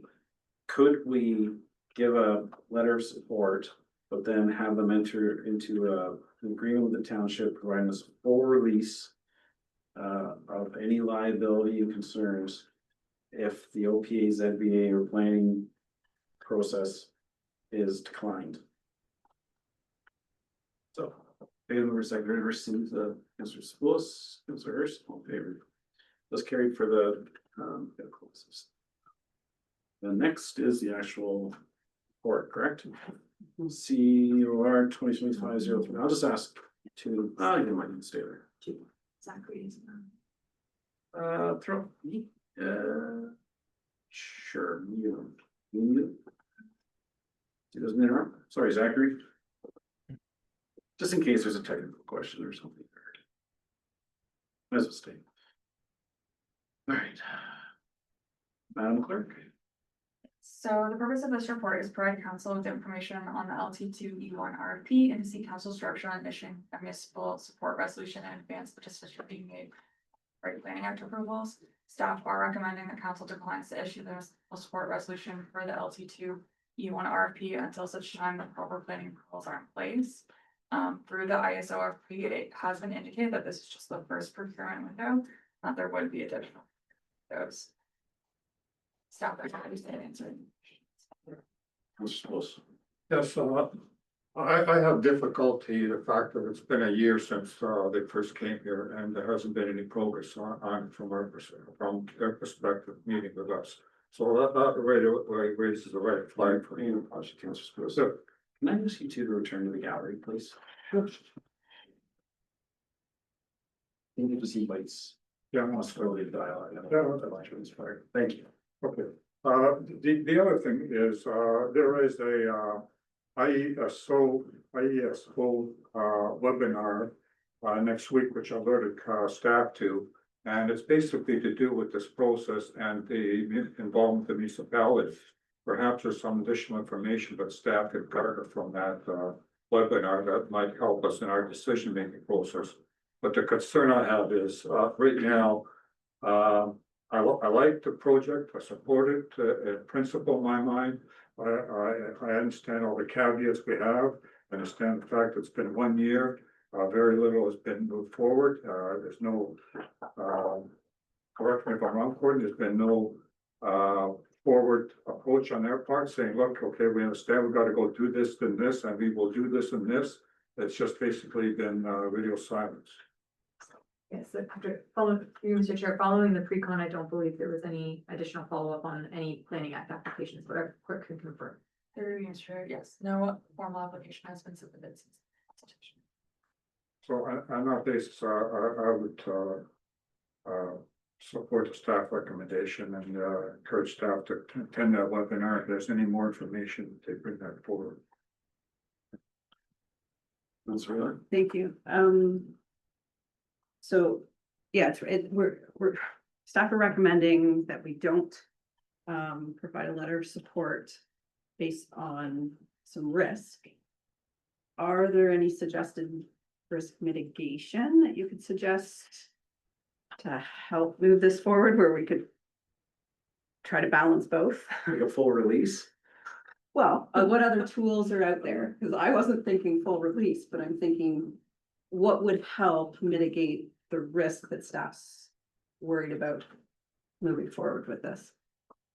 So through Mr. Chair, I think in addition to the risk, so the risk piece would be, we'd need to seek legal advice to see what we could, there's something that we could put in place that covers the municipality for endorsing something prior to undertaking the proper review. But I think the other piece of it is sort of the community perception of approving what is ultimately an industrial use on a property, not approving, endorsing, and brand new use on a property at an early stage like this. I think there's just concerns if a neighboring property were to become aware of that, and maybe it's the first time they've become aware of it. I think that can cause a lot of angst. Yeah.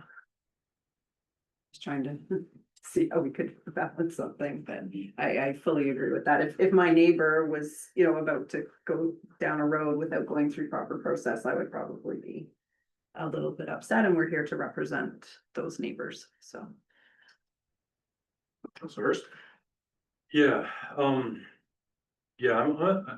mixed thoughts here. I think I'd like to give some direction to the proponent, like keep moving forward through the process. Like I don't want to be any clearer than that. I think that's really direct, like keep working through the process.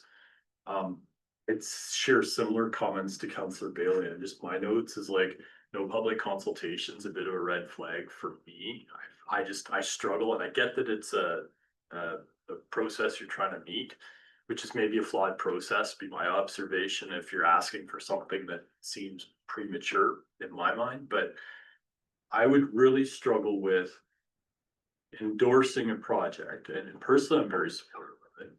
But then have a public consultation, and it comes out that the township's already endorsed this. Like, it seems very cart before the horse from my standpoint. So I guess maybe my two comments would be, I'm not at this point be in support of doing a letter up, but I think my subsequent direction is keep working through the process. And at the right point in time, I think if everything is satisfied, then I think we would be happy to have that conversation again, type of thing. That'd be my take. Councillor Gordon? Yeah, I'm along the same frame of mind. I mean, I think it's a good initiative, but my worry would be when we ultimately get through the planning process, once we do the public engagement, we don't always know ahead of time if something's gonna become a contentious issue. And then we have public consultation and we have residents who don't want it or upset about it. And then the land planner points to, well, you supported this right from the beginning, and it puts us in a bad spot. I don't wanna put ourselves in that spot, so I think it's a good initiative, but I don't think we can support something without going through the due process. Can I ask you a question? Sure. The battery plant you're talking about, you know what processes they went through? It was mostly dealt with, Center Wellington for the location of the battery plant, but it just passed its, OPA and ZBA. Okay, so they applied first and then when you do the steps. Now, they had a lot of engagement with Center Wellington first. Got somewhat of an endorsement. Just catching me on procedure, but it was approved by Center Wellington. Deemed complete, went through all that process, then went to the county and just got the county final approval. But it definitely, I am not aware of it being a letter of endorsement, then they went through the proper planning process. I think, I agree with the council that if we had, from October of last year, worked through this, I think we could have got to a point where we mitigated the township's risks on the, liability, call it, and the cost for a ZBA and OPA, they're substantial, but there's lots of applications that are not thoroughly vetted. They meet the complete status, and that would have at least got us to the public engagement, things of that nature, and then you work through the details. I would base my decision on this, on the planner's recommendation. If it's good planning and it fits, then it would fit. But without seeing that, I'm really hesitant to put some endorsement on this ahead of those applications. So I would echo Councillor Hurst's, continue to work with it, and so you had your hand up, Zach. I will deviate from procedure and let you make a comment as long as it's not too critical.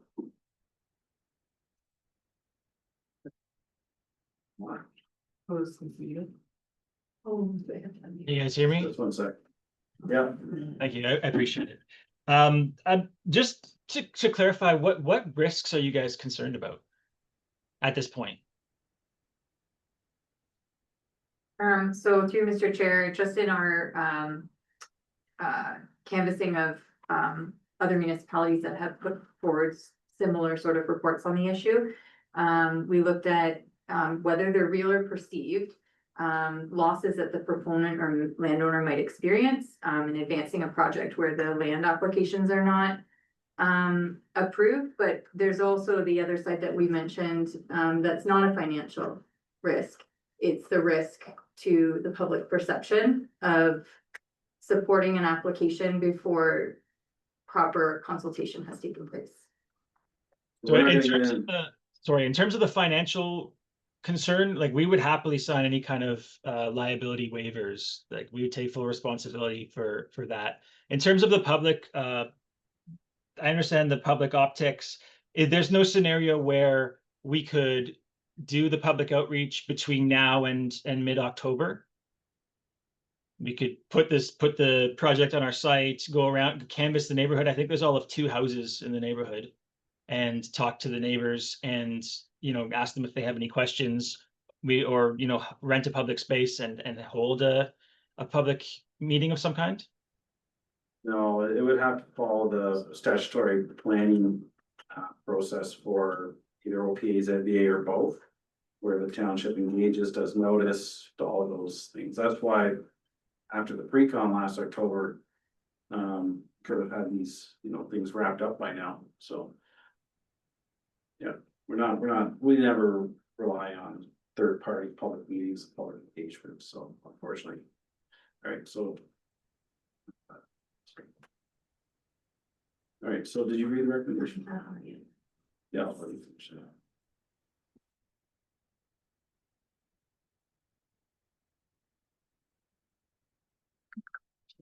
All right. Oh. Last thing, where you make the recommendation, so. This whole battery energy storage system and now this with the taxation. Has brought to my attention, community benefit charge and It's an article. come down to the hot seat, Isabel. We're gonna interview you about your article. I'm just kidding. Oh my god. I couldn't see your face because of the fan, but I could feel the uncomfortable. I would like staff to report back at some point on the community benefit charge. I looked into it last night. I was texting Courtney while she was doing some agenda stuff as well. And to put one into place, you have to do a strategy and there's some things to study, but if we're going to be seeing more of, like, I assume if one of these comes, then we might see more of them. And apparently these community benefit charges can be applied across different industries that have impacts. Sorry, I know the mayor adds to your workload all the time, but I think this one's important. This is a type of growth that we're gonna have coming to our community. And if it's if it's a revenue stream or an opportunity, don't wanna miss it because we haven't done the strategy or the study. Yes, so I can, do you, Mr. Chair, I can add that to our corporate work plan document to hear some reporting on that and look at what's needed for that for 2026. And to you, Mr. Chair, I just added to this resolution for council to consider, perhaps to council's point about this being a bit of a flawed process, maybe writing to the IESO expressing that we would like to be able to endorse these types of projects, but the process is flawed. And maybe that will spark some conversation around that in addition to attending the training. Maybe we can just highlight that to them. Another thought. Ready? I'd also ask you while you're communicating with IESO, some clarification as why it's ground-based or if it can be, you know, it's the. Okay. Warehouse space here. Mhm. Lots of warehouse space.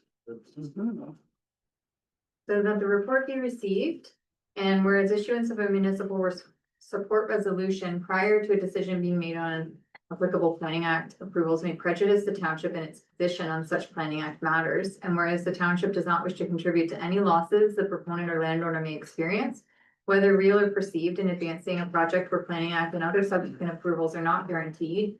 Now therefore be it resolved that council declines the issuance of a municipal support resolution for LT2 E1 RFP where a solar farm is not permitted on the subject lands in accordance with the County of Wellington's official plan and the zoning bylaw, township zoning bylaw as amended. And further that council directs staff to send a letter to the IESO highlighting the issues with the process of requesting municipal support prior to the local planning process taking place. Ask about ground-based. Yes, I can add that. I have a note, but I can add it too. No, you don't have to add it, as long as that's all I care about. Okay, can you move for that, please? So first, Mr. Spillis, any last comments? Great, all in favor? Let's carry it. All right, sorry about that. Thank you. Consent agenda.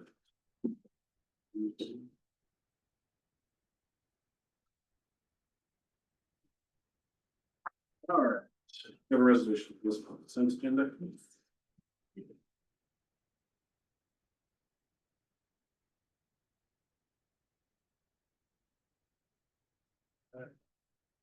The consent agenda items listed for the September 17th, 2025 council meeting be received for information. Remove it, please. Mr. Goya, Councilor Spillis, and it's be removed.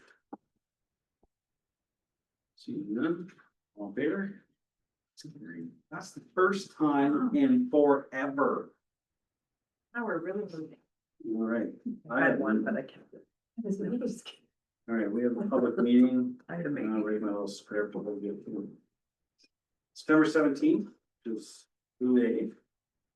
7 p.m. public information meeting held in person at the municipal office, 7404 Wellington Road 34.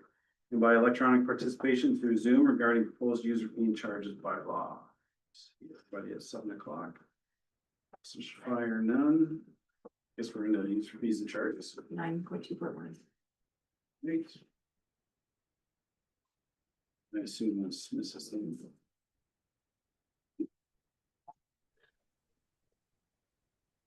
Good afternoon, council. Awesome. Good afternoon, council. This report is our recommendations regarding user fees and charges. It is a collaborative effort between finance and all of our departments. So I can answer any of council's questions that you may have regarding the report and the PowerPoint presentation for tonight at 7 o'clock for the public. Thank you. Do you want to read the recommendation, please? That the report be received and the council directs staff to proceed with holding a public meeting on September 17th at 7 p.m. to obtain public input on the proposed user fees and charges bylaw as outlined in Schedule A, and the staff report back to council with the results of the public meeting. All right. Perfect. Anyone move that, please? Councilor Spose, Councilor Bailey? Okay, questions, comments, Councilor Spose? I don't have any questions per se on the report. We're going to have a public meeting today, and whatever comes out, we'll have a decision making meeting. With respect to there was an issue in there with respect to the washrooms, portable washrooms. Could you just give me a bit of background on why we can't use the say the ORC washroom type of thing, like assign keys to individuals or case maybe? So Mr. Chair, I'll start, and then we also have our manager and deputy clerk here as well that can contribute. So the facility, the PCC facility, for example, is locked. It's for the use of the renters that rent it. Folks that rent other facilities don't have access. It's not part of what they've rented. And then the org facility is open for business hours, in which time it is staffed when we're open, and then there is the use of those washrooms. What we're encountering is we do have some extended hours that have been requested this year for the use of our outdoor facilities past the operating hours of the org. And it's in those times, usually late in the evenings or on Fridays when we don't have it staffed, where the concern has come up about washrooms. So staff don't recommend giving out keys to user groups for that. It would give access to the facility. There would be additional maintenance and cleanup. There is a liability risk there with having them in the facility. So what we're looking to do is, like it's stated in the report, is match the service level from some of our other parks where we could put a portable washroom outside for those times when the facility is locked. So we had experience with vandalism. We have in other facilities for sure. We've also had just probably the abuse of some of our buildings when it's not directly monitored by staff.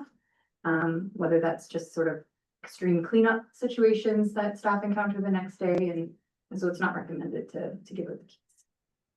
So I would support the public, I would support having portable. That's your ability. Yeah, thanks to Mary and committee level for this report. There's a lot of great work that went into the user fees suggestions here. In terms of the washroom, when we talk about the PCC washrooms inside, I understand that, but we do have the 2 washrooms that you can access from outside near the kitchen entrance. Is there not an opportunity to be using those after hours? Because then they don't have access into the building. They're better to take. Okay. Yeah, so through you, Mr. Chair, it's similar to what Courtney was saying, that unfortunately leaving those bathrooms unlocked is attracting misuse. Folks of the public going into those smaller facilities and using them for unintended purposes. Can I add to that? I'm pretty sure we had somebody break in through the ceiling, through the washroom into history. My memory serves me right. There was, I'm pretty certain. Yeah, But we haven't had those 2 washrooms open in a long time, have we? The figure. Oh, they were open? They were open. Through you, Mr. Chair, like not just as kind of daily use. Facility staff may unlock them during the larger public events like the fall fair, but we are, and because of unfortunately the aging infrastructure there with the septic system, we are trying to divert that washroom, public washroom access through the work washrooms during the day.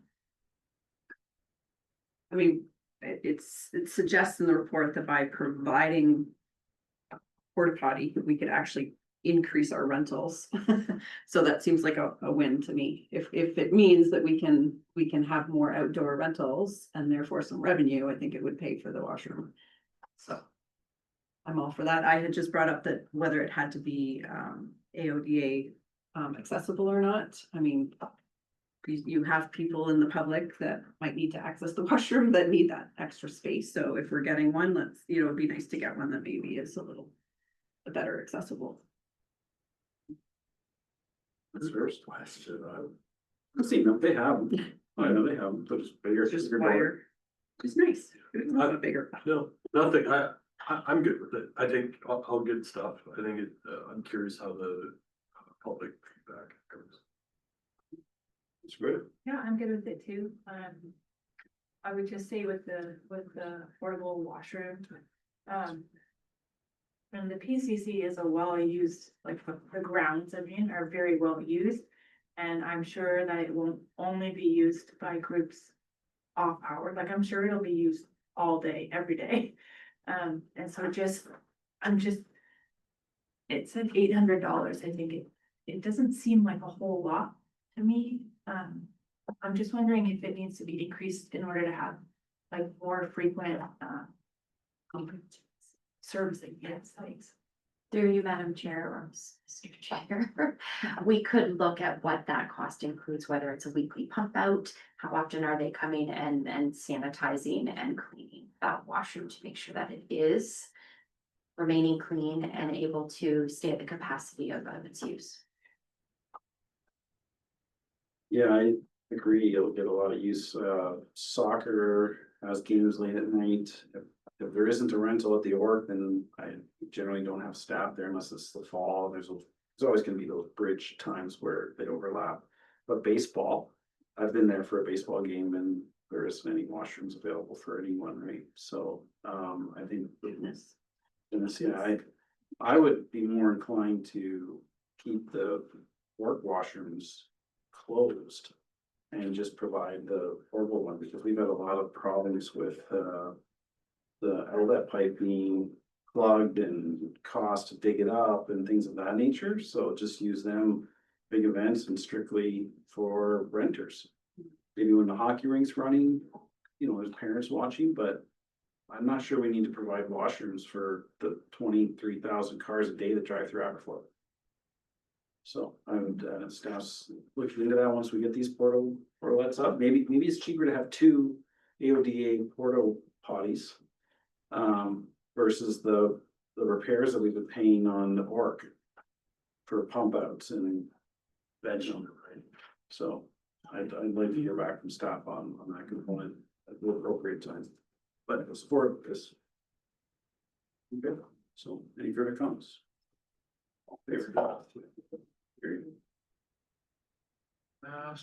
Strategic plan and scope of work. Who's doing this one? So, Mr. Chair, I don't know if you want us to put up on the screen or you just want me to go through it. There's about 7 slide decks. I'll end screen just for people to go view it afterwards. Yeah.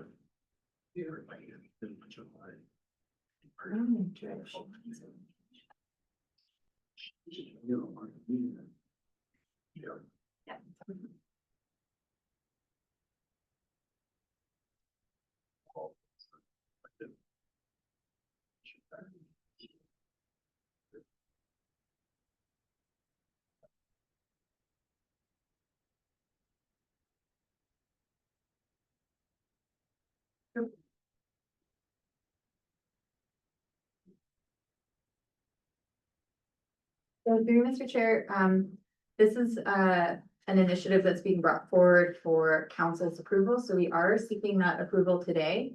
It is our strategic plan document. The current strategic plan actually only went to 2020, so we are a little bit delayed on bringing forward a current strategic plan, but the timing is good to look at this. So this is just the first phase that we're looking for approval today, and there are a total of 6 phases in the strategic plan that I can briefly walk council through.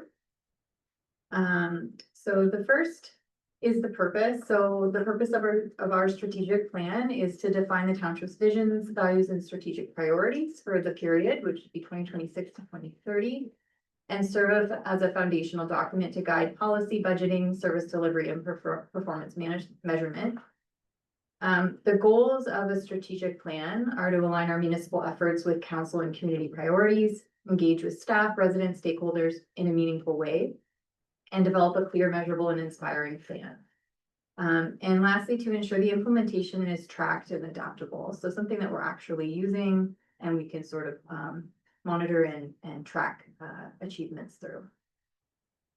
So the first phase is this presentation today. So it would be the launch and planning. So it's happening in September. The key activities are defining the scope of work, confirm the process, goals, and phasing, and a detailed work plan, forming the project team, and then the deliverables is this document as well as the detailed work plan, which is attached. Phase 2, which would come September to October, just depending on council dates, is the environmental scan. So that's the background information coming to council. So it will be a review of our internal documents, a SWOT analysis, identifying trends and any benchmarking, and the deliverables would be a background report to council, including the SWOT summary.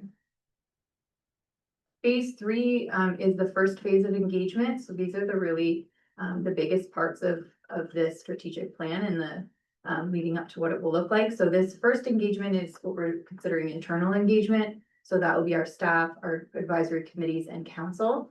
So that engagement will take place between October and November. It'll involve a council workshop, leadership and staff workshop, as well as a staff survey. And then we have advisory committee workshops as well. And the deliverables for this will be another report to council. It'll be a what we heard summary, letting you know the feedback. And with this, we'll start to develop those vision statements and value pillars based on that internal engagement. Phase 4 is our external engagement. So this is our community, the stakeholders, and sector groups. So this, the timeline is going to be a little bit more fluid with this. We actually want to start out of the gate here once you guys give us approval, because we know it can take a little bit of time to engage folks. They have busy lives and businesses. So any time between now and December. And it will involve a community survey, targeted interviews with community groups and the development community. Review of the BRE interviews. So that was done by the county as well as township staff with some of our commercial businesses, as well as a public open house. And again, the deliverable will be that what we heard summary. We're going to bring that back to council, and it will likely involve a revised vision statement and value pillars. So we'll incorporate that feedback. Phase 5 is really the drafting of the plan. So this will take place in the new year in January. So this is where we're really going to refine the focus areas. We're going to define the goals and priorities. And that deliverable will be the first draft of the strategic plan with the presentation deck. Phase 6 is going to be final review and adoption sometime between February and March 2026. And that will be the council and public review and presentation. Any revisions that we need to do and bringing that back, that final document to council, and then adoption. This is just a timeline of what things look like. So there is some overlap here where we look at all of our internal and external engagement. And then our key dates. So this is happening today. Background report, we're going to target the end of October to bring that to council. So that's the environmental scan. And then these are where we're reaching our committees. So we'll go to attend youth first, then we'll do a staff workshop. We'll go to the PDAC and C of A. The Rec and Wellness Committee will be next, as well as Heritage, which will happen in November. And then following our last advisory committee, we'll do our council workshops near the middle of November. And that leaves us space to bring you a what we heard presentation at the last meeting in November. And November is going to be pretty busy, so continued. We're going to have our survey, our community survey that's launched. We're going to be reviewing the BRE feedback. We're going to have our community open house. So we've looked at existing pin dates for that. And then at the same time, we're going to be scheduling those targeted interviews with some of our development community and other user groups that want to come in and have a little bit more of an interaction.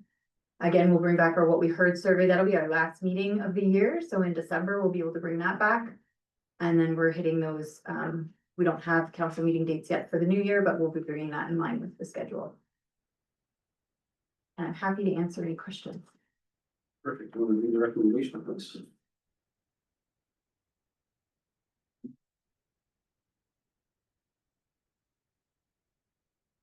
So that the report be received and that council endorse the report either as presented or amended. Please, Councilor Bailey, Councilor Hurst, any questions, comments? Yeah, it's a very extensive work plan. It's very good. I had originally a question of us by staff. It was basically, should we wait a year type of thing till the next council comes in, but Courtney did a good job of convincing me no. Type of thing. So I'm good with the way it's presented. Councilor Bailey? Thank you. Yeah, I think this is super exciting. As you mentioned, we were outdated in our strategic plan and I know well, I'm gonna ask some questions first and then I'll talk. Do we have a budget set aside for this plan, for this? So through you, For this. Mr. Chair, it will be minor budget impacts through advertising. So if our communications team, who's going to be part of the project team, wants to push out different targeted advertisements, there'd be minor there, but we are opting to not use a third-party consultant and we're going to tackle this in-house. Okay. I was just wondering if any of the engagement stuff, people always come out when there's food involved. If you did it like an open house breakfast, you might actually get a lot of engagement, people out. That's where my head was going, food. Part of the youth committee influence. My other question is, once this plan is in place, how will we know that it's helping do what we want it to do? Will we see any changes to reporting? How will we know that we're following the plan and everything is kind of connecting as we're wanting it to? How do you measure that? So through Mr. Chair, that's a really great question. So high level, some changes we see, it's changes with our templates for reporting. We're going to want to link back to the plan. So making sure we connect back with different initiatives that we're bringing forward and how they support what council's vision is. So that's one way we'll see it very regularly with our staff reports. We can also look at doing a year in review report where we're looking at sort of what council and staff have accomplished over the year and tying that back again to what some of the whatever the vision is or the deliverables and things like that of the plan. So there's a way to tie that back annually and stay on top of it. But really it is sort of embedding the vision and sort of those value pillars into the different initiatives that are on the corporate work plan, et cetera. Okay, and I've seen different mission or different strategic plans where there's say 4 pillars. Do you have an idea of how many pillars, or that's just going to depend on feedback and? Yeah, through Mr. Chair, I don't think we know yet. I think that'll be really key information coming from our engagement. We have drafted the workshops and the surveys now, so we have an idea of what we're looking for. But to your point, I think it'll come out of that engagement. Okay, and then this might be just detail, but I noticed we currently have a mission statement and a vision. But I'm seeing value, no, sorry, I just got it. You're using the term value pillars and vision statement. So is there a difference between mission, vision, value? Like, are those interchangeable kind of? So through Mr. Chair, the value pillars really are what you're talking about is having sort of these key silos that we want to hit with, and whatever those may end up being. Just in review of municipal or strategic plans, sometimes one is focused on environmental. Some others are financial sustainability or development, like continuing to grow sustainably. So I think it's determining what those key value pillars are for us. And then having a vision statement, a mission statement, something like that, that is overarching. Oh, this is very exciting. I'm looking forward to seeing this come through. So thanks. Councilor Hurst? Yeah, maybe just a couple things. I think certainly Councilor Sapoulis's comments around the election cycle. I think that was one of my thoughts is like, what's better before or after type of thing.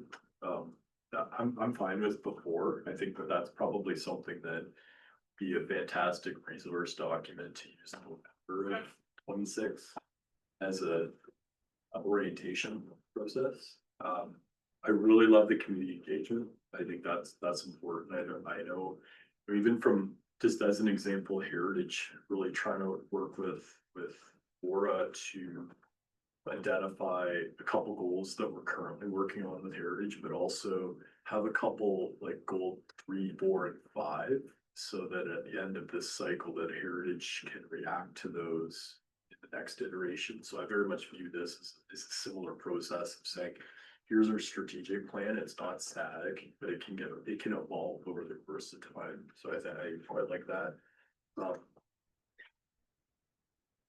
HR impacts, like this is a lot of work. So yeah, total confidence in the team to do this, but it's also like you're kind of busy already type of thing, right? So I think I'm curious, just like you're just doing what and how do you carve this out to make or to meet these pretty aggressive timelines, right? Like, so maybe can you just maybe speak to that? Yes, so thank you through you, Mr. Chair. So I will say the bulk of the workshop work and that engagement work is done. So we have spent some time developing that. I do think it would be helpful to reach out to each of our chairs of our advisory committees and maybe just run the questions that we're gonna ask your committees by each of you so that you can have some input and make sure we're on track, but that work is done. We have it scheduled in, so it'll be some commitments, after hours commitments with staff attending those meetings and compiling it. But we have carved out some time with the project team to do this, and to kind of review in the new year, everything all together. So yes, we have a plan. Okay, good. Like when I was reading it the other night, I was, ooh, this is good, but like, it's good to do this type of thing, right? I love the idea of annual updates. I don't know if you have to change it on an annual basis, but I think that like how I would approach it more on the business side, I give our board and our membership status updates, annual or progress on our strategic plan, right? So you can basically track year 1, year 2, year 3, year 4. So then when you get to 2030, it becomes a rolling thunder of accomplishments, which might be something to think about. But overall, like really good, like this is encouraging. This is new. The last comment I would have is I would love to see an outward communication strategy after this is done. So I think this can be a fantastic opportunity to talk about into the future.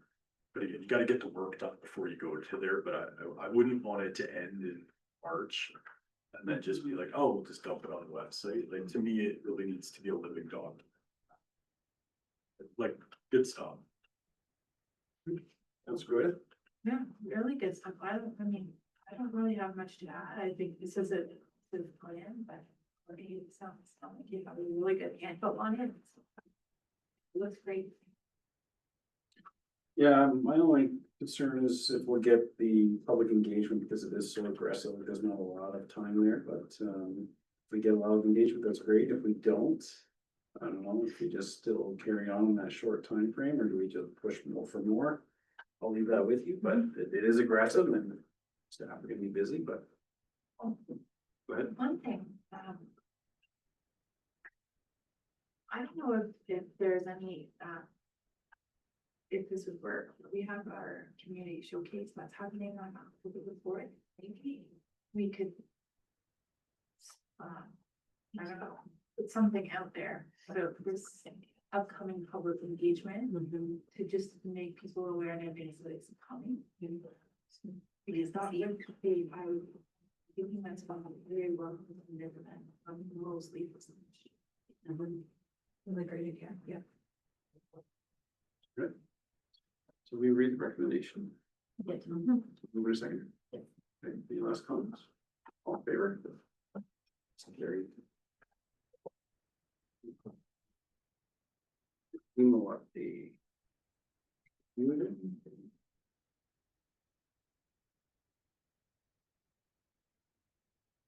So if you, Mr. Chair, this is our annual conference debrief. We provided a similar report last year, just highlighting for council and the public the delegations that were successfully approved, and then any key takeaways from each of those delegations. So those are listed throughout the report. In addition, we put the presentations that we provided the ministries in this report as well. Of particular note is the MTO presentation.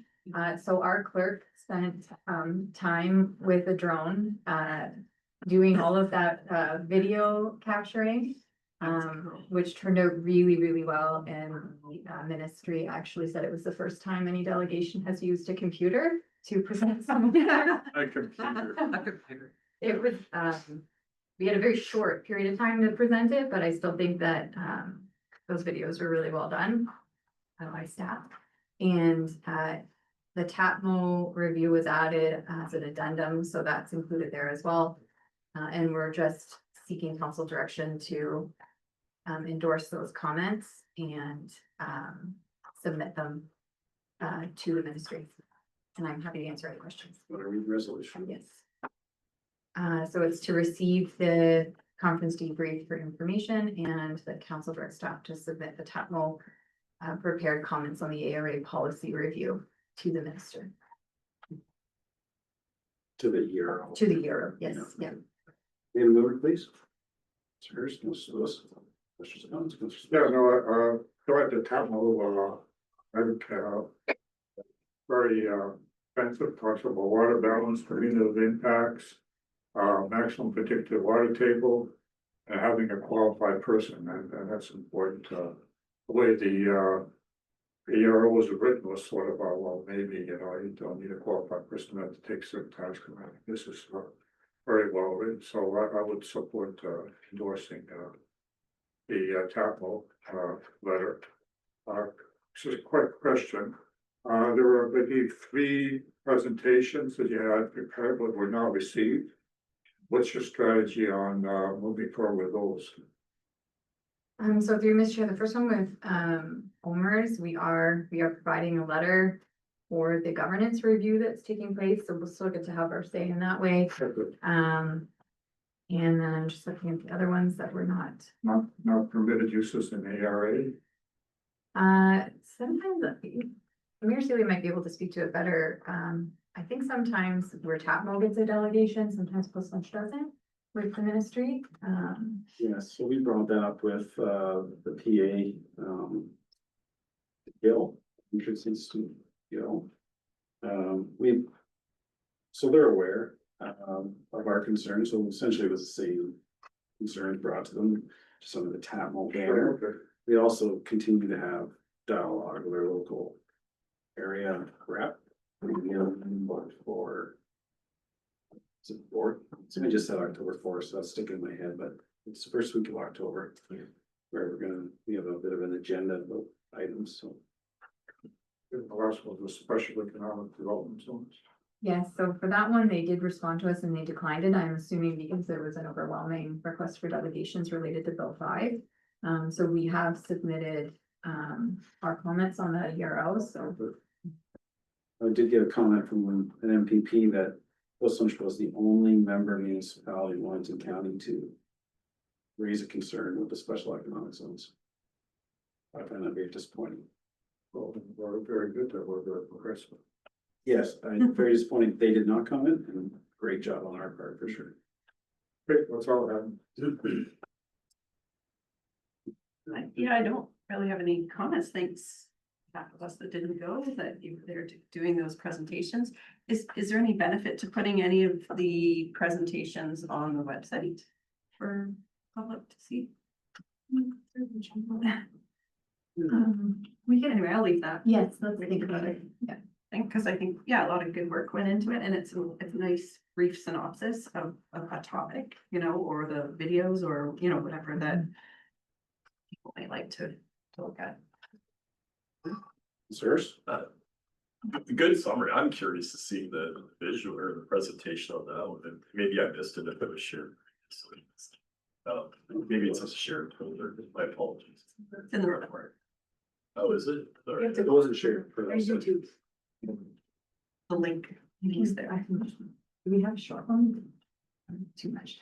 That's fine, like, I can find it out later. If you show the first one, it's the 8-second.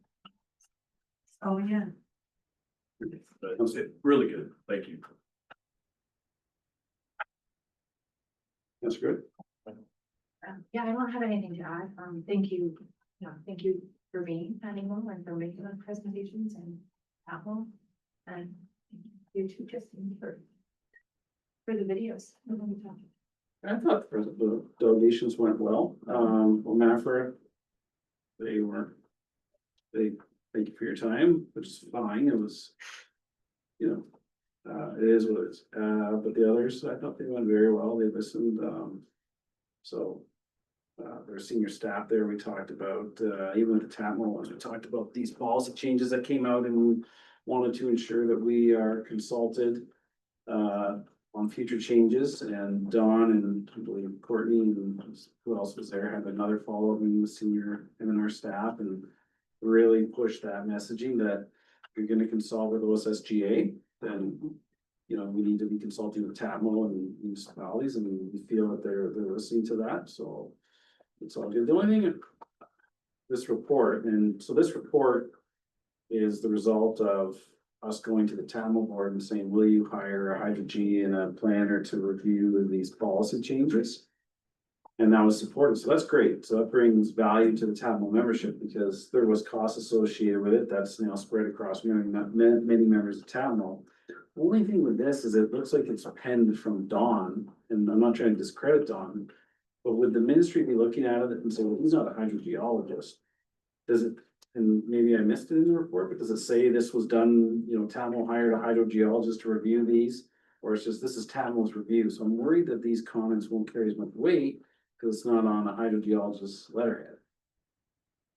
I know I'm late to the game here, but we only did pursue this, Tuesday, or do you have any feedback on that? Like, what are your thoughts? So if you, Mr. Chair, it could just be something where in maybe the covering email, it's noted that we conducted a technical review by this, and that could be a suggestion for when I would like that. yeah, we could, even when the township submits these, we can make note that there was a technical review and we can name the planner and the hydrogeologist and maybe just send a note saying that maybe should be included. So I think it's something we can bring up at town hall going forward, that it's included on professionals letterhead. Because this is going to be shared with all the other members of town hall as well, right? So. Well, that I think was good. I'm actually surprised. I was, the one that pushed this review, and I thought, man, this is gonna be bad news. There's gonna be all sorts of concerns, and when this came out, I thought, oh, it's pleasant that it's not, because we weren't consulted. I thought it was gonna be worse. That's good. So hopefully they adopt all of these recommendations from the hydrogeologist, but we'll wait to see. All right, that's all I have. All right, any last comments? Okay, all in favor? It's carried. Did the Estelle one, right? Or did we do that? No. Oh, sorry. Is it ERTL or is it? That's Ertl. Oh, so that's, yes, sorry. Okay, so 9.4.1. Who is that? It is Madam Clerk. Chair, the purpose of this report is to request council's direction to deem the application for 6676-6678 Wellington Road 34 be complete. This is a procedural step that's required under the Planning Act that confirms that all necessary documents and studies have been submitted by the applicant. For the benefit of the public, I would just like to note that deeming an application complete does not indicate any decision on the merits of the application, and instead allows the formal review process to begin. The formal review process includes technical review by staff and agencies, followed by opportunities for public input, such as the required public information meeting. And I'm happy to answer. All right, any questions? What you just said, you're gonna put that in the recommendation. Right, okay, great. Since this last case, this issue came up, since was it 3 years ago now?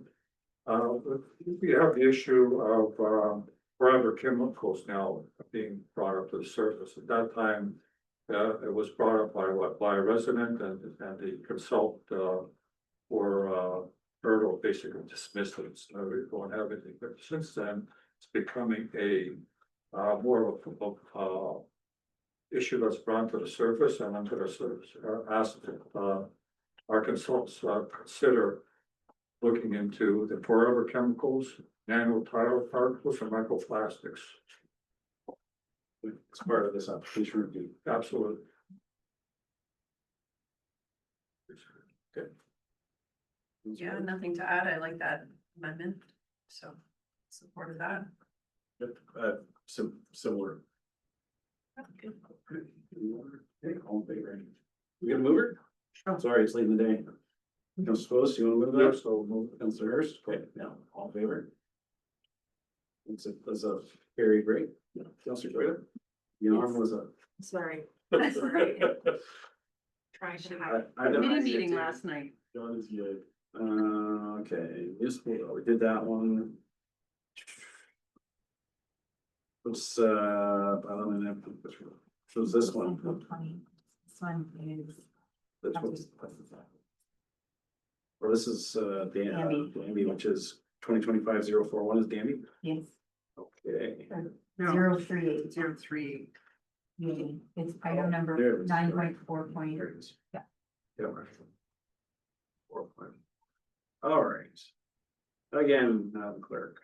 Through Mr. Chair, the purpose of this report is to request council's direction to deem the application for lots 21 and 22 of concession 4 is complete. This is a procedural step required under the Planning Act that confirms all necessary documents and studies have been submitted by the applicant. And again, for the benefit of the public, deeming an application complete does not indicate any decision on the merits of the application and allows the formal review process to begin. And that process includes the technical review by staff of the agencies, followed by opportunities for input such as the required public information meeting. Staff are happy to answer any questions. Right, want to read the recommendation? Whereas presented? Yes, as amended based on the input from council. All right, can you move for that, please? Councilor Bailey, Councilor Hurst, questions or comments? Just for the public's knowledge, when is the public meeting scheduled for this particular?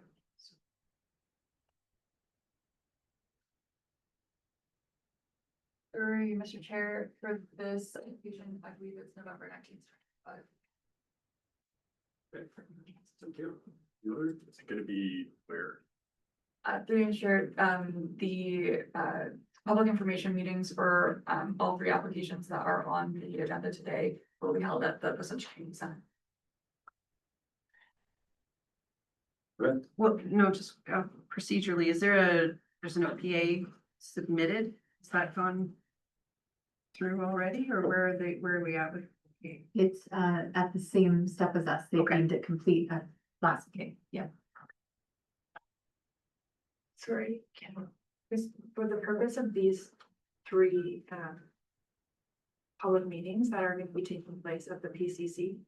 I know that we had kind of some challenges with the sound and the cameras the last time, so I'm just wondering if we can make sure there's a strategy that everyone will be able to hear at the meeting. Through you, Mr. Chair, staff are intending to, as we have with the Passage by Design, rent speakers and at least 2 microphones.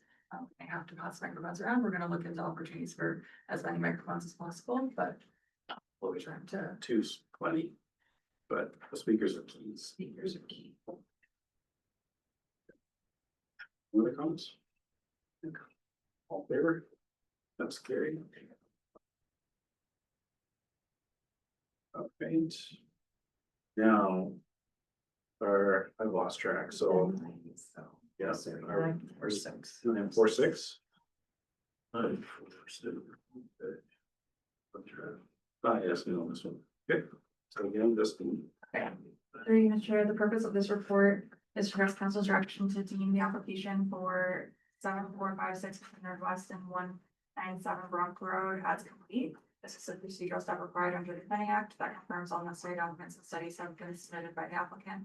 And deeming application complete does not indicate any decision on the merits of the application and instead allows for the formal review process to begin. The formal review process includes the technical review by staff and agencies, followed by opportunities for public input, such as the required public information. Staff are happy to answer any questions. Your mover, please. Mr. Hurst, Mr. Willis, any questions or comments? Favor. Carried. Building department, right? 5.1. Then you're going to present that?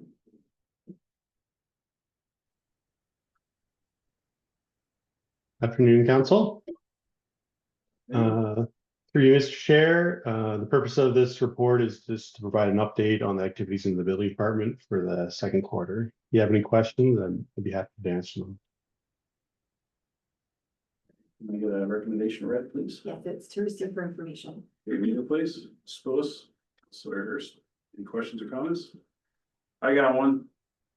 So at AF and HR, during our meeting, during budget discussions, they talked that they incorporate a percentage of growth into their budget automatically every year, which is not necessarily how we do it here.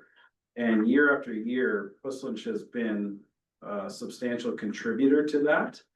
Now, mind you, especially since they take 60% of the taxes, but you know, we have Erin coming online with a bunch of houses in center Wellington. So the numbers are a little bit skewed, but what I'm worried about is the trend I'm seeing from your reports, Andrew, is that, you know, our buildings have, single family detached have been, you know, declining.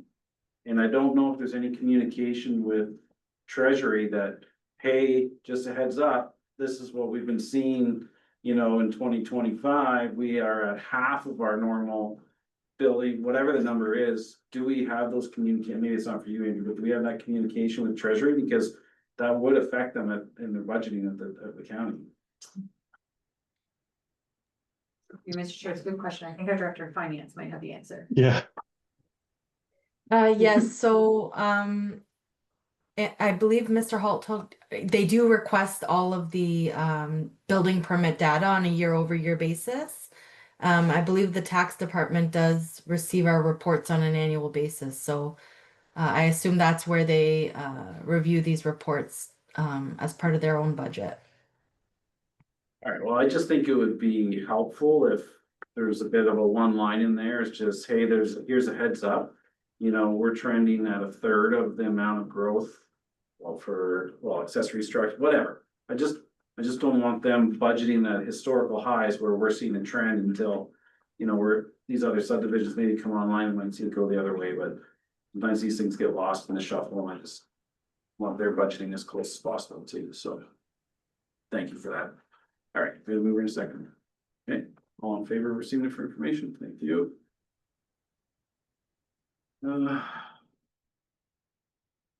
Oh, 10.1. Yeah, receive for information. Can I get a mover, please? Councilor Hurst. Sure. Mr. Spillis, questions or comments? Okay, all in favor? It's carried. 10.2. No, just, Was there a recommendation there? That I missed. no, there was no real comments that were coming out of that.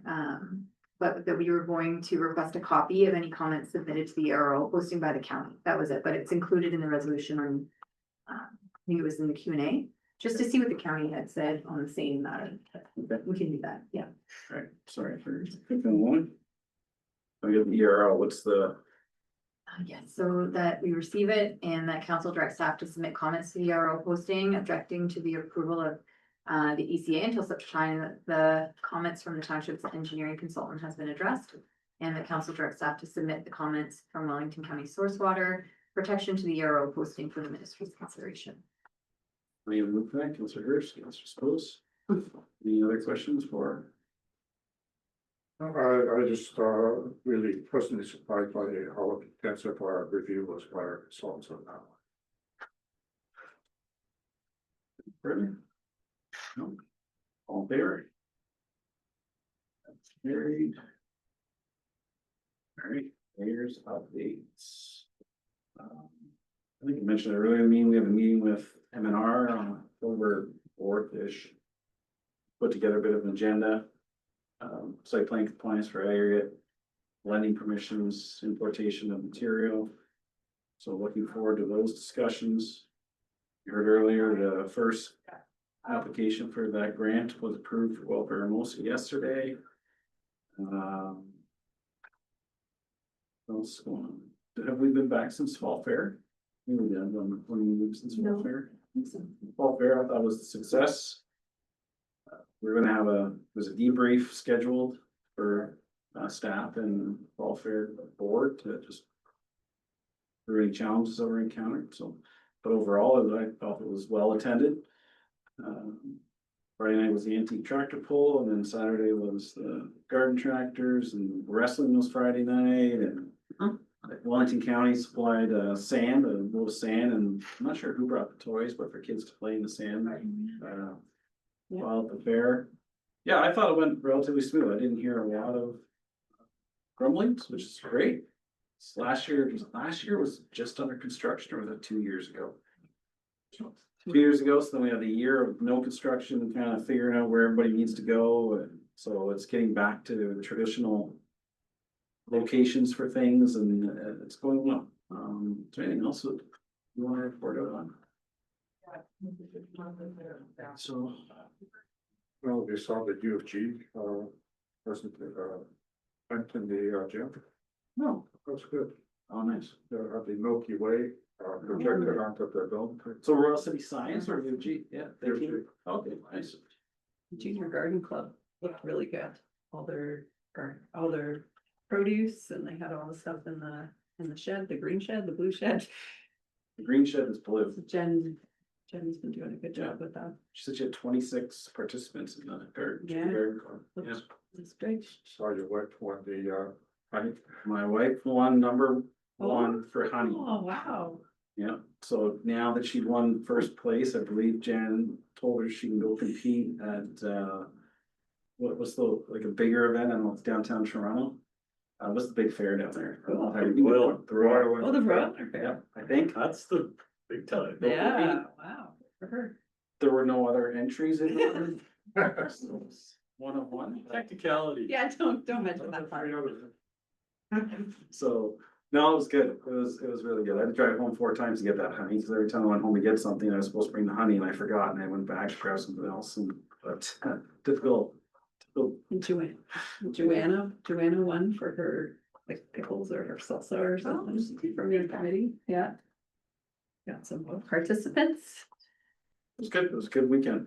So thanks to all the support, all the groups from the other public works did a great job with setting up the stuff for the antique tractor pull, the fence and the blocks. Grounds looked dynamite. Yeah. And so, yeah, and We had a fire truck there too. fire truck was there. Yeah, it was all in all, I think, a hit. So we'll look forward to that debrief to see if there's anything, both sides we can, improve on, but. That's all I have. Again, do we have anything? I don't think we really have anything to sort out. Yeah, okay. Anything from, well, I think we were second to receive that wonderful mayor's update. Councilor Bailey, Councilor Hurst, all in favor? It's carried. Anything from council members? Council reports. Any events coming up? Okay.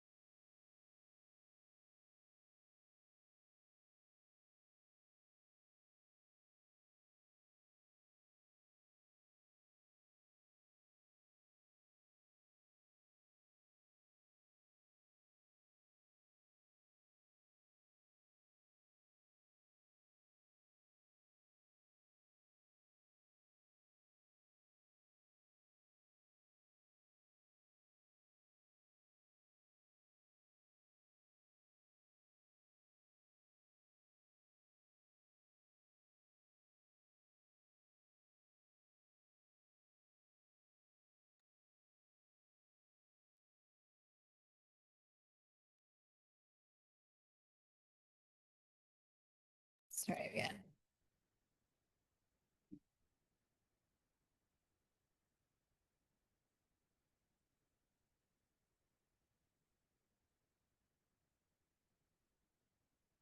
Just testing, just if somebody can raise their hand if they can hear us. There we go. Yep, okay, great. We just have lost video, so we'll continue with audio only here. And did you want to work through new business or closed? No, let's go. Right. Okay, so that council should go into closed session under section 239 of the Municipal Act for the purpose of a confidential report regarding personal matters about identifiable individuals, including municipal or local board employees. There's 3 separate matters. So the first is the Youth Advisory Committee appointment. The second is the Committee of Adjustment and Planning and Development Advisory Committee appointment. And the third is the Wellington County Joint Accessibility Advisory Committee appointment. So you move for that, please. Councilor Bailey, Councilor Hurst, all in favor? Carry.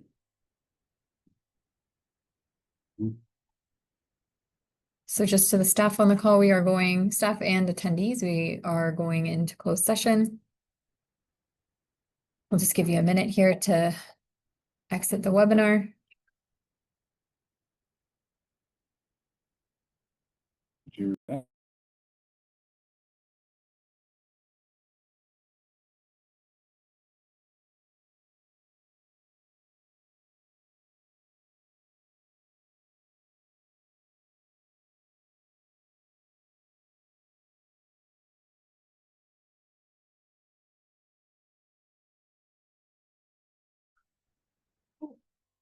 All right. So Fox, you have a resolution come out of closed? Yes. The council receives a confidential report regarding personal matters about an identifiable individual, including municipal or local board employees, and that was related to the Youth Advisory Committee, Committee of Adjustment, and PDAC, and Wellington County Joint Accessibility Advisory Committee appointments. And the council gave 3 readings and finally passed an open council bylaws 2025-073 being a bylaw to appoint Karen Cullen to the Wellington County Joint Accessibility Advisory Committee for the remainder of the 2022 to 2026 term. Bylaw 25-074 being a bylaw to appoint Danica Reed to the Youth Advisory Committee for the remainder of the current term of council. And bylaw 2025-075 being a bylaw to appoint Kirolos Atia to the Committee of Adjustment and Planning and Development Advisory Committee for the remainder of the term. Okay, the move for that, please. Councilor Hurst, Councilor Lewis, all in favor? It's carried. That was any business arising from the closed session? Notice of motion. New business. I'll do this quick. I feel we should pen our own letter to Premier Ford and to Wellington County Roads Committee and county as a whole, indicating our support of the ASC program and highlighting the speed reductions we've encountered. So if staff could reach out to Wellington County staff for those numbers, pen a letter. Or how would be the cleanest way? Do you want a letter? I think a letter from council or we could prepare a letter and have mayor sign it. Sure. And send it, yeah. And then request the county to consider sending a letter. Yep. And put that to. As we all know, that this Premier Ford is indicating wants inspires to get rid of it, but we've seen major improvements in Niagara Falls, so. Does that work? Yeah. Important to include the data of the speed reductions we've seen because it's showing or this being claimed as just a cash grab. So one. And I did indicate that no. Where is that data? It's very current. Yeah, very current data. Yeah. Okay. And do you No, it's okay. Yep. I've got one item in the business. Yep, go ahead, sir. Yeah, the reports we put forward every 3 weeks, is it possible to get after every meeting, we get what's the outlook is, which reports are coming forward in the next meeting type of thing, just a heads up for us? So through you, Mr. Chair, we do an agenda tracker internally with staff and we update it usually a couple weeks in advance. We could probably send that information out. A lot of it's tentative right up until the publication. That's fine, at least giving us a heads up, you know, Yeah. it's caught by surprise, we have 3 of these, or 4 of these, 3. Deemed complete and everything. Yep, we can do that. Okay. Anything else? Okay, confirmatory bylaw, so. Sorry. Somebody has to go. We can't turn it. Okay, the following bylaw be taken as read. Be taken as read 3 times and finally passed in open council. Bylaw 2025-072 being a bylaw to confirm the proceedings of council for the corporation of the township of Plymouth on the 17th day of September 2025. Please, Councilor Bailey, Councilor Hurst, all in favor, and. Council hereby adjourns at 4:04 PM.